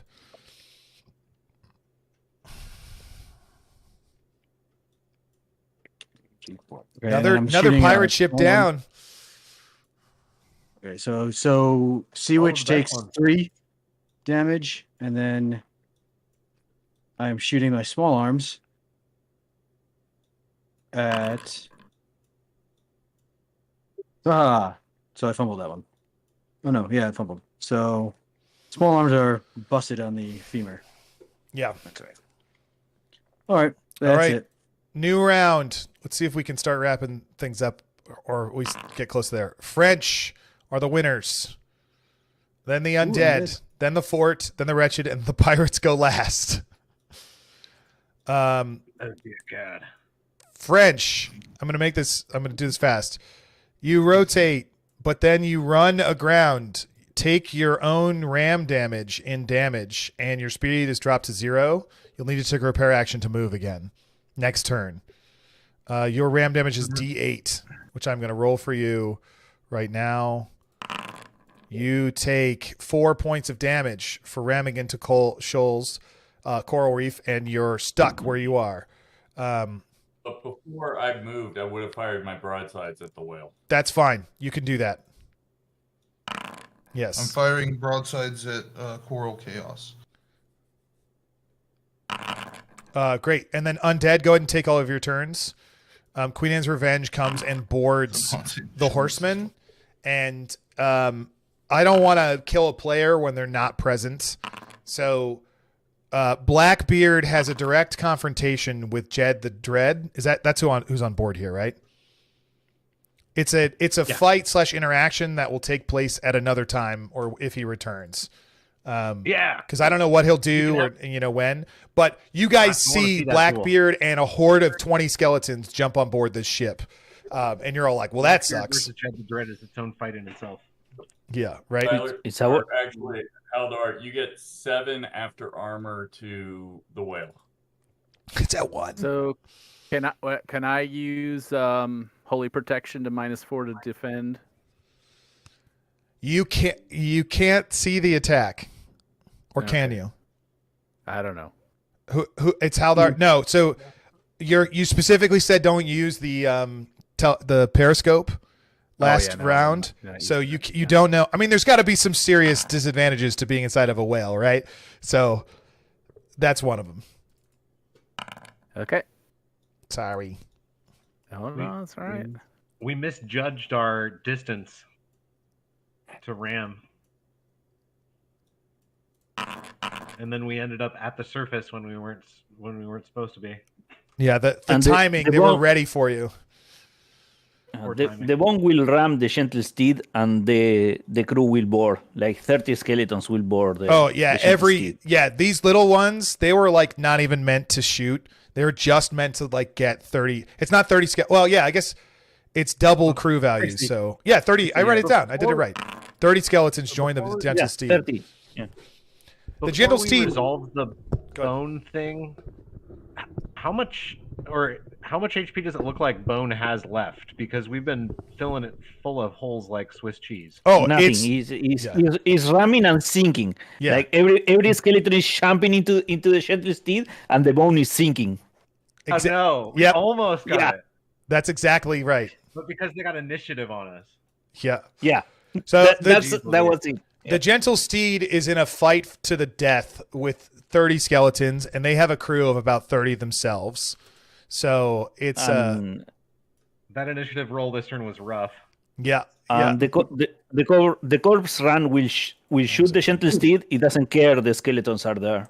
2 shots. Like love it. I love it. Miss and hit. What's the femur doing? 1 damage. The femur shot both broadsides. It said it wasn't cannon fire. It was bones. Nice. They one of the shots missed. The other one connected. So about half the amount of bones kind of hit there. And then as these kind of like bones are just laying around, they start to kind of wiggle.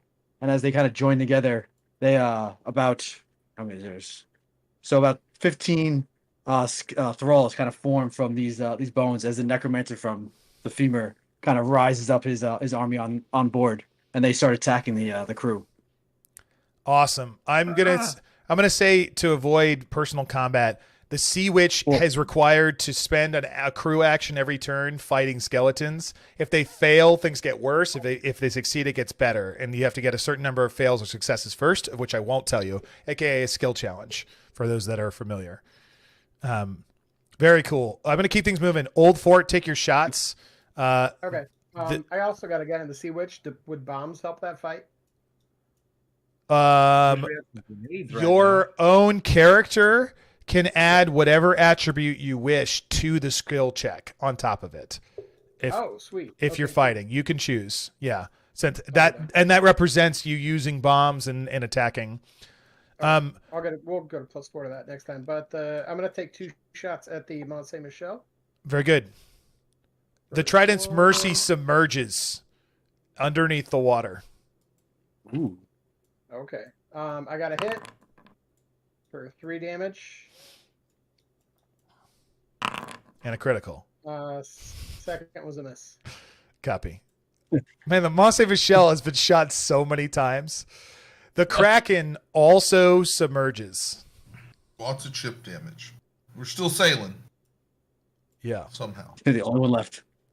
It's all around. Okay, the Wretched are done. Pirates, it's your turn. Did the fort shoot the same shell? Yes, it did. Yeah. Okay. Once. It's still up? Fire away. Oh, sorry. Hey, Meatsack needs to get attacked by 30 skeletons. Even if only one succeeds, it's enough. They will take Meatsack down for sure. So they must have stopped it from moving because it was at ramming speed. Yeah, no, actually, I think very much so. I agree with you on that. It definitely keeps moving. Like, you were going as fast as you can, and it should keep moving. And they haven't stopped it swimming while it's attacking. So I think it crashes into this coral reef right here, and half the skeletons go flying out. It's at 1 hit point, so it dies. Well, wait, I got Devil's Luck and other things. Where are we individual? Like, how does this work? Is it individual attacks? It's 30 skeletons.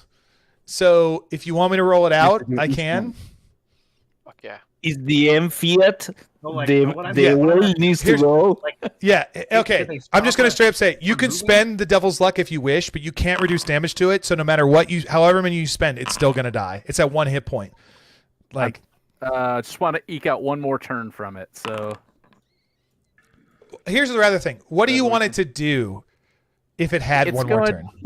It's going to rush at the Rising Ghost and try to breach and land on its deck. If it's Okay. It was here, right? Zombie. What I One, what I was thinking is two, we just three. go through the skeletons because we're too fast for them to hit twice. Yeah, the thing is the skeletons won initiative. So Yeah. if So they you must have had knocked a out chance to something, I don't shake know. them off, they would have had you would have lost like 3/4 of them.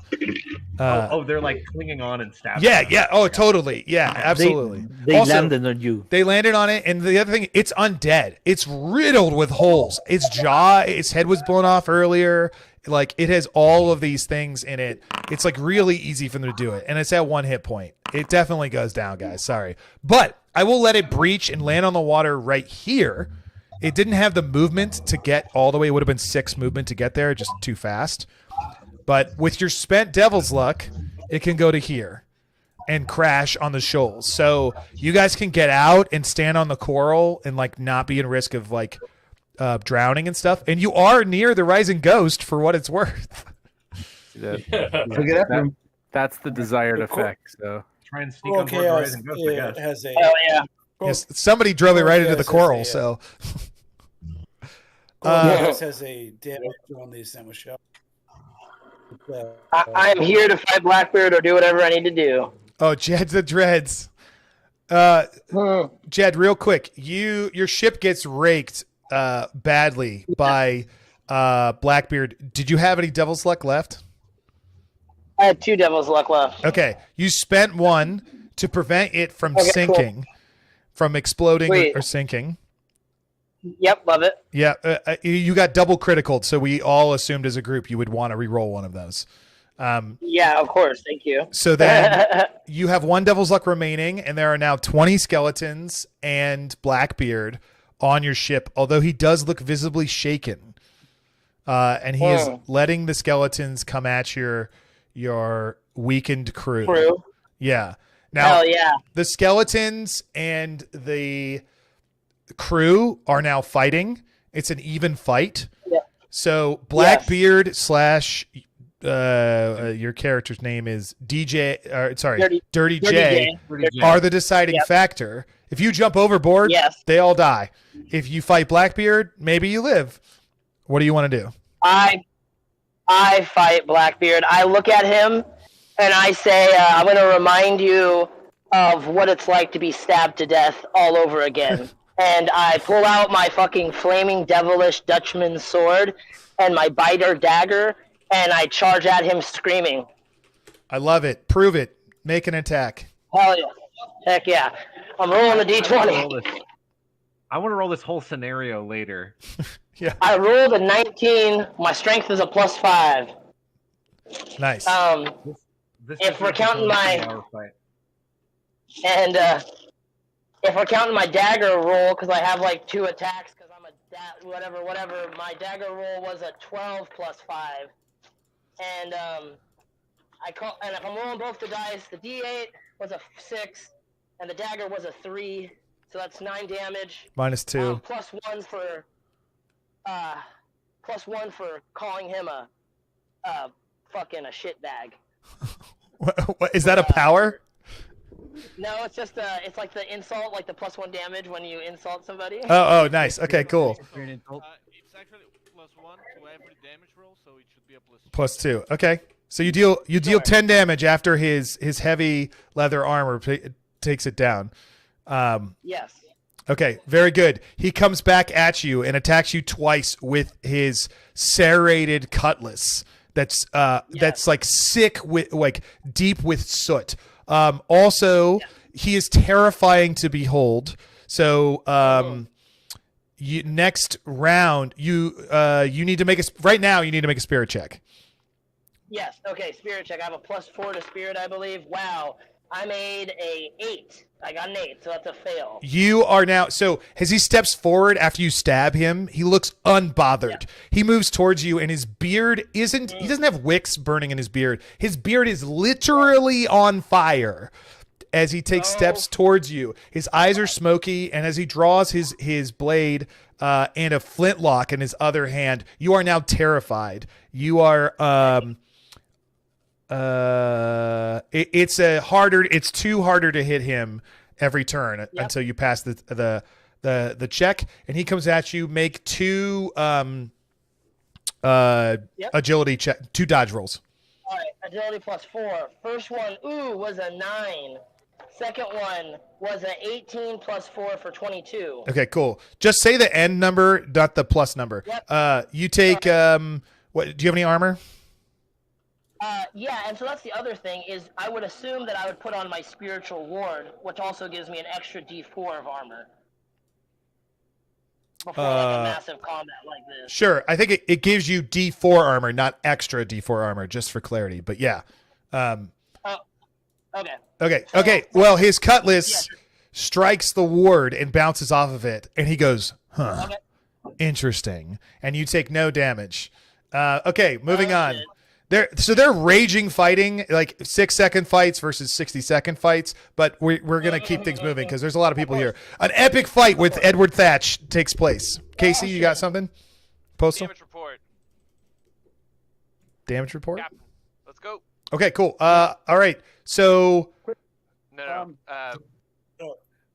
Coral Chaos did 35 damage to Mont Michel.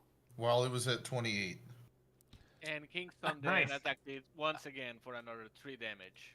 Mont Michel, take 2 derelict rolls. Sinks now. Sinks now. It explodes. You sink another ship. Arr. Coral Chaos. The crew runs away in bliss. In bliss and death. Yeah. Okay. Any other pirate actions? Yes. Oh, yeah. I thought this would be a dramatic on ship thing, but it got totally upstaged by a battle with Blackbeard. I'm sorry. No, that's awesome. Well, there's 2 That's awesome. Like a scene cut, right? Scene cut. I mean, I pop up on the deck of the Santa Rosa. I assume that there's zombies there. Yes. I had to throw out my metal things. Yes. So I'm just going to describe everybody. I assume I still have my liar's dice. He's thick-skinned, and he's a tavern brawler. So just imagine he's got no gear and is just trying to go toe-to-toe with some zombies, and that's what it looks like. He pops up like a... So... Nice. Dante, I want you just to pull up a drowned guy. I want you to fight 2 drowned guys to the death on yourself. Just do it privately, and then tell us what happens in a minute or 2, okay? You bet. And my liar's dice pass. So great. Sorry, by one thing for the stream, liar's dice mean that my attacks are better, and I might. Hey, Tyler. Yeah. Sorry, I'm gonna have to go, but let me just tell you what Tempest is gonna do. Yeah. And you can figure that out and tell me later. But so he's gonna pull out his pages from the Necronomicon and just start reading them off against anyone in the French that could hear him. And the other cultists, like background characters, will kind of come out, and they're going to try to take over the Rising Ghost, and either they'll kill everyone and take the ship or die trying. There are 300 people on the Rising Ghosts. Yeah, but I mean, Necronomicon does damage to anyone who can hear the voice. Everybody who hears it. Yeah. I will lead the party and execute your plan, Captain. I'm with you. I don't know if you've ever been near a tall ship, but they can't all hear you, for sure. No, but I hear you. I hear you. Pages of the Necronomicon. I'm trying to find it. Here we go. I can do it 8 times plus 3 Devil's Luck. So, Because you have 8 pages. No, I have 8. I can do 8 rituals. Oh, okay, cool. Okay, so we have before you leave. We do have like 8 pages, yeah. But yeah, so we pass out the pages of the Necronomicon with earplugs, and we're doing some guerrilla tactics on these mofos. Yeah, I want to be clear. This hurts everyone. Everyone. This hurts. It's a relic too, not a ritual.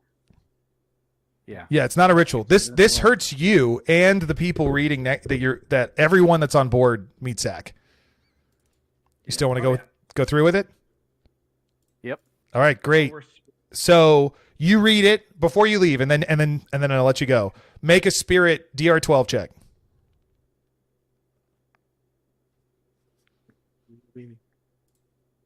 This is pretty epic. So do earplugs work? Do earplugs work under these conditions? I'm thinking. Save us against the Necronomicon's effects. Yeah, so I got a 19. If you are able to totally not hear him, yes, they would work. If you want to spend your whole turn plugging your ears, I will let you. Yeah. Well, we've been operating with earplugs this whole time. If that's the case, then nothing you have done this fight would have worked. Like you wouldn't have heard like anything. You can't talk to each other because they were audible. You know? We've got sign language. Bill, get the fuck out of here, man. Get the whatever. Yeah, no, that's called power gaming right there. We're not going to have any of that. So just for that, no, they don't work this time. So make all creatures that can hear you. So you guys yourselves, you can't stop the sound, and if you don't physically cover your ears, which takes your action. And I will, you yell at 25 crew members over there. Take it, and it's what's the percentage of that? Oh, it's easy. That means I'm gonna get 20 crew members can hear it every time you read a page, and that means that 6 fail. No, that means 14 fail and take 5 spirit. Oh, what's your spirit? What's your spirit? Plus 5? It's a plus a D4. Yeah, that means you instantly kill 14 crew members through the Necronomicon. 286. Okay. There you go. Every time you do that, I'm ecstatic to see what happens next turn. This is great. Hey Tyler. Yes, sir. Given the time, yes, and our current location, the crew of the Coral Chaos have been discussing and suggest that we would make a tactical exit to the east, because it feels like this is wrapping up. Yeah, absolutely. I mean, But it's only to also have you out as the harbor master. We would happily stay and fight this to the death, of course. But for you, we're I've just died once, helping you I'll out die here. again. Let's go. perfect. Okay, so this is I'm really glad. Thank you for leading the charge on this. So the new initiative, whatever. Here's what takes down, and we'll play the things that matter and the things that don't. The Coral Chaos turns tail and heads out in this direction while ships burn. The Kraken never returns the whole time. It failed its morale test badly, so when it got hit, it needed to recover because it took all this damage and it was afraid, but it was being mind controlled, so it came back. But now that it's over, it's like, I'm fucking out of here. I'm not mind controlled again. So it left. The same thing when the Trident's Mercy saw a bunch of undead armies show up, it also left. So now the ghost, Rising Ghost is here stuck on the coral, and it's going to try and get out, which we'll deal with in a second. The undead are racing up towards the Sea Witch, and we're fighting the Gentle Steed as you guys choose. The corpse run doesn't, like, it fires, but it's going to head towards the Kingston, and then it's going to head towards the port. As you guys start sailing away, you start to see undead arise from the shore up here at what's it called? Nassau. It's an army, but it's not like the wave of green from Lord of the Rings or anything. You know, it's like a couple hundred. And you can hear people screaming in the town. What does the Kingston? So this is the Sea Witch wants to run as well. Sea Witch is running. very good. Sea Witch can outrun. If all you're doing is running, you can outrun the ships. Which also has I will change the weather if I need to as well to make us run faster. Copy. Yeah, and the Sea Witch also has half those the skeletons. They're all still fighting them. Right. So I think we could take them. Kingston goes to run. Santa Rosa's bad. Okay. There's an epic fight in the Horsemen. Okay. There's a fight happening. Here's the things that matter. The gentle steed is fighting for its life. Dante is fighting for his life. Is that Zeke? On the Santa Rosa. And there's some craziness happening over here at Meatsack. We're going to see how rough it gets. Bill, is it just you and Hal there? Yeah. Okay. So Haldar has given us direct orders, and I do get why it sounds like metagaming when I'm just dealing with you, but we established it over the course of several hours by explaining it like story-wise. Okay, but I just want to be clear. I would hard veto being deaf, being underwater with a telescope and an undead megalodon while you're moving at DR16 to hit. I would never have allowed any of those things in my game to begin with. So I got to pull it back a little bit to get it a little bit closer to what's reasonable. So you can do one or the other. But I hear you. You're just explaining. Yeah. We got an underwater language because a lot of the time we're traveling. Right. But weren't you communicating through audible tattoos with other boats? We have a We telepathy hadn't put in tattoo. the earplugs yet. I was told the telepathy tattoos were audible. Like they were like a walkie-talkie was the word that was used. Yeah. We hadn't put in the earplugs yet. We're disembarking and then putting in the earplugs, or putting in earplugs before we disembark. Okay. It's just a lot of like, I guess so's like repeatedly over here, you got killed and you devils like to keep moving. Then I guess in that crash, you also have enough time to get out and plug your ears and then read the necro. You know what I mean? It's just like a lot of things at once. It was about 2 rounds ago that my character was doing it, but okay. All right. And there's a lot of people going on. All right. I'm just explaining where I'm like, what? Okay. All right. But I'll give it to you. It's just your 2 characters, right, that are in there. We're basically to describe it, and we can leave it at that. That we're deploying for a guerrilla battle against the Rising Ghost, and we're just going to be hiding in the fog and reading the Necronomicon pages from afar. But again, it's 2 characters. I'm just trying to, yes or no? It's 2 characters. Two player characters and our crew. Yeah, and NPCs like from the church, like just mooks. And how many people are in your crew? About 10 before he read the Necronomicon pages. Yeah. Probably none anymore. Now. Probably 2 now. The ship would have just opened up with small arms fire on them. Yeah. Oh yeah. 100%. So, okay. I'm just trying to understand because it also will kill about half of the skeletons because the Necronomicon pages will work against the skeletons. Ooh, I didn't know that. Well, I don't know. Can they hear? I guess not. No. The crew, but their crew are cultists, so they're all dead. Okay, so, and you guys are you're not retreating? Question mark. It is retreating. We're going to do hit and run tactics, guerrilla tactics against them because we're fighting against 300 people. Not suicide, but where are we going to go? I mean, yeah. So we're going to be hiding in the coral reef, and my character has a +4 to hide. So I'm going to be trying to hide in the fog / places away from line of sight, kind of thing. Okay. Do either of the small arms work on the Rising Ghost? No. Who's shooting small arms? No, I would have been repairing one of them, so I would have repaired it, but it doesn't work this round. Okay, so then you're only getting musket fires, of which there's many. Yeah. The undead. So here's. Let me paint the picture.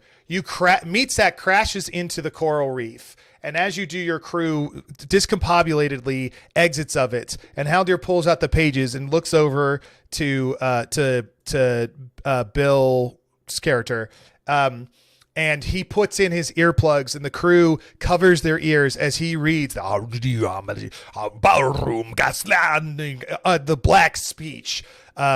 The skeletons around you are unaffected. Half of them have been thrown off and destroyed from Meatsack's crash, but the other half get up and start slaughtering the crew members and fighting them back and forth.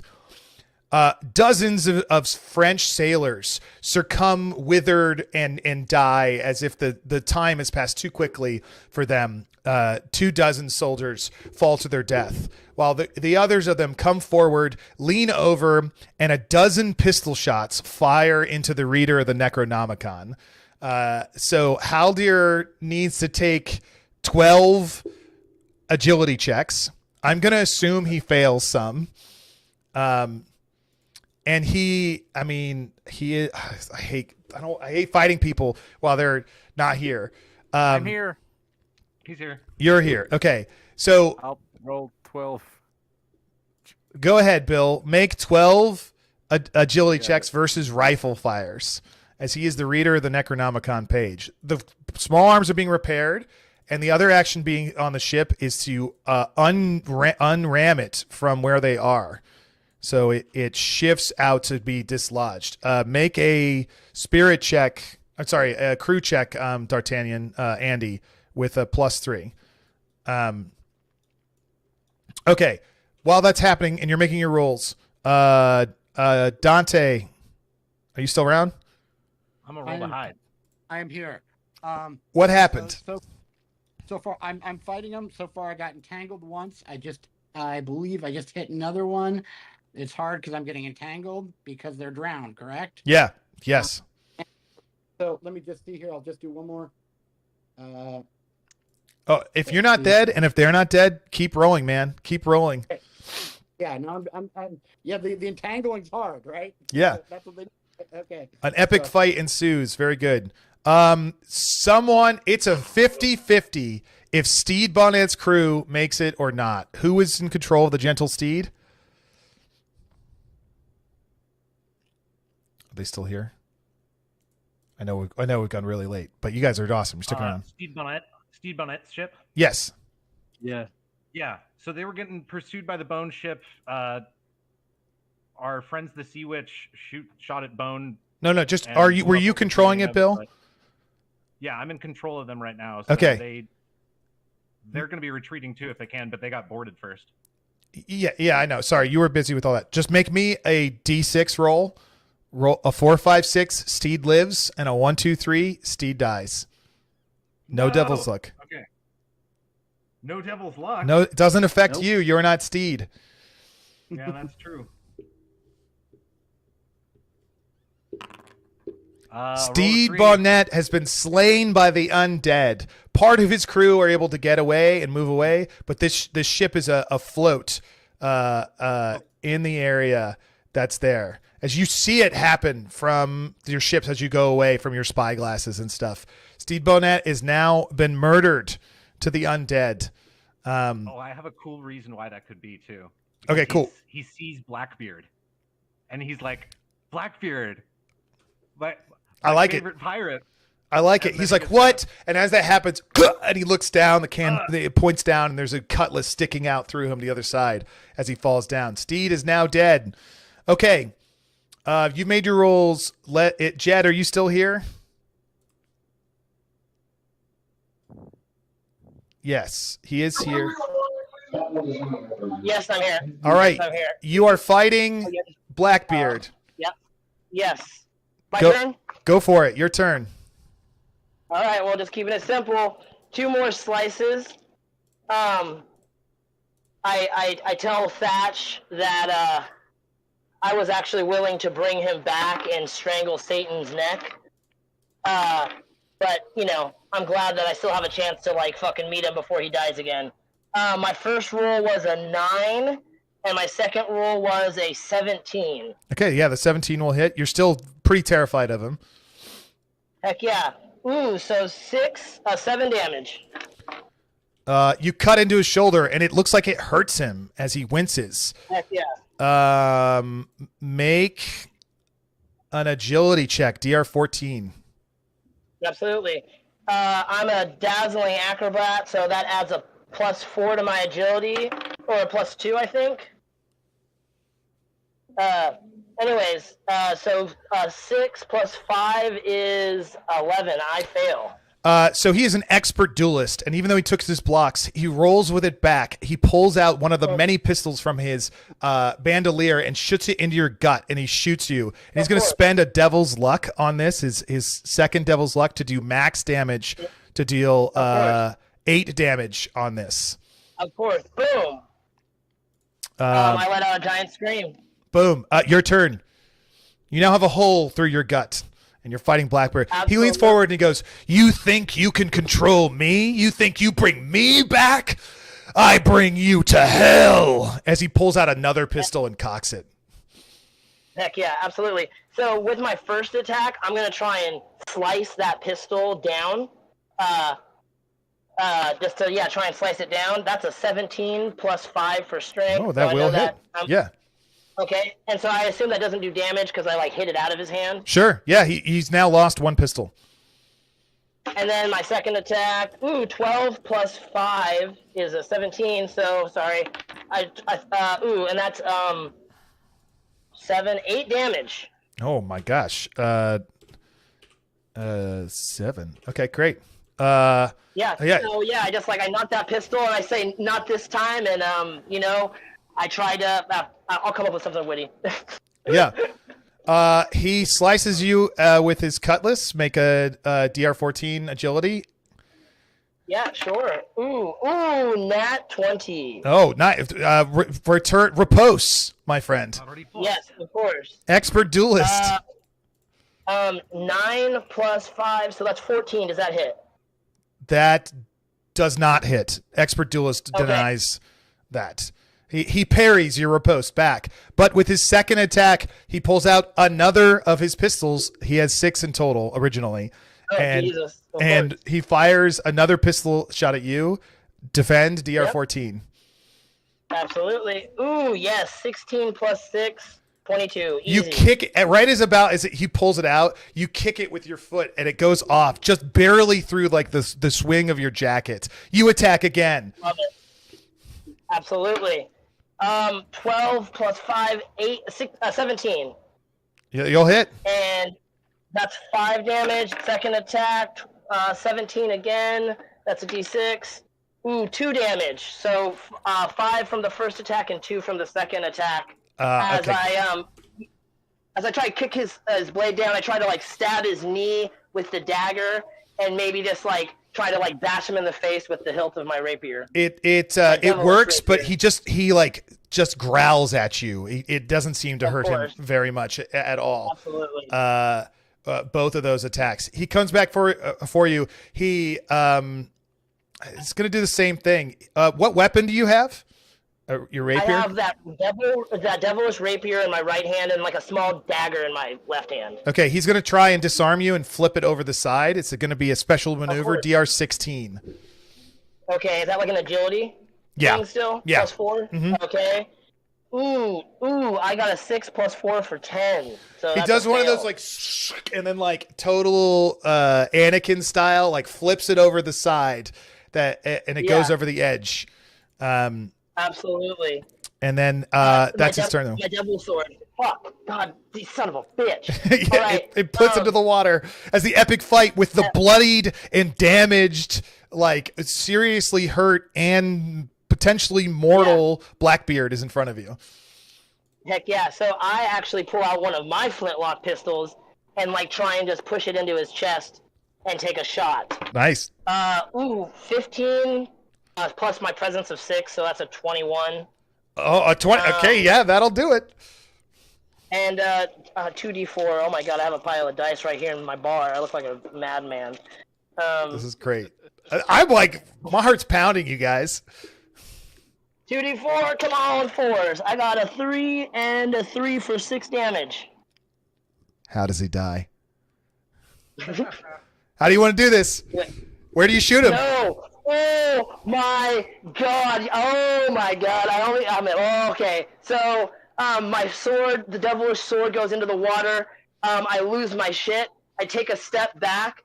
I grab the pistol and I get as low as I possibly can. I'm talking about my balls are touching the wood of the ship. As I lunge forward into his chest, I pull the flintlock and I look him in the face and I say, "I will see you in fucking hell, Thatch. It was so good to meet you." And I pull that trigger. His chest explodes and his eyes go dark as you can see through him with the extra thing. In fact, your flintlock in the process is misfired with so much explosion. It'll need to be repaired or whatever. And it just goes down. And he looks back at you in shock. It sort of staggers backwards and touches his wound. And he goes, "It's so cold. And he takes a step backwards and falls into the water with a splash. As the undead around him on his ship crumble into just a rain of ash all around you. From that, Yes. The additional hordes that are there continue to fight. They do not crumble on their own, although the Queen Anne's Revenge is floating perilously there. The attack on Nassau, you guys can look over and you see the fort being overrun by skeletons, but you can see Sam Bellamy and Hornigold standing on top of one of the towers, just like. You ever seen the cover of Doom? Just like, firing their pistols and their swords. Some of the best two fighters in all of the pirate court fighting back. You don't know what happens to them. Your sword's in the drink, but let's find out what happened to Haldir and wrap this up.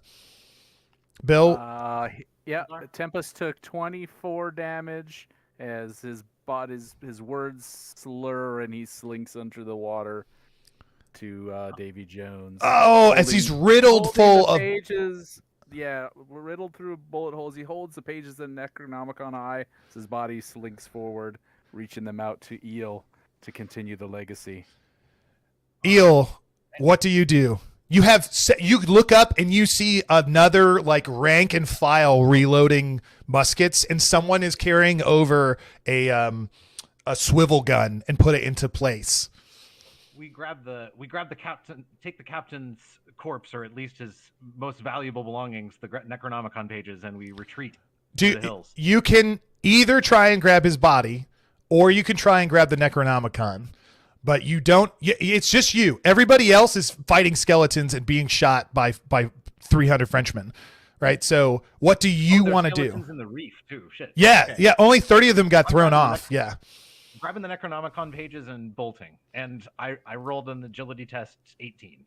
Okay, describe to me how you bolt. Like you're in a reef in the ocean. Like. Yes. So is it somewhere I can like stand on and run, or is it more of a swimming situation? You don't run on a coral reef, even if it was shallow. That's like being on a bramble, right? You could walk on it. You could dive under the water and try. I mean, not to tell you what to do, but you could try and hide under the coral and move around, come up for air and hide. It's going to be risky. Yes. Okay. And Make so me three. Oh, go ahead. As I tear off my leathers, my electric eel arms reveal themselves. Oh, okay. I'll let you auto pass your second check. I'm a mutant. So make me 2 more agility checks to see if you can get away from this platoon of French soldiers. Yeah, mutation. And the Scourge are after me again too. Huh. Okay, you're gonna get shot D6 times. Oh no. Only 2 times. Okay, that's good. So make 2 agility checks from fires. More people shoot at you, but they just like pelt the water as you're swimming. Pew, pew, pew. Okay, I mean, I assume 2d8 won't kill you. Does 10 damage kill you? It takes half my health. Okay. You do get shot once, and there's blood in the water, and you see sharks around now. Although you're an eel, they ignore you. You've passed 2 checks. You failed 1. You took the damage. You're able to swim off to safety, but the entire crew of Meatsack is just destroyed. I mean, there was this like thing, if anybody tried to board or interact with Rising Ghost, it's basically auto death with the number of crew that are there. Our plans were just to trade up. Oh yeah, great. Oh yeah, I mean, you kill a bunch of people before you got riddled, and the skeletons will get killed too by the crew, and it's all that. But then D'Artagnan's able to sail up, and Andy, what do you think he does given what he can see before him? Pirates running away, a fort overrun by undead. He's the only Allied ship still alive. He's not staying there. Yeah. He takes his ship and sails off through the shoals off into the distance or whatever from here to go from there. And that will conclude our world event for the West Marches campaign. I've I've got a quick question here. Oh yeah, Dante, you're still struggling. Yes. Yeah. So I got up. I'll just do a quick summary. Punched a guy, got entangled, had to break free. It's all there in chat. I did the rolls. I know we believe, people can roll their own dice, but Yeah. It's all good. Difficult. But then he got, blood frenzy from killing one. He's a tavern brawler with thick skin, and so he's, punching these guys. I would like to see, you can rule on this. I really want to try and save Barlow, and I want to see if I can patch this and limp it out. I want to see if I can patch the Santa Maria and limp it out. Give me your rulings on how and what I could on do, the GM. patch the ship itself. Yeah. I mean, because I asked which one was. It's just derelict, not sinking, correct? No. The Santa Rosa it's sunk. The Carrion Gull is derelict, but Santa Rosa's it took a beating. Okay, I misunderstood that. Can I try and swim back and grab Barlow on the way and get him onto the deck of the Carrion Gull and do some CPR? Do you have any medical tools or? No, I do not have any medical tools. But right, but he's not dead. He's broken. Yeah. I just need. All I need to do is get him out of the water. He's breathing naturally. So. And I am a nurse. Did you defeat the two drowned you were fighting? Yes, I did. You did defeat them. Yes. Yeah. All right. All there in. Give me great. I just needed a yes or no. Fantastic. Yeah. Well done. Epically, you pass them back and forth and crack them, and you push them off in different areas. You see a nice sized barrel that's floating in the area. You grab it, you lash Barlow over to the side, and you try and swim your ass over to the Carrion Gull to see if you can ever make it work or something to find life in there. I need you to make a strength check to see if you can do the swim to make it without having problems. Good job. And now I need you to make a luck check to see if the undead come back for you or not. I'm going to make it a little bit easier than normal. I'm going to say it's a DR 9, which is 4 easier than normal. Add your devil's luck if you have any, but I assume you don't. Do you have any luck, Barlow? There we go. I spent 13. You are able to claw your way back to the Carrion Gull and get him on board.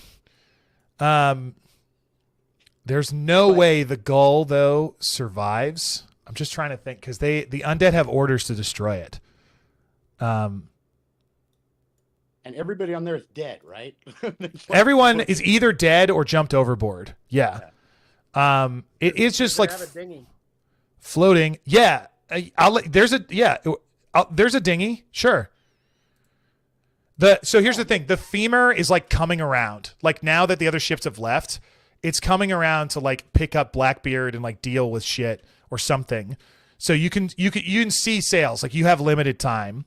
So go ahead. I'm gonna scrape all the stuff that we can cobble together that I had on there, put it in a dinghy, and blast off.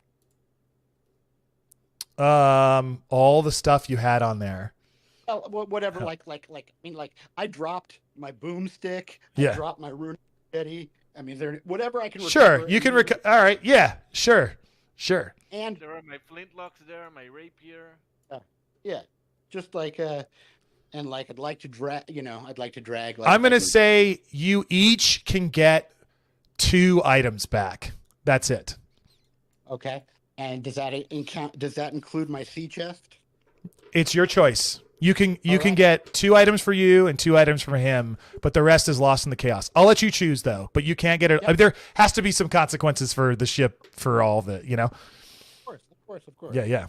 But that's pretty epic that you did that. So, Dirty J defeated Blackbeard, and you single-handedly defeated 2 undead zombies in there. While the undead control the fort. Old Fort Nassau. Who knows what happened to the pirates is up there? The French have escaped, and your fleet is sent to the winds. Who knows what'll happen next week in the Dark Caribbean? I want to add a note. Heck yeah, dude. The corpse run with all the water free will pass close enough to bombard Nassau and cause a lot of destruction from the sea with his cannon. Yeah. Boom, boom, boom.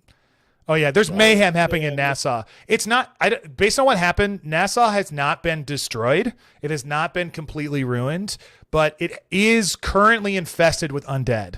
So that'll be its state before.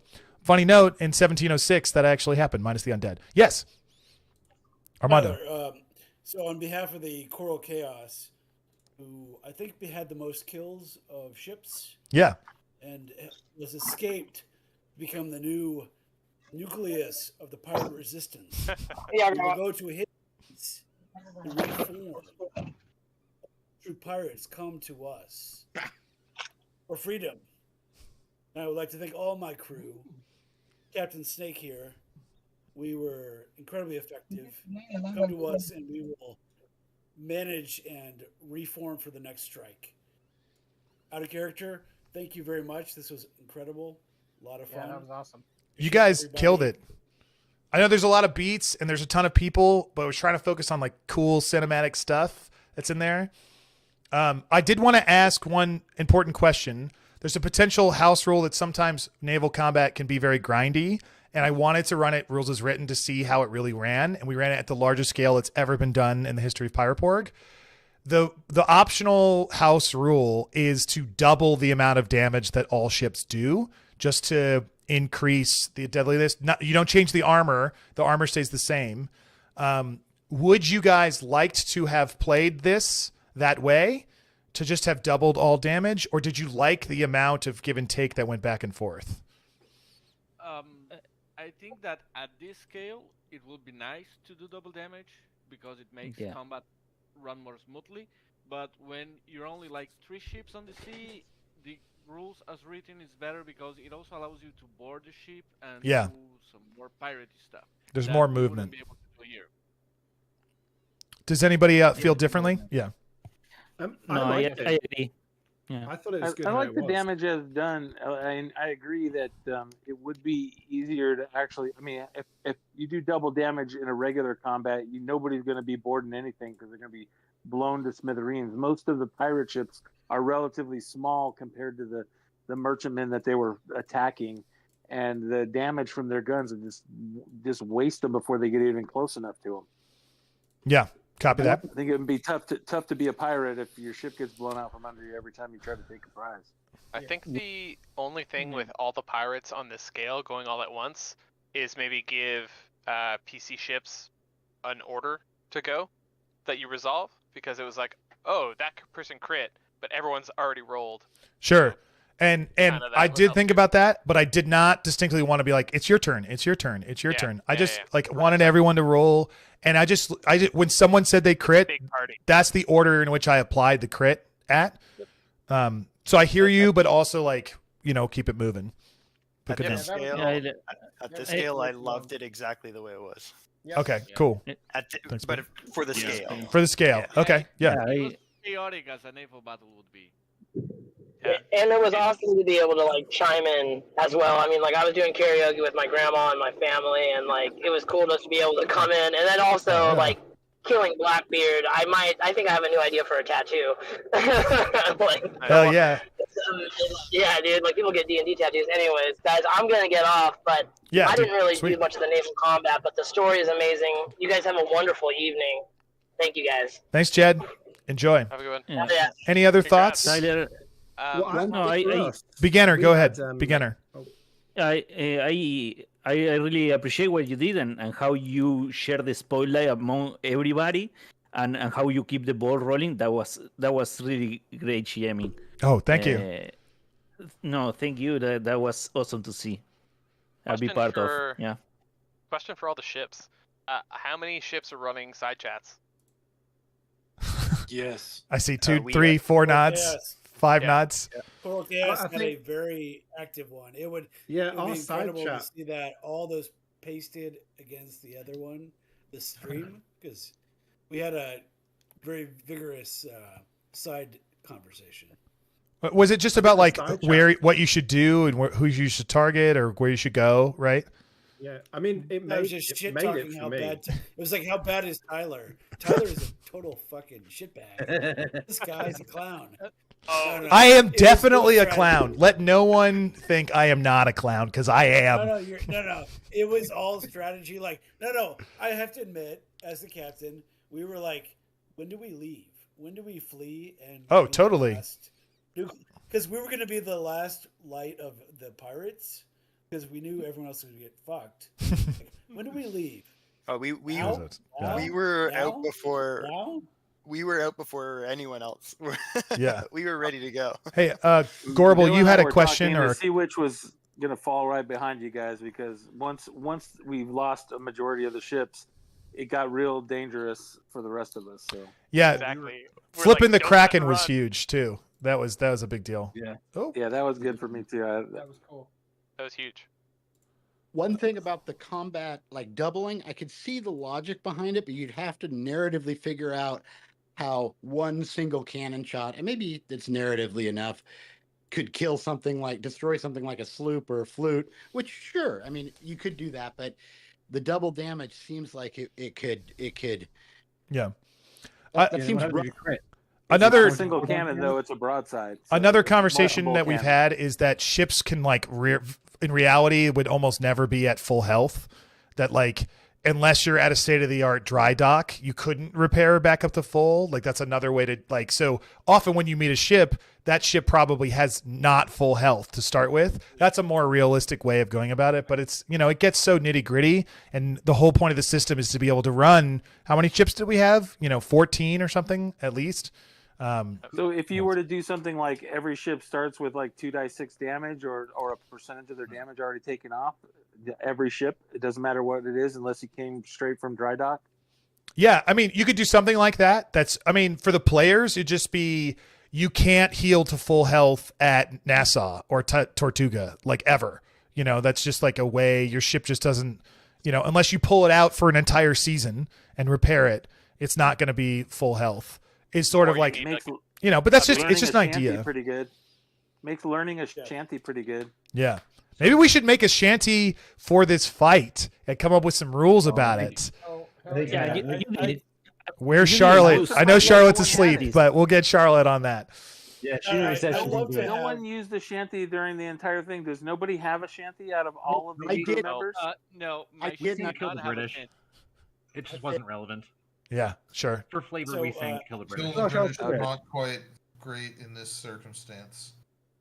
So I would propose, Tyler, that maybe as a reward, if it's not silver, maybe each ship that survives or crew that survives could have maybe an NPC specialty crew.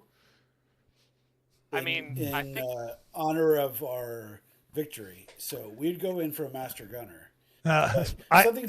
You're just aiming for the most deadly ship out there. By the way, new rules are going to come out.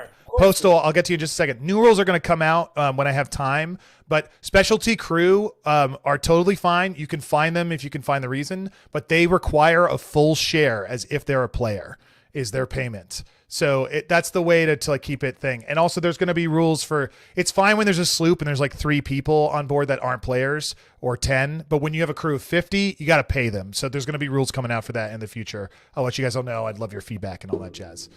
Thanks, Brett. The one thing, this was the best naval combat I've had by far. Oh, nice. Good. Quite a few of them that were kind of slogged. The one thing I would like is some better boarding actions or something more robust with that. Sure. We're working on rules on a way to fast do boarding actions without going to personal scale. That's how much, what's your morale? How many crew do you have? It gets weird when the number of crew you have mechanically doesn't get lower. Rules is written. It's just the health of the ship is a representation of the health of the crew and the ship. So it's tough to figure out how many crew do you have? Do you have a numerical advantages against them, in the system? I've done a 2d6 plus a bonus of how good your crew, how healthy they are versus them, and whoever wins, the other side loses people and stuff like that. There's ways to do it, but let's chat about it. Let's start a chat. I'd love to get some ideas going. Postal, I stopped you earlier.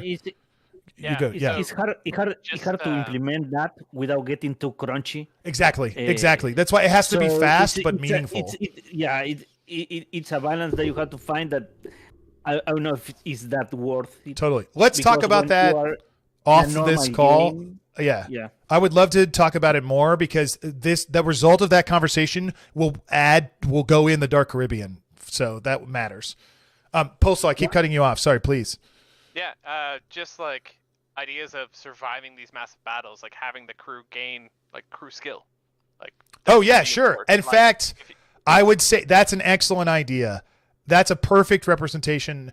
All crew who lived, and not players, but their crew, the crews of your ships, you can increase your crew skill by +1. Yeah. Yeah. I think 'Cause, that's like, and I'll put that in my report. everything, right? Like, yeah.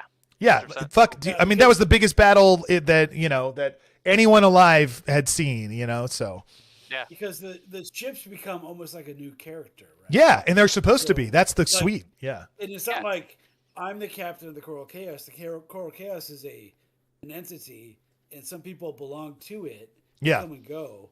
Totally. But if I die, Coral Chaos, Casey takes over. Yeah, and or there's no real captain. It's like that's a ship. Yeah. There's also like the renown about like, oh, I was at the Battle of Nassau. Yeah, totally. And it's like, I survived the Battle of Nassau. I was aboard this ship. We sunk this many Spanish. Totally. There to see the governess. How many and ships? How many Broadway. ships actually survived this battle? Because it seemed to me like not very many. Let We were me. getting the snot kicked out Wasn't of like us. 3. I think 3 of us got out of there. I know the Sea Witch made it, which Okay, was my ship, but any Let me- others? And let me What go was the back third to one? here. I'm activating the page again so we could look. The Kingstons made it safe. Why is it all dark? Gentle Steed, whoever's left is Oh. going to be really hard. What's happening? You're in the top corner. For the people who didn't die on the Gentle Steed and the Horseman, they're probably pretty hard.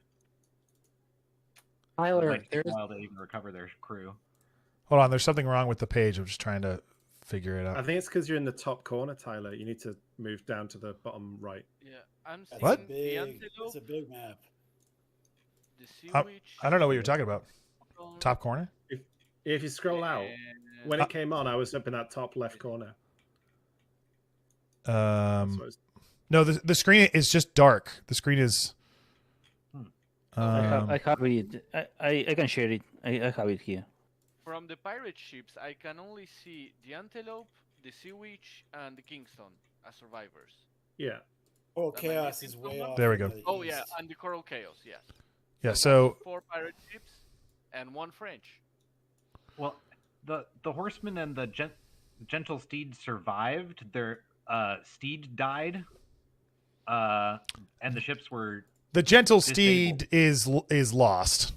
I guess so. Is the? I mean, they weren't sunk in battle, but you don't know where they are or what happened to them. No, their crew was killed to the man. Yeah. Oh yeah. Mm-hmm. Oh fuck. Well, you know what? I didn't talk about what. Almost killed Bone before they even got to us. I guess I'm confused. I'm not actually sure. Almost dead. It's unsure what has happened to Dirty J on the Horseman. So I take that back. Him and a couple of crew survived. Yeah, because Dirty J won the fight, and then the Queen Anne's Revenge crew died because their captain died. Right. So I actually think the Horseman would not have enough crew to sail the ship. And the Horseman was completely derelict. Yeah. Yes, and its rudder was destroyed. Yes, you're right. So Come on, Crew was Tyler. decimated, Kill and him. They're going to Kill him, recruit more Tyler. people, but whoever's left is really hard. and okay, probably still gets so basically the only thing that survived, like what we said, the coral. Oh my god, my neat thing is Coral Chaos, the Sea Witch. Antelope and Kingston. Yeah, Antelope and Kingston survived.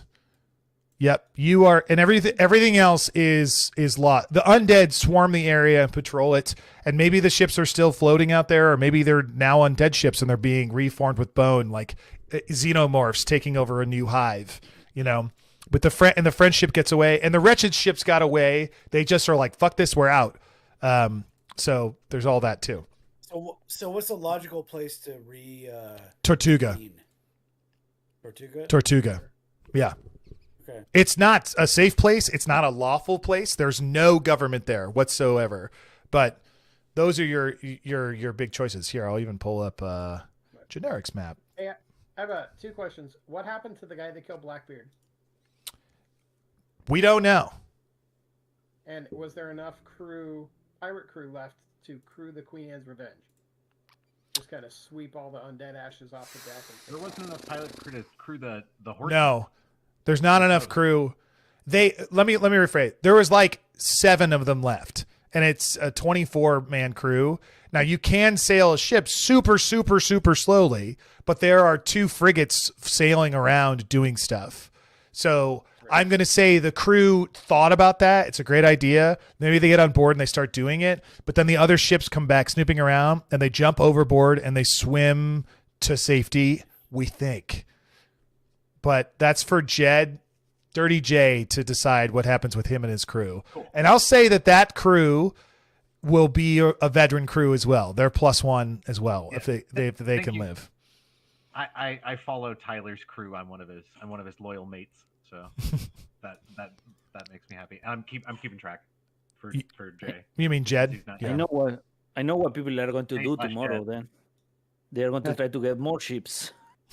Oh yeah, of course. So here's the thing, just a heads up, and I'll do a post tomorrow about like what's going on. But like there are lots of derelict ships in the Dark Caribbean now that are just like floating or wrecked or taken over by undead, and the undead left them there.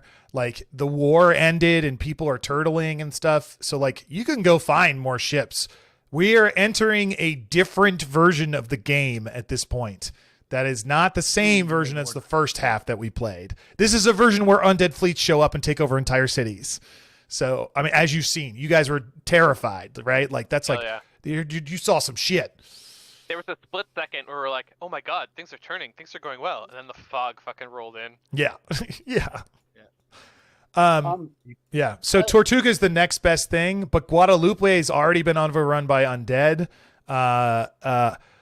You don't know what's happening at Pizza Guave. That'll be crazy. Port Royal's English, and they weren't a part of this fleet, so they're the strongest force in the area right now. And Havana's the Spanish who hates you. There's the Spanish stronghold very south of here as well, which will play more in the coming months. Tyler, how many players did you kill tonight? Was it just 2? No, I think it was just 2. That's a shame. There was a ship that lost every single person on it. Yeah. Plus, we got Haldar got killed. Yeah, but I think that's it. Because I tried really hard to kill Jed, but apparently he has like a +17 on everything. So, is that Charlotte? Blackbeard was killed. I can't hear you. You're muted. You're muted. Oh, yeah. Okay. Yeah. 5 in the morning. I have been watching, and I'm just here to gloat that I'm still highest on the death count. I couldn't even do it. Yeah. Yep. Yeah. Good job. Another death count. Yeah, Charlotte and I had a much bloodier. Well, I guess you almost got me. So yeah, you and almost got on this loop. Yep. That would be 2 more. Yeah, and that was so close. They're like, when you swam into the fire from the own players, that was like amazing. That was so cool. I just really love when someone made story choices like, we're murdering that crew, and then you guys made story choices like, we're going over there. It's just very, very cool. Very cool indeed. Yeah, I thought it was cool that Bill had him shooting all the people off the ship. That was pretty. That was a bomb move. I mean, regardless of running into it, so it's very cool. Yeah. Oh, there are a bunch of we did too that you can establish on. Like you can say, okay, let's take that island and make a base there or something. We did sink 5 pirate ships though, so I only killed 2 characters, but you sunk 5 ships though. So we sunk 5 ships in our fleet that weren't small. So in a whale, we barely got a scratch. Let's say that. You actually, so Armando, I want to say this. Going into it, I knew your ship was the most powerful in the entire fleet, and I was like, okay, great. But I had priorities. We had to go for those priorities, and you sailed expertly on a very specific track. Whoever chose the track, excellent. Because the whole time I'm like, there's no way I would shoot that ship. There makes no. I think I fired at you like once because it was, you know. Give my credit to Casey. My credit to my crew. Yeah. But we were definitely going to be conservative and sloop in and become heroes. So we could be. I mean, we did a fuck ton of damage. Like, Oh, we totally. stayed out of fire and just like bombarded. Now Yeah. we've got more. Now we've got even more money to go to upgrade sails. So we're gonna be fast as a sloop There you go. and a fucking man of war power. So we're gonna be. But I have to say, Tyler, this was awesome. If I see you at Gen Con, Oh, please come say hello. yeah, Yeah. Anybody who comes to Gen Con, rum's on me. Hell yeah. Hell yeah. We have a booth. Please come say hello. We're running 100 games of Pirate Borg. Hell yeah. Yeah, I'm signed up for one, but otherwise we'll come bother you. Sweet. Yeah, I'm running 4 of them. So. Are you guys doing any Dwarven Forge stuff again? Yes, we have a Dwarven Forge mega event Saturday night. It sold out instantly. But it's 4 tables. Everyone plays at a table for an hour, and then they rotate to the next thing. And it's which table can get the most treasure over each hour. Your GM goes with you.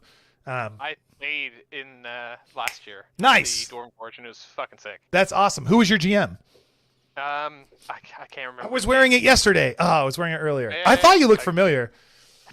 Yeah, that's all. You're wearing your shirt. All right, guys. I know it's late for a whole bunch of you out there, and I'll keep talking. But is there any burning questions that anybody has, or important comments they want to make before I stop the stream at least? No. What loot did we get? The situation in Atlantis, and I'm just gonna ask you. I'm gonna go because it's like 1:30 in the morning for me Yeah. here in Buenos Aires. So, what's the situation in Atlantis with all this undead invasion? In Atlantis? I have family there. Yeah, I have family there. I have a house there. I mean, my wife is dead, but I'm still friends with my father-in-law and stuff. I love the way you asked this question, and the true answer is you have no idea. There's not like there are people sailing around telling you things like normal. Like you need to start a mission. To Yeah, go and seriously, you need to go look to find out and see what happens. I need to get a ship first. So, thank you guys. This was awesome.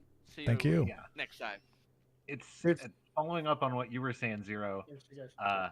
We just established an embassy for Atlantean refugees because they were getting swarmed by Scourge. Yeah. In Nassau. And then the Scourge showed up in Nassau, followed them. Oh, So totally. really, these refugees are not getting any breaks. Nope.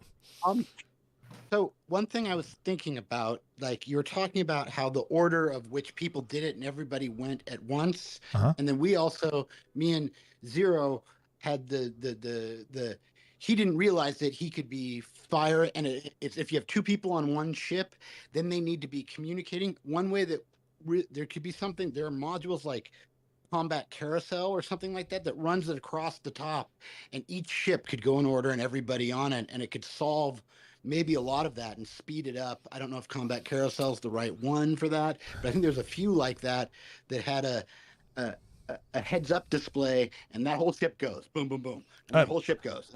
Boom, boom, I'm boom. with you.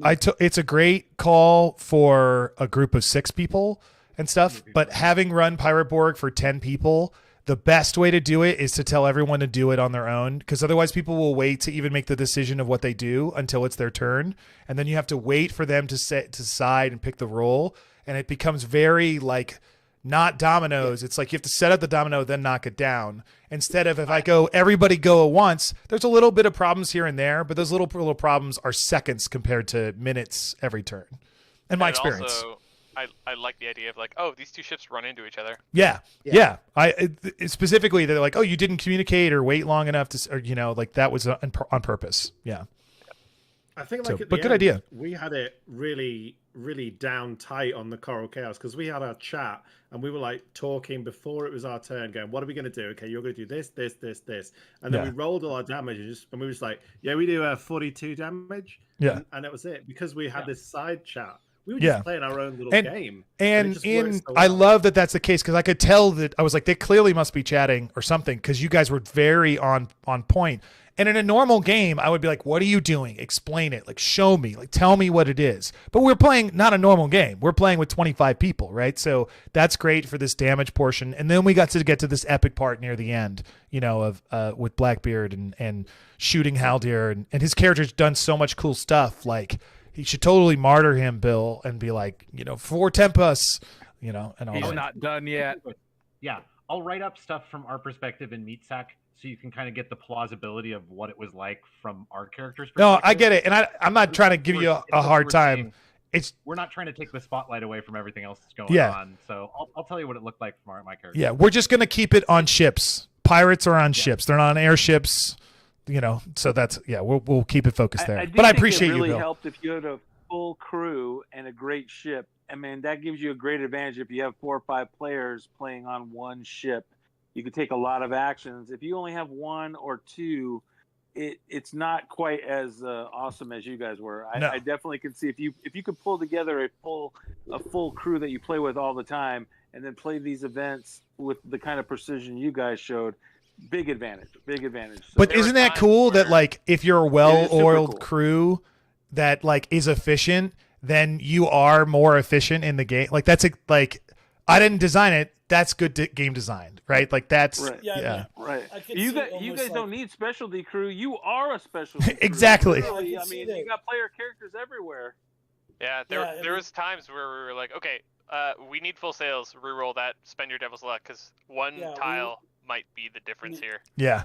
Yeah, having extra PCs was a huge boon, but I could almost foresee having your character have his own stuff, and maybe even owning a sloop, but then having allegiance to a bigger ship, a frigate, man of war, ship of the line. So when we go into these things and say, okay, I'm going to put this aside and go to my crew, and that Coral Chaos is almost its own NPC.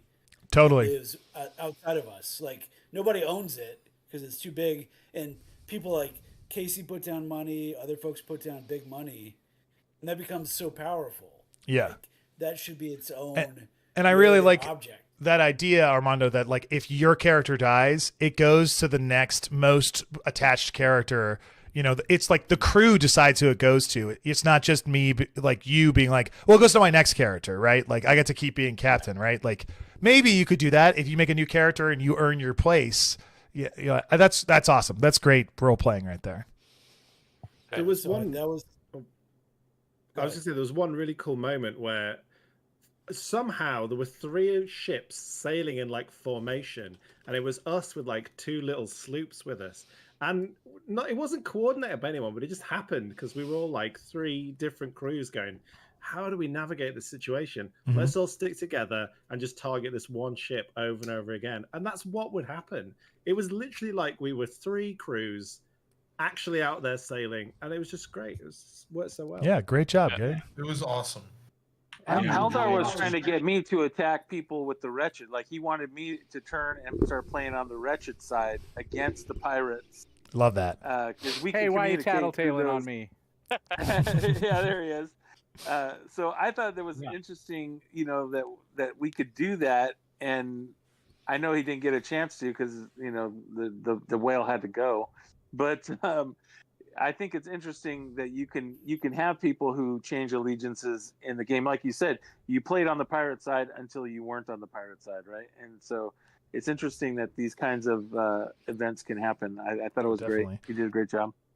Oh, thank you. If the undead weren't such a thing, the King's Pardon would be coming very soon right now, right? In history wise, like, not Horn of Gold, but Woodes Rogers shows up and offers to take back over Nassau and offers everyone a pardon, and 300 pirates take it and everybody else flees.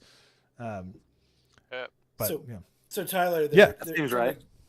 Since we're bullshitting from a game design perspective, has anyone played Root?